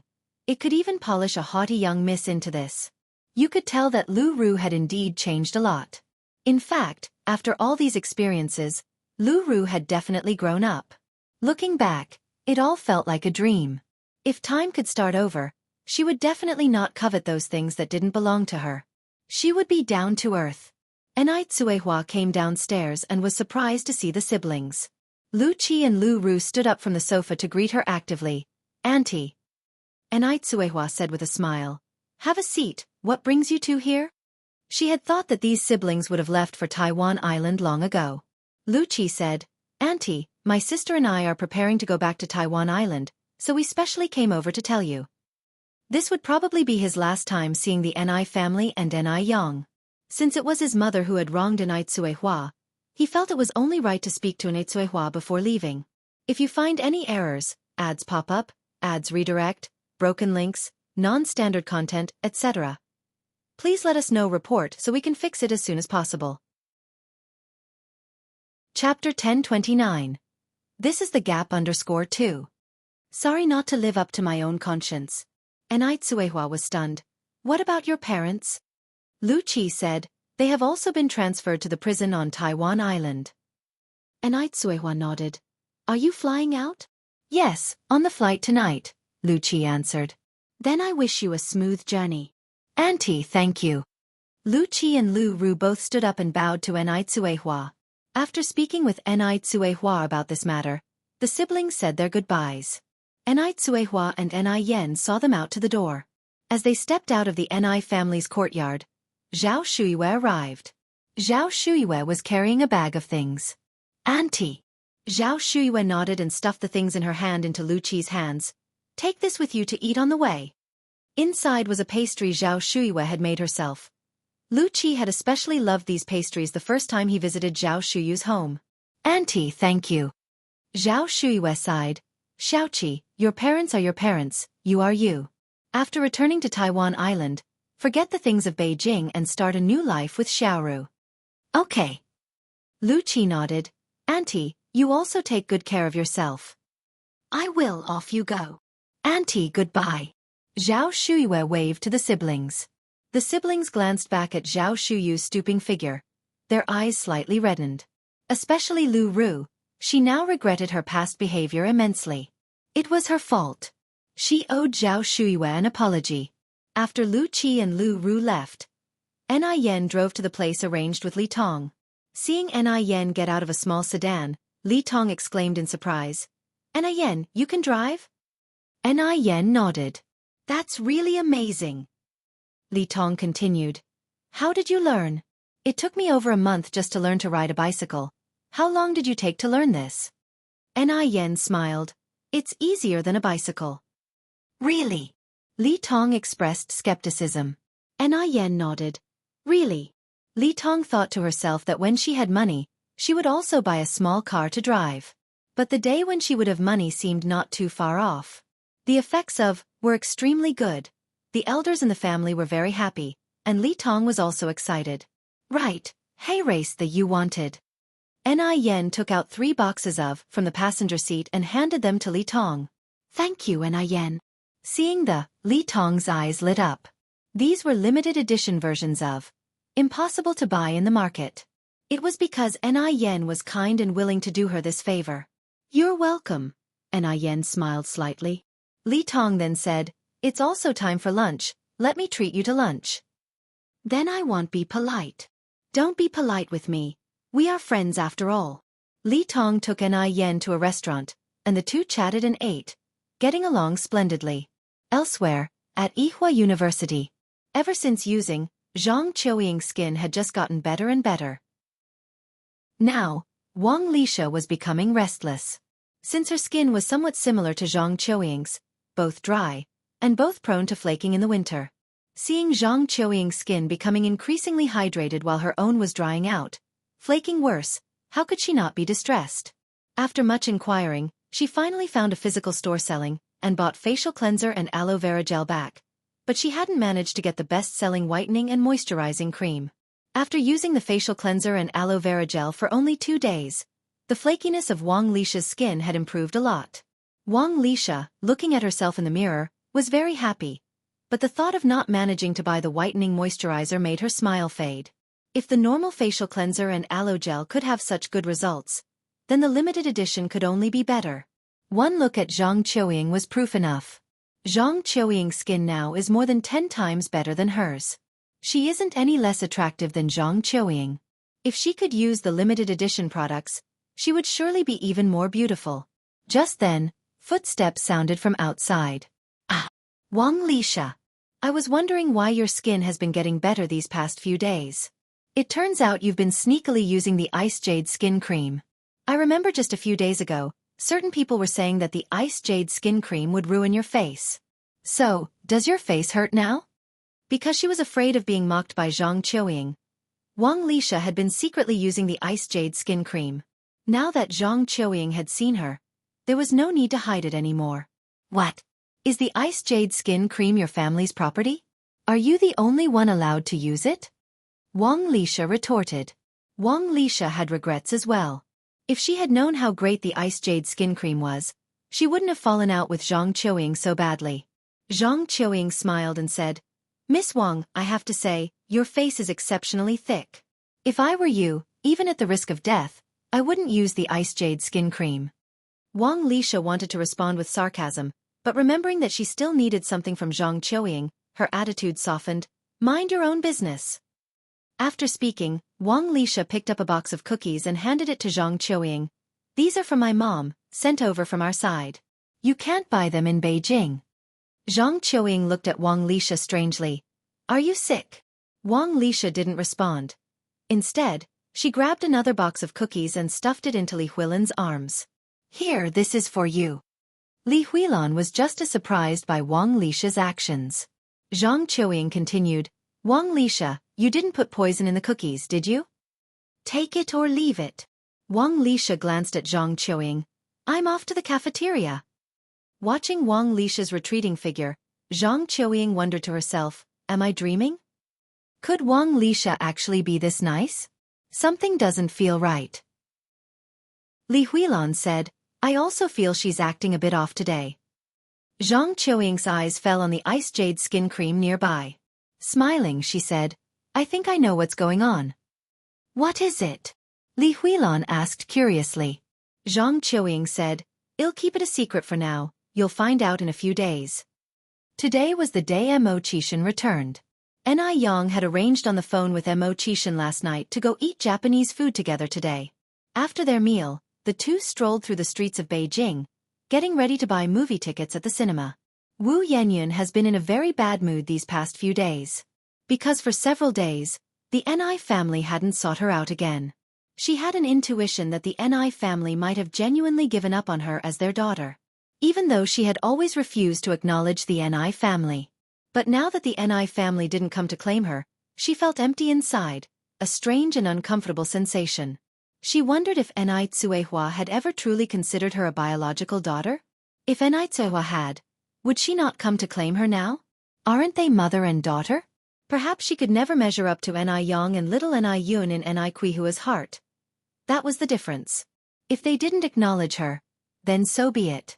Without the Ni family, she could still live well. She was determined to make everyone take notice. Wu Yanyan heaved a deep sigh. Preoccupied, Wu Yanyan didn't notice a car speeding close by. By the time Wu Yanyan realized, the car was already about to hit her. Her face turned pale in an instant. At that moment, someone grasped her arm, and with a strong pull, she was yanked away. The car narrowly missed her by inches. It was incredibly dangerous. Are you okay? A concerned voice came from above her. Wu Yanyan let out a sigh of relief, feeling an exhilarating sense of having narrowly escaped death. That was close. She was nearly hit by the car. She should thank her savior properly. Wu Yanyan looked up and her smile froze on her lips. Why is it you? Could it be that Ni Yang arranged for the car? Definitely Ni Yang. If you find any errors, ads pop up, ads redirect, broken links, non-standard content, etc. Please let us know report so we can fix it as soon as possible. Chapter 1030. Sisterhood broken. All of this was orchestrated by Ni Yang. Did Ni Yang really think she could use such despicable means to make herself feel grateful, to forgive her? Did she think she was so easy to deceive? She wasn't a 3-year-old child. I don't need your help. Wu Yanyan pushed Ni Yang away. Ni Yang, stop with your fake kindness here. Don't think I don't know what you're really thinking. Who are you putting on this show for? You really make me sick. Ni Yang didn't fight back and just watched Wu Yanyan, a layer of desolation welling up inside her. Saving Wu Yanyan was no accident.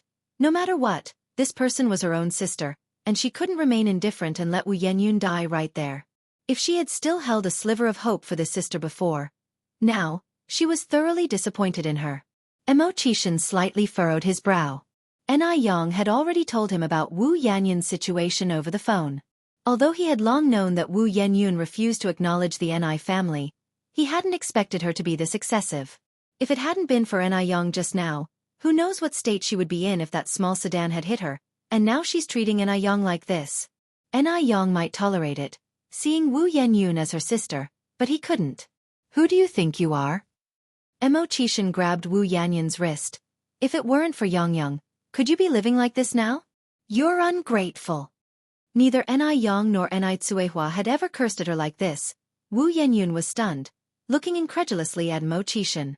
She was the one who had been abandoned, so how could she be the ungrateful one? It was Tsuehua and Anew who had wronged her. What right did Wuxia have to blame her?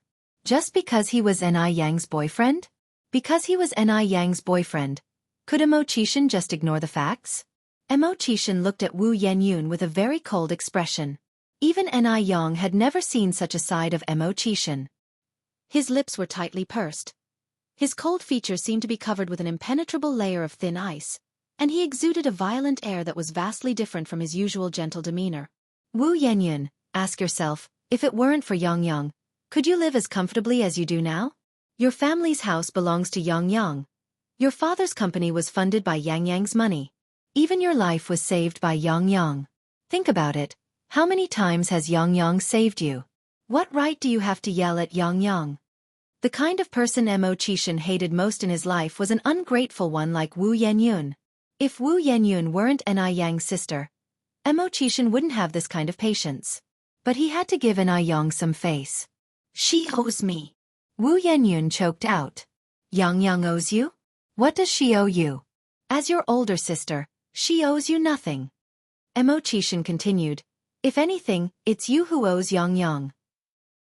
Think about it yourself, everything you eat, use, and wear, isn't it all because of Xianxia? Wu Yenyun, if you truly have any pride, then from today on, stop using anything that belongs to Xianxia. Without Aneyang's help, what was Wu Yenyun? She wouldn't even be able to attend school. Rest assured, I will never use anything of Aneyang's again. Wu Yenyun turned to look at Anew. They were all forcing her. All of them. And it wasn't even her fault to begin with. Why were they treating her like this? You'd better remember your words today. Wuxia released Wu Yenyun without any mercy. His voice was even colder than ice. Due to the sudden force, Wu Yenyun fell hard to the ground, feeling a sharp pain shoot through her palm as it made contact with the floor. Just then, a dark shadow enveloped Wu Yenyun. She looked up. It was Anew. What did she want to do? Mock her with a few taunting words? Wu Yenyun bit her lip, her eyes filled with resentment. Anew looked down at Wu Yenyun from above, and took a white pearl bracelet off her hand. Now that it's come to this, the sisterly bond between us is also over. As she finished speaking, the pearl necklace slid from Aneyang's hand to the ground. Snap! The thread broke upon hitting the floor. White pearls scattered all over. In that moment, Wu Yenyun's tears surged forth, just like these beads that had broken off their string. That pearl bracelet was what she had bought with her first month's salary as a gift for Anew. It wasn't expensive. Just 5 yuan.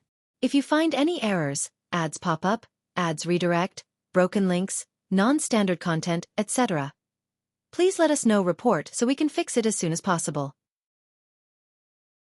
Chapter 1031. Sisterhood ends. _2. But the significance of this was immense. At that time, she didn't know that Anew was her sister. At that time, they were as close as sisters. Even after the last major fallout, Anew didn't take off the bracelet. But this time, Wu Yenyun couldn't quite describe how she felt. Was she the one who was wrong? But it clearly wasn't her fault. Was being discarded also a mistake? Let's go, said Wuxia as he took Aneyang's hand, but in an instant, he reverted to his usual cheerful demeanor. It's as if the man radiating hostility was nothing but an illusion. Wu Yenyun watched their retreating backs, unable to get up from the ground for a long time. Anew! Wu Yenyun shouted. What are you worth without the Zheng family? If the one thrown away were you, I would be you now. You're mistaken, Anew glanced back slightly. Without the Zheng family, I would still be me. And if the one thrown away were me and not you, then you wouldn't necessarily be you. Everything Anew had was earned through her own abilities. She had never relied on anyone. Even in her previous life, when she became the famous entrepreneur Miss Ni, She never depended on anybody. The word rely wasn't in her dictionary. Considering Wu Yanyun's current situation, she might not have the fortitude that Anew possessed. Compared to me, you're living in paradise. Compared to Anew, Wu Yanyun was incredibly fortunate. At least she had parents who loved her, and in times of turmoil, a sister to protect her. Yet she failed to cherish it. In a past life, when Anew was deep in the mire, she wished dearly for a benefactor to reach down and pull her up. But there were none. It took her a full 10 years to climb to a future of success. Wu Yanyun had no right to speak of fairness now. Having said that, Anew walked away, arm in arm with Mo Qishan. Wu Yanyun lay on the ground, sobbing uncontrollably. Yanyun.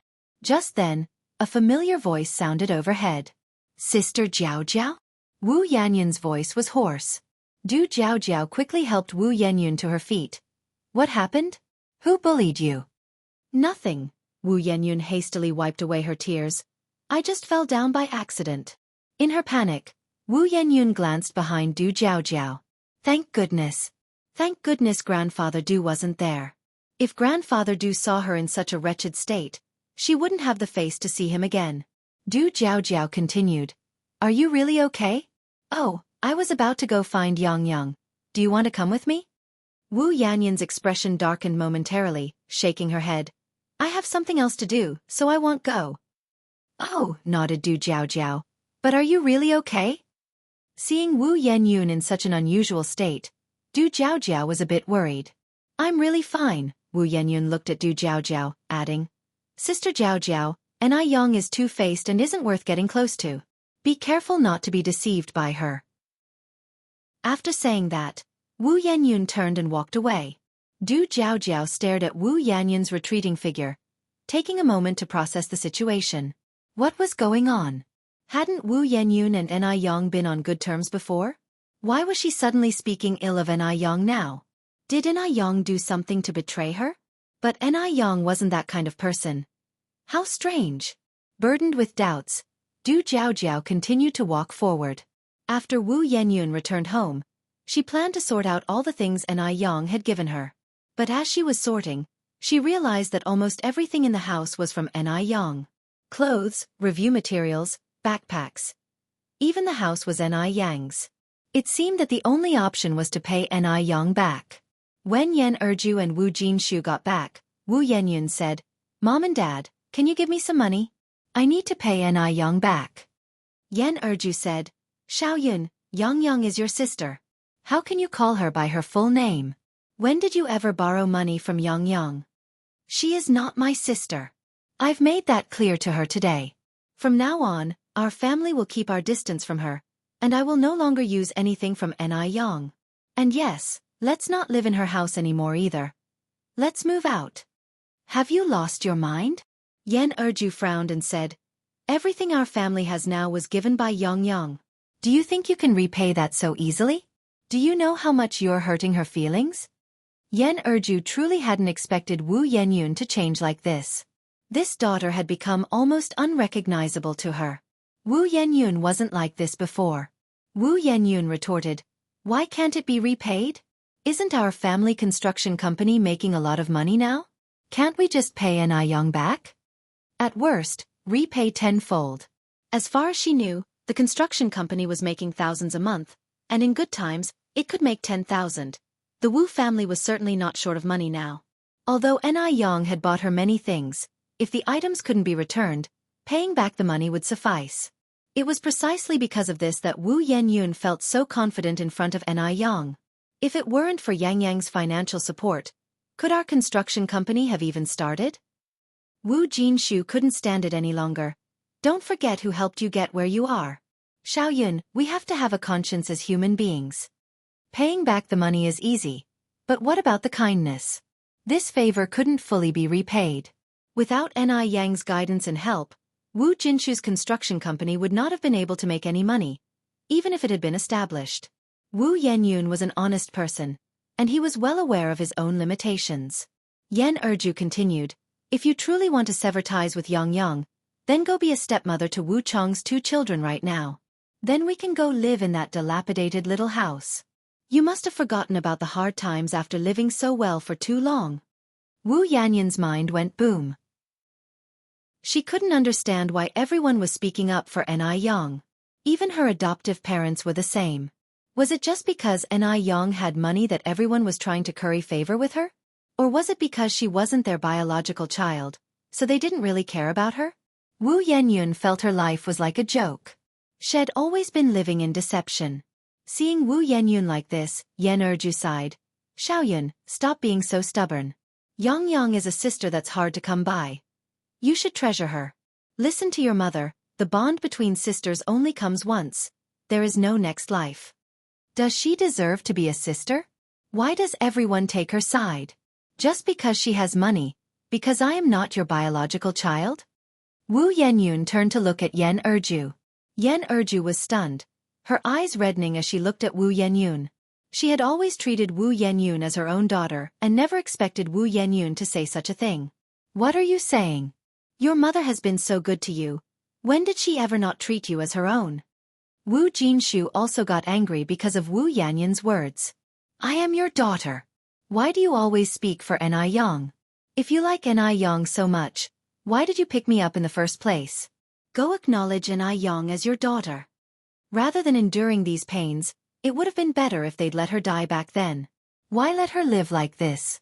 Wu Yanyan, too angry to care, was just saying things she found satisfying and didn't realize how hurtful her words were. Yan Erju looked at Wu Yanyan, and tears flowed down like rain. 17 years ago when Wu Yanyan was picked up, she had been so tiny. A baby fusses at night in the first month and needs to be fed several times. She didn't have breast milk, so in the dead of winter, she had to get up to feed her several times each night. It was not easy for her to raise the baby. She could never have imagined that one day Wu Yanyan would blame her for having picked her up in the first place. If you find any errors, ads pop up, ads redirect, broken links, non-standard content, etc., please let us know report so we can fix it as soon as possible. Chapter 1032. What is upbringing? Yan Erju looked at Wu Yanyan and just felt that her daughter was excessively strange. Very strange. Wu Jinshu realized something was off in the atmosphere and frowned as he spoke. Yanyan, what nonsense are you talking about? She is your mother. Without her, there'd be no you. Even if you're angry, you can't talk to your mother like that. Dad, do you think you're not biased? Wu Yanyan said, her eyes brimming with tears as she looked at Wu Jinshu. You actually like Anew too, right? In your heart, you wish Anew was your daughter. Yes. How can someone as unsuccessful as me be fit to be your daughter? I'm sorry. I've disgraced you. Since you don't like me, you shouldn't have let her pick me up in the first place. Wu Yanyan had truly had enough. These past days, she had been living in Aneyang's shadow. Everyone had been telling her to forgive Anew, to forgive the Anew family. If she didn't, she would be seen as an ingrate. But had they ever considered that she was the victim? They had no right to accuse her. Wu Jinshu took a deep breath. After all, he was a man, so his endurance was much better than Wu Yanyan's. Yanyan, you're still young.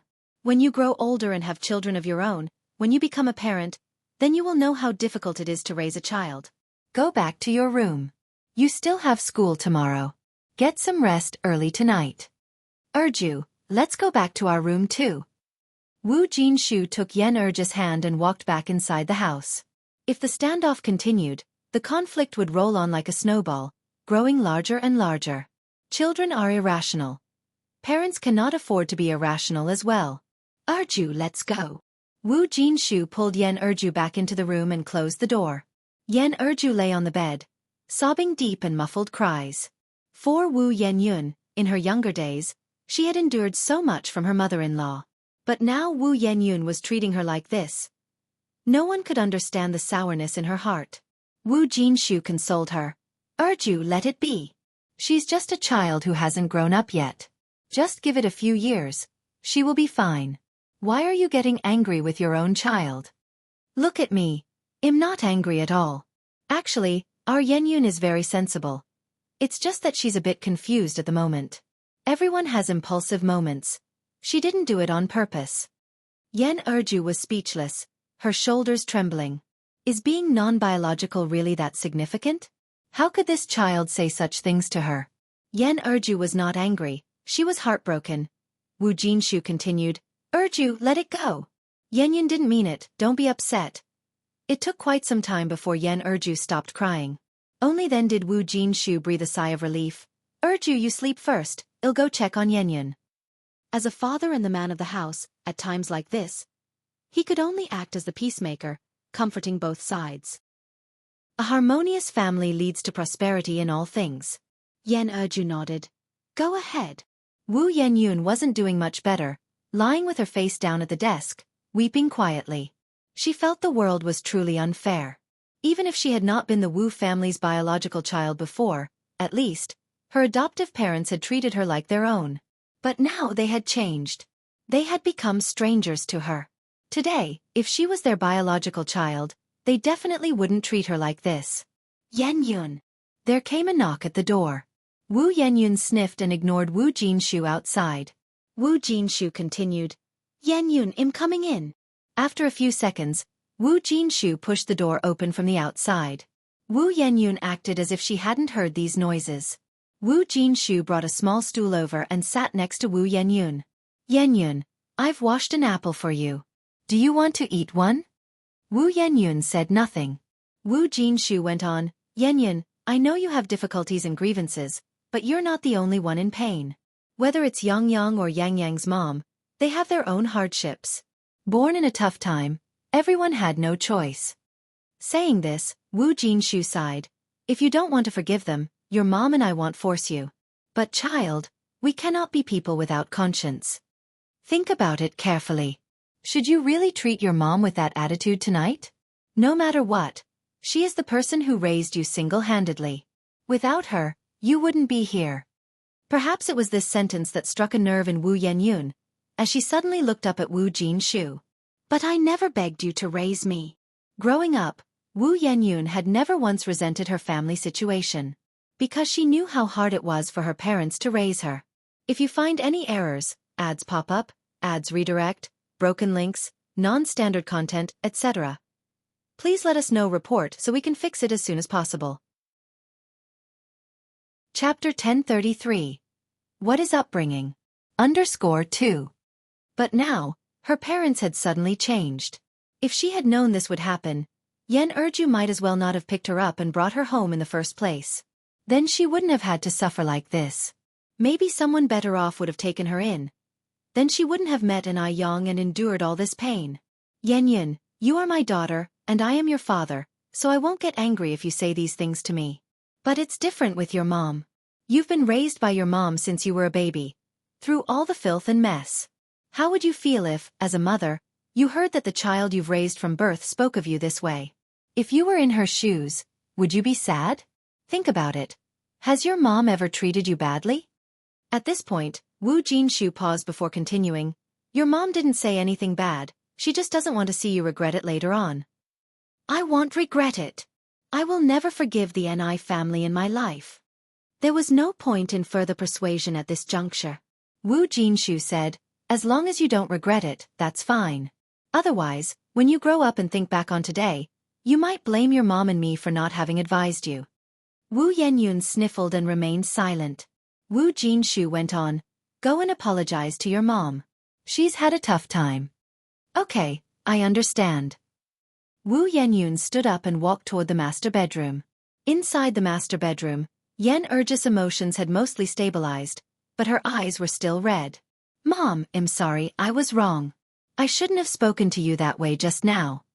Yan Erju lifted her head to look at Wu Yenyun, watching her daughter who was gradually growing up, and felt her nose twinge, nearly on the verge of tears again. Having said this, Wu Yenyun turned and walked towards the door. Wu Jinshu came in from the side. Forget it, Erju. Since the child has apologized, let's not be angry. Yan Erju choked up and spoke, I'm not angry. The next day, Yan Erju and Wu Jinshu prepared to visit the Ni family. Having said those things to them the day before, Wu Yenyun must have said even harsher words to Ni Yang and the rest. No matter what, they couldn't let the Ni family feel disheartened. Although Wu Yenyun had made it clear that she did not recognize the Ni family, their attitude remained as cordial as ever. Ni Tsuehua immediately made tea for them. Yang Yang's mom, Yang Yang, we've not raised our child well, and we owe you an apology. Both husband and wife felt extremely guilty. Anew Yang brought out fruit and placed it on the coffee table. Godfather, godmother, I know this isn't your fault. Even though Yen Yun refuses to acknowledge us, you two are still my godparents. This matter didn't involve Wu Jinshu and Yen Erju. This couple was truly exceptional. Wu Jinshu and Yen Erju had never expected Anew Yang to still be willing to call them godparents. They felt a complex mix of emotions. What does it mean to be well-bred? Perhaps this was it. Although Anew Yang and Wu Yenyun were blood sisters, the difference between them was more than just a little. Yang Yang, thank you. Yen Erju held Anew Yang's hand, her nose slightly tingling. Anew Yang smiled faintly. Godmother, we should be the ones thanking you for raising Yenyun to adulthood. The visit to the Anew family left the couple with many emotions. Back at home, Wu Jinshu and Yen Erju instructed Wu Dalong and Wu Erlong. No matter whom they forgot in the future, even if they disrespected their own parents, they must never forget Anew Yang. Anew Yang had shown great kindness to their family. Wu Dalong and Wu Erlong nodded. Mom and Dad, don't worry, Erlong and I would never be as heartless as our elder sister. Meanwhile, at the Anew family's small courtyard, Xianxia was carrying a bag, rushing indoors. She was hurrying and failed to notice a banana peel on the ground. Just as she was about to step on it, Anew Yang came from the opposite side and gently kicked it into a nearby trash can. Xianxia gave a thumbs up. Yang Yang, you could go play soccer with skills like that. Anew Yang laughed. I might just give it a try tomorrow. By the way, Sister Xiaoxi, why are you in such a hurry? Xianxia said, I'm going back home to change clothes. I have things to do later. How about I give you a ride on my way out? Offered Anew Yang. Sure, Xianxia nodded. Then I'll go change right now. Before long, Xianxia came downstairs, changed into a pink down jacket, and had even applied lipstick, looking much prettier than usual. A fair lady is a gentleman's good match. Anew Yang teased. Sister Xiaoxi is dressed up so beautifully, are you going on a date? A blush quietly crept onto Xianxuan's face. Are you really going on a date? Anew Yang asked. Aha, Xianxia nodded. Anew Yang continued. Is your date with Zueling? Xianxia nodded again. Xianxia had thought that Anew Yang would definitely try to persuade her not to be with Zueling, but Anew Yang didn't say much. She neatly fastened her seatbelt, started the engine, and drove away. Yang Yang, aren't you going to advise me against being with Zueling anymore? Anew Yang smiled and looked back. If I advised you, would you listen? Xianxia shook her head. Anew Yang went on. Since you wouldn't listen to me, there's no use in me saying more. Besides, I've always said that a fox will eventually reveal its tail.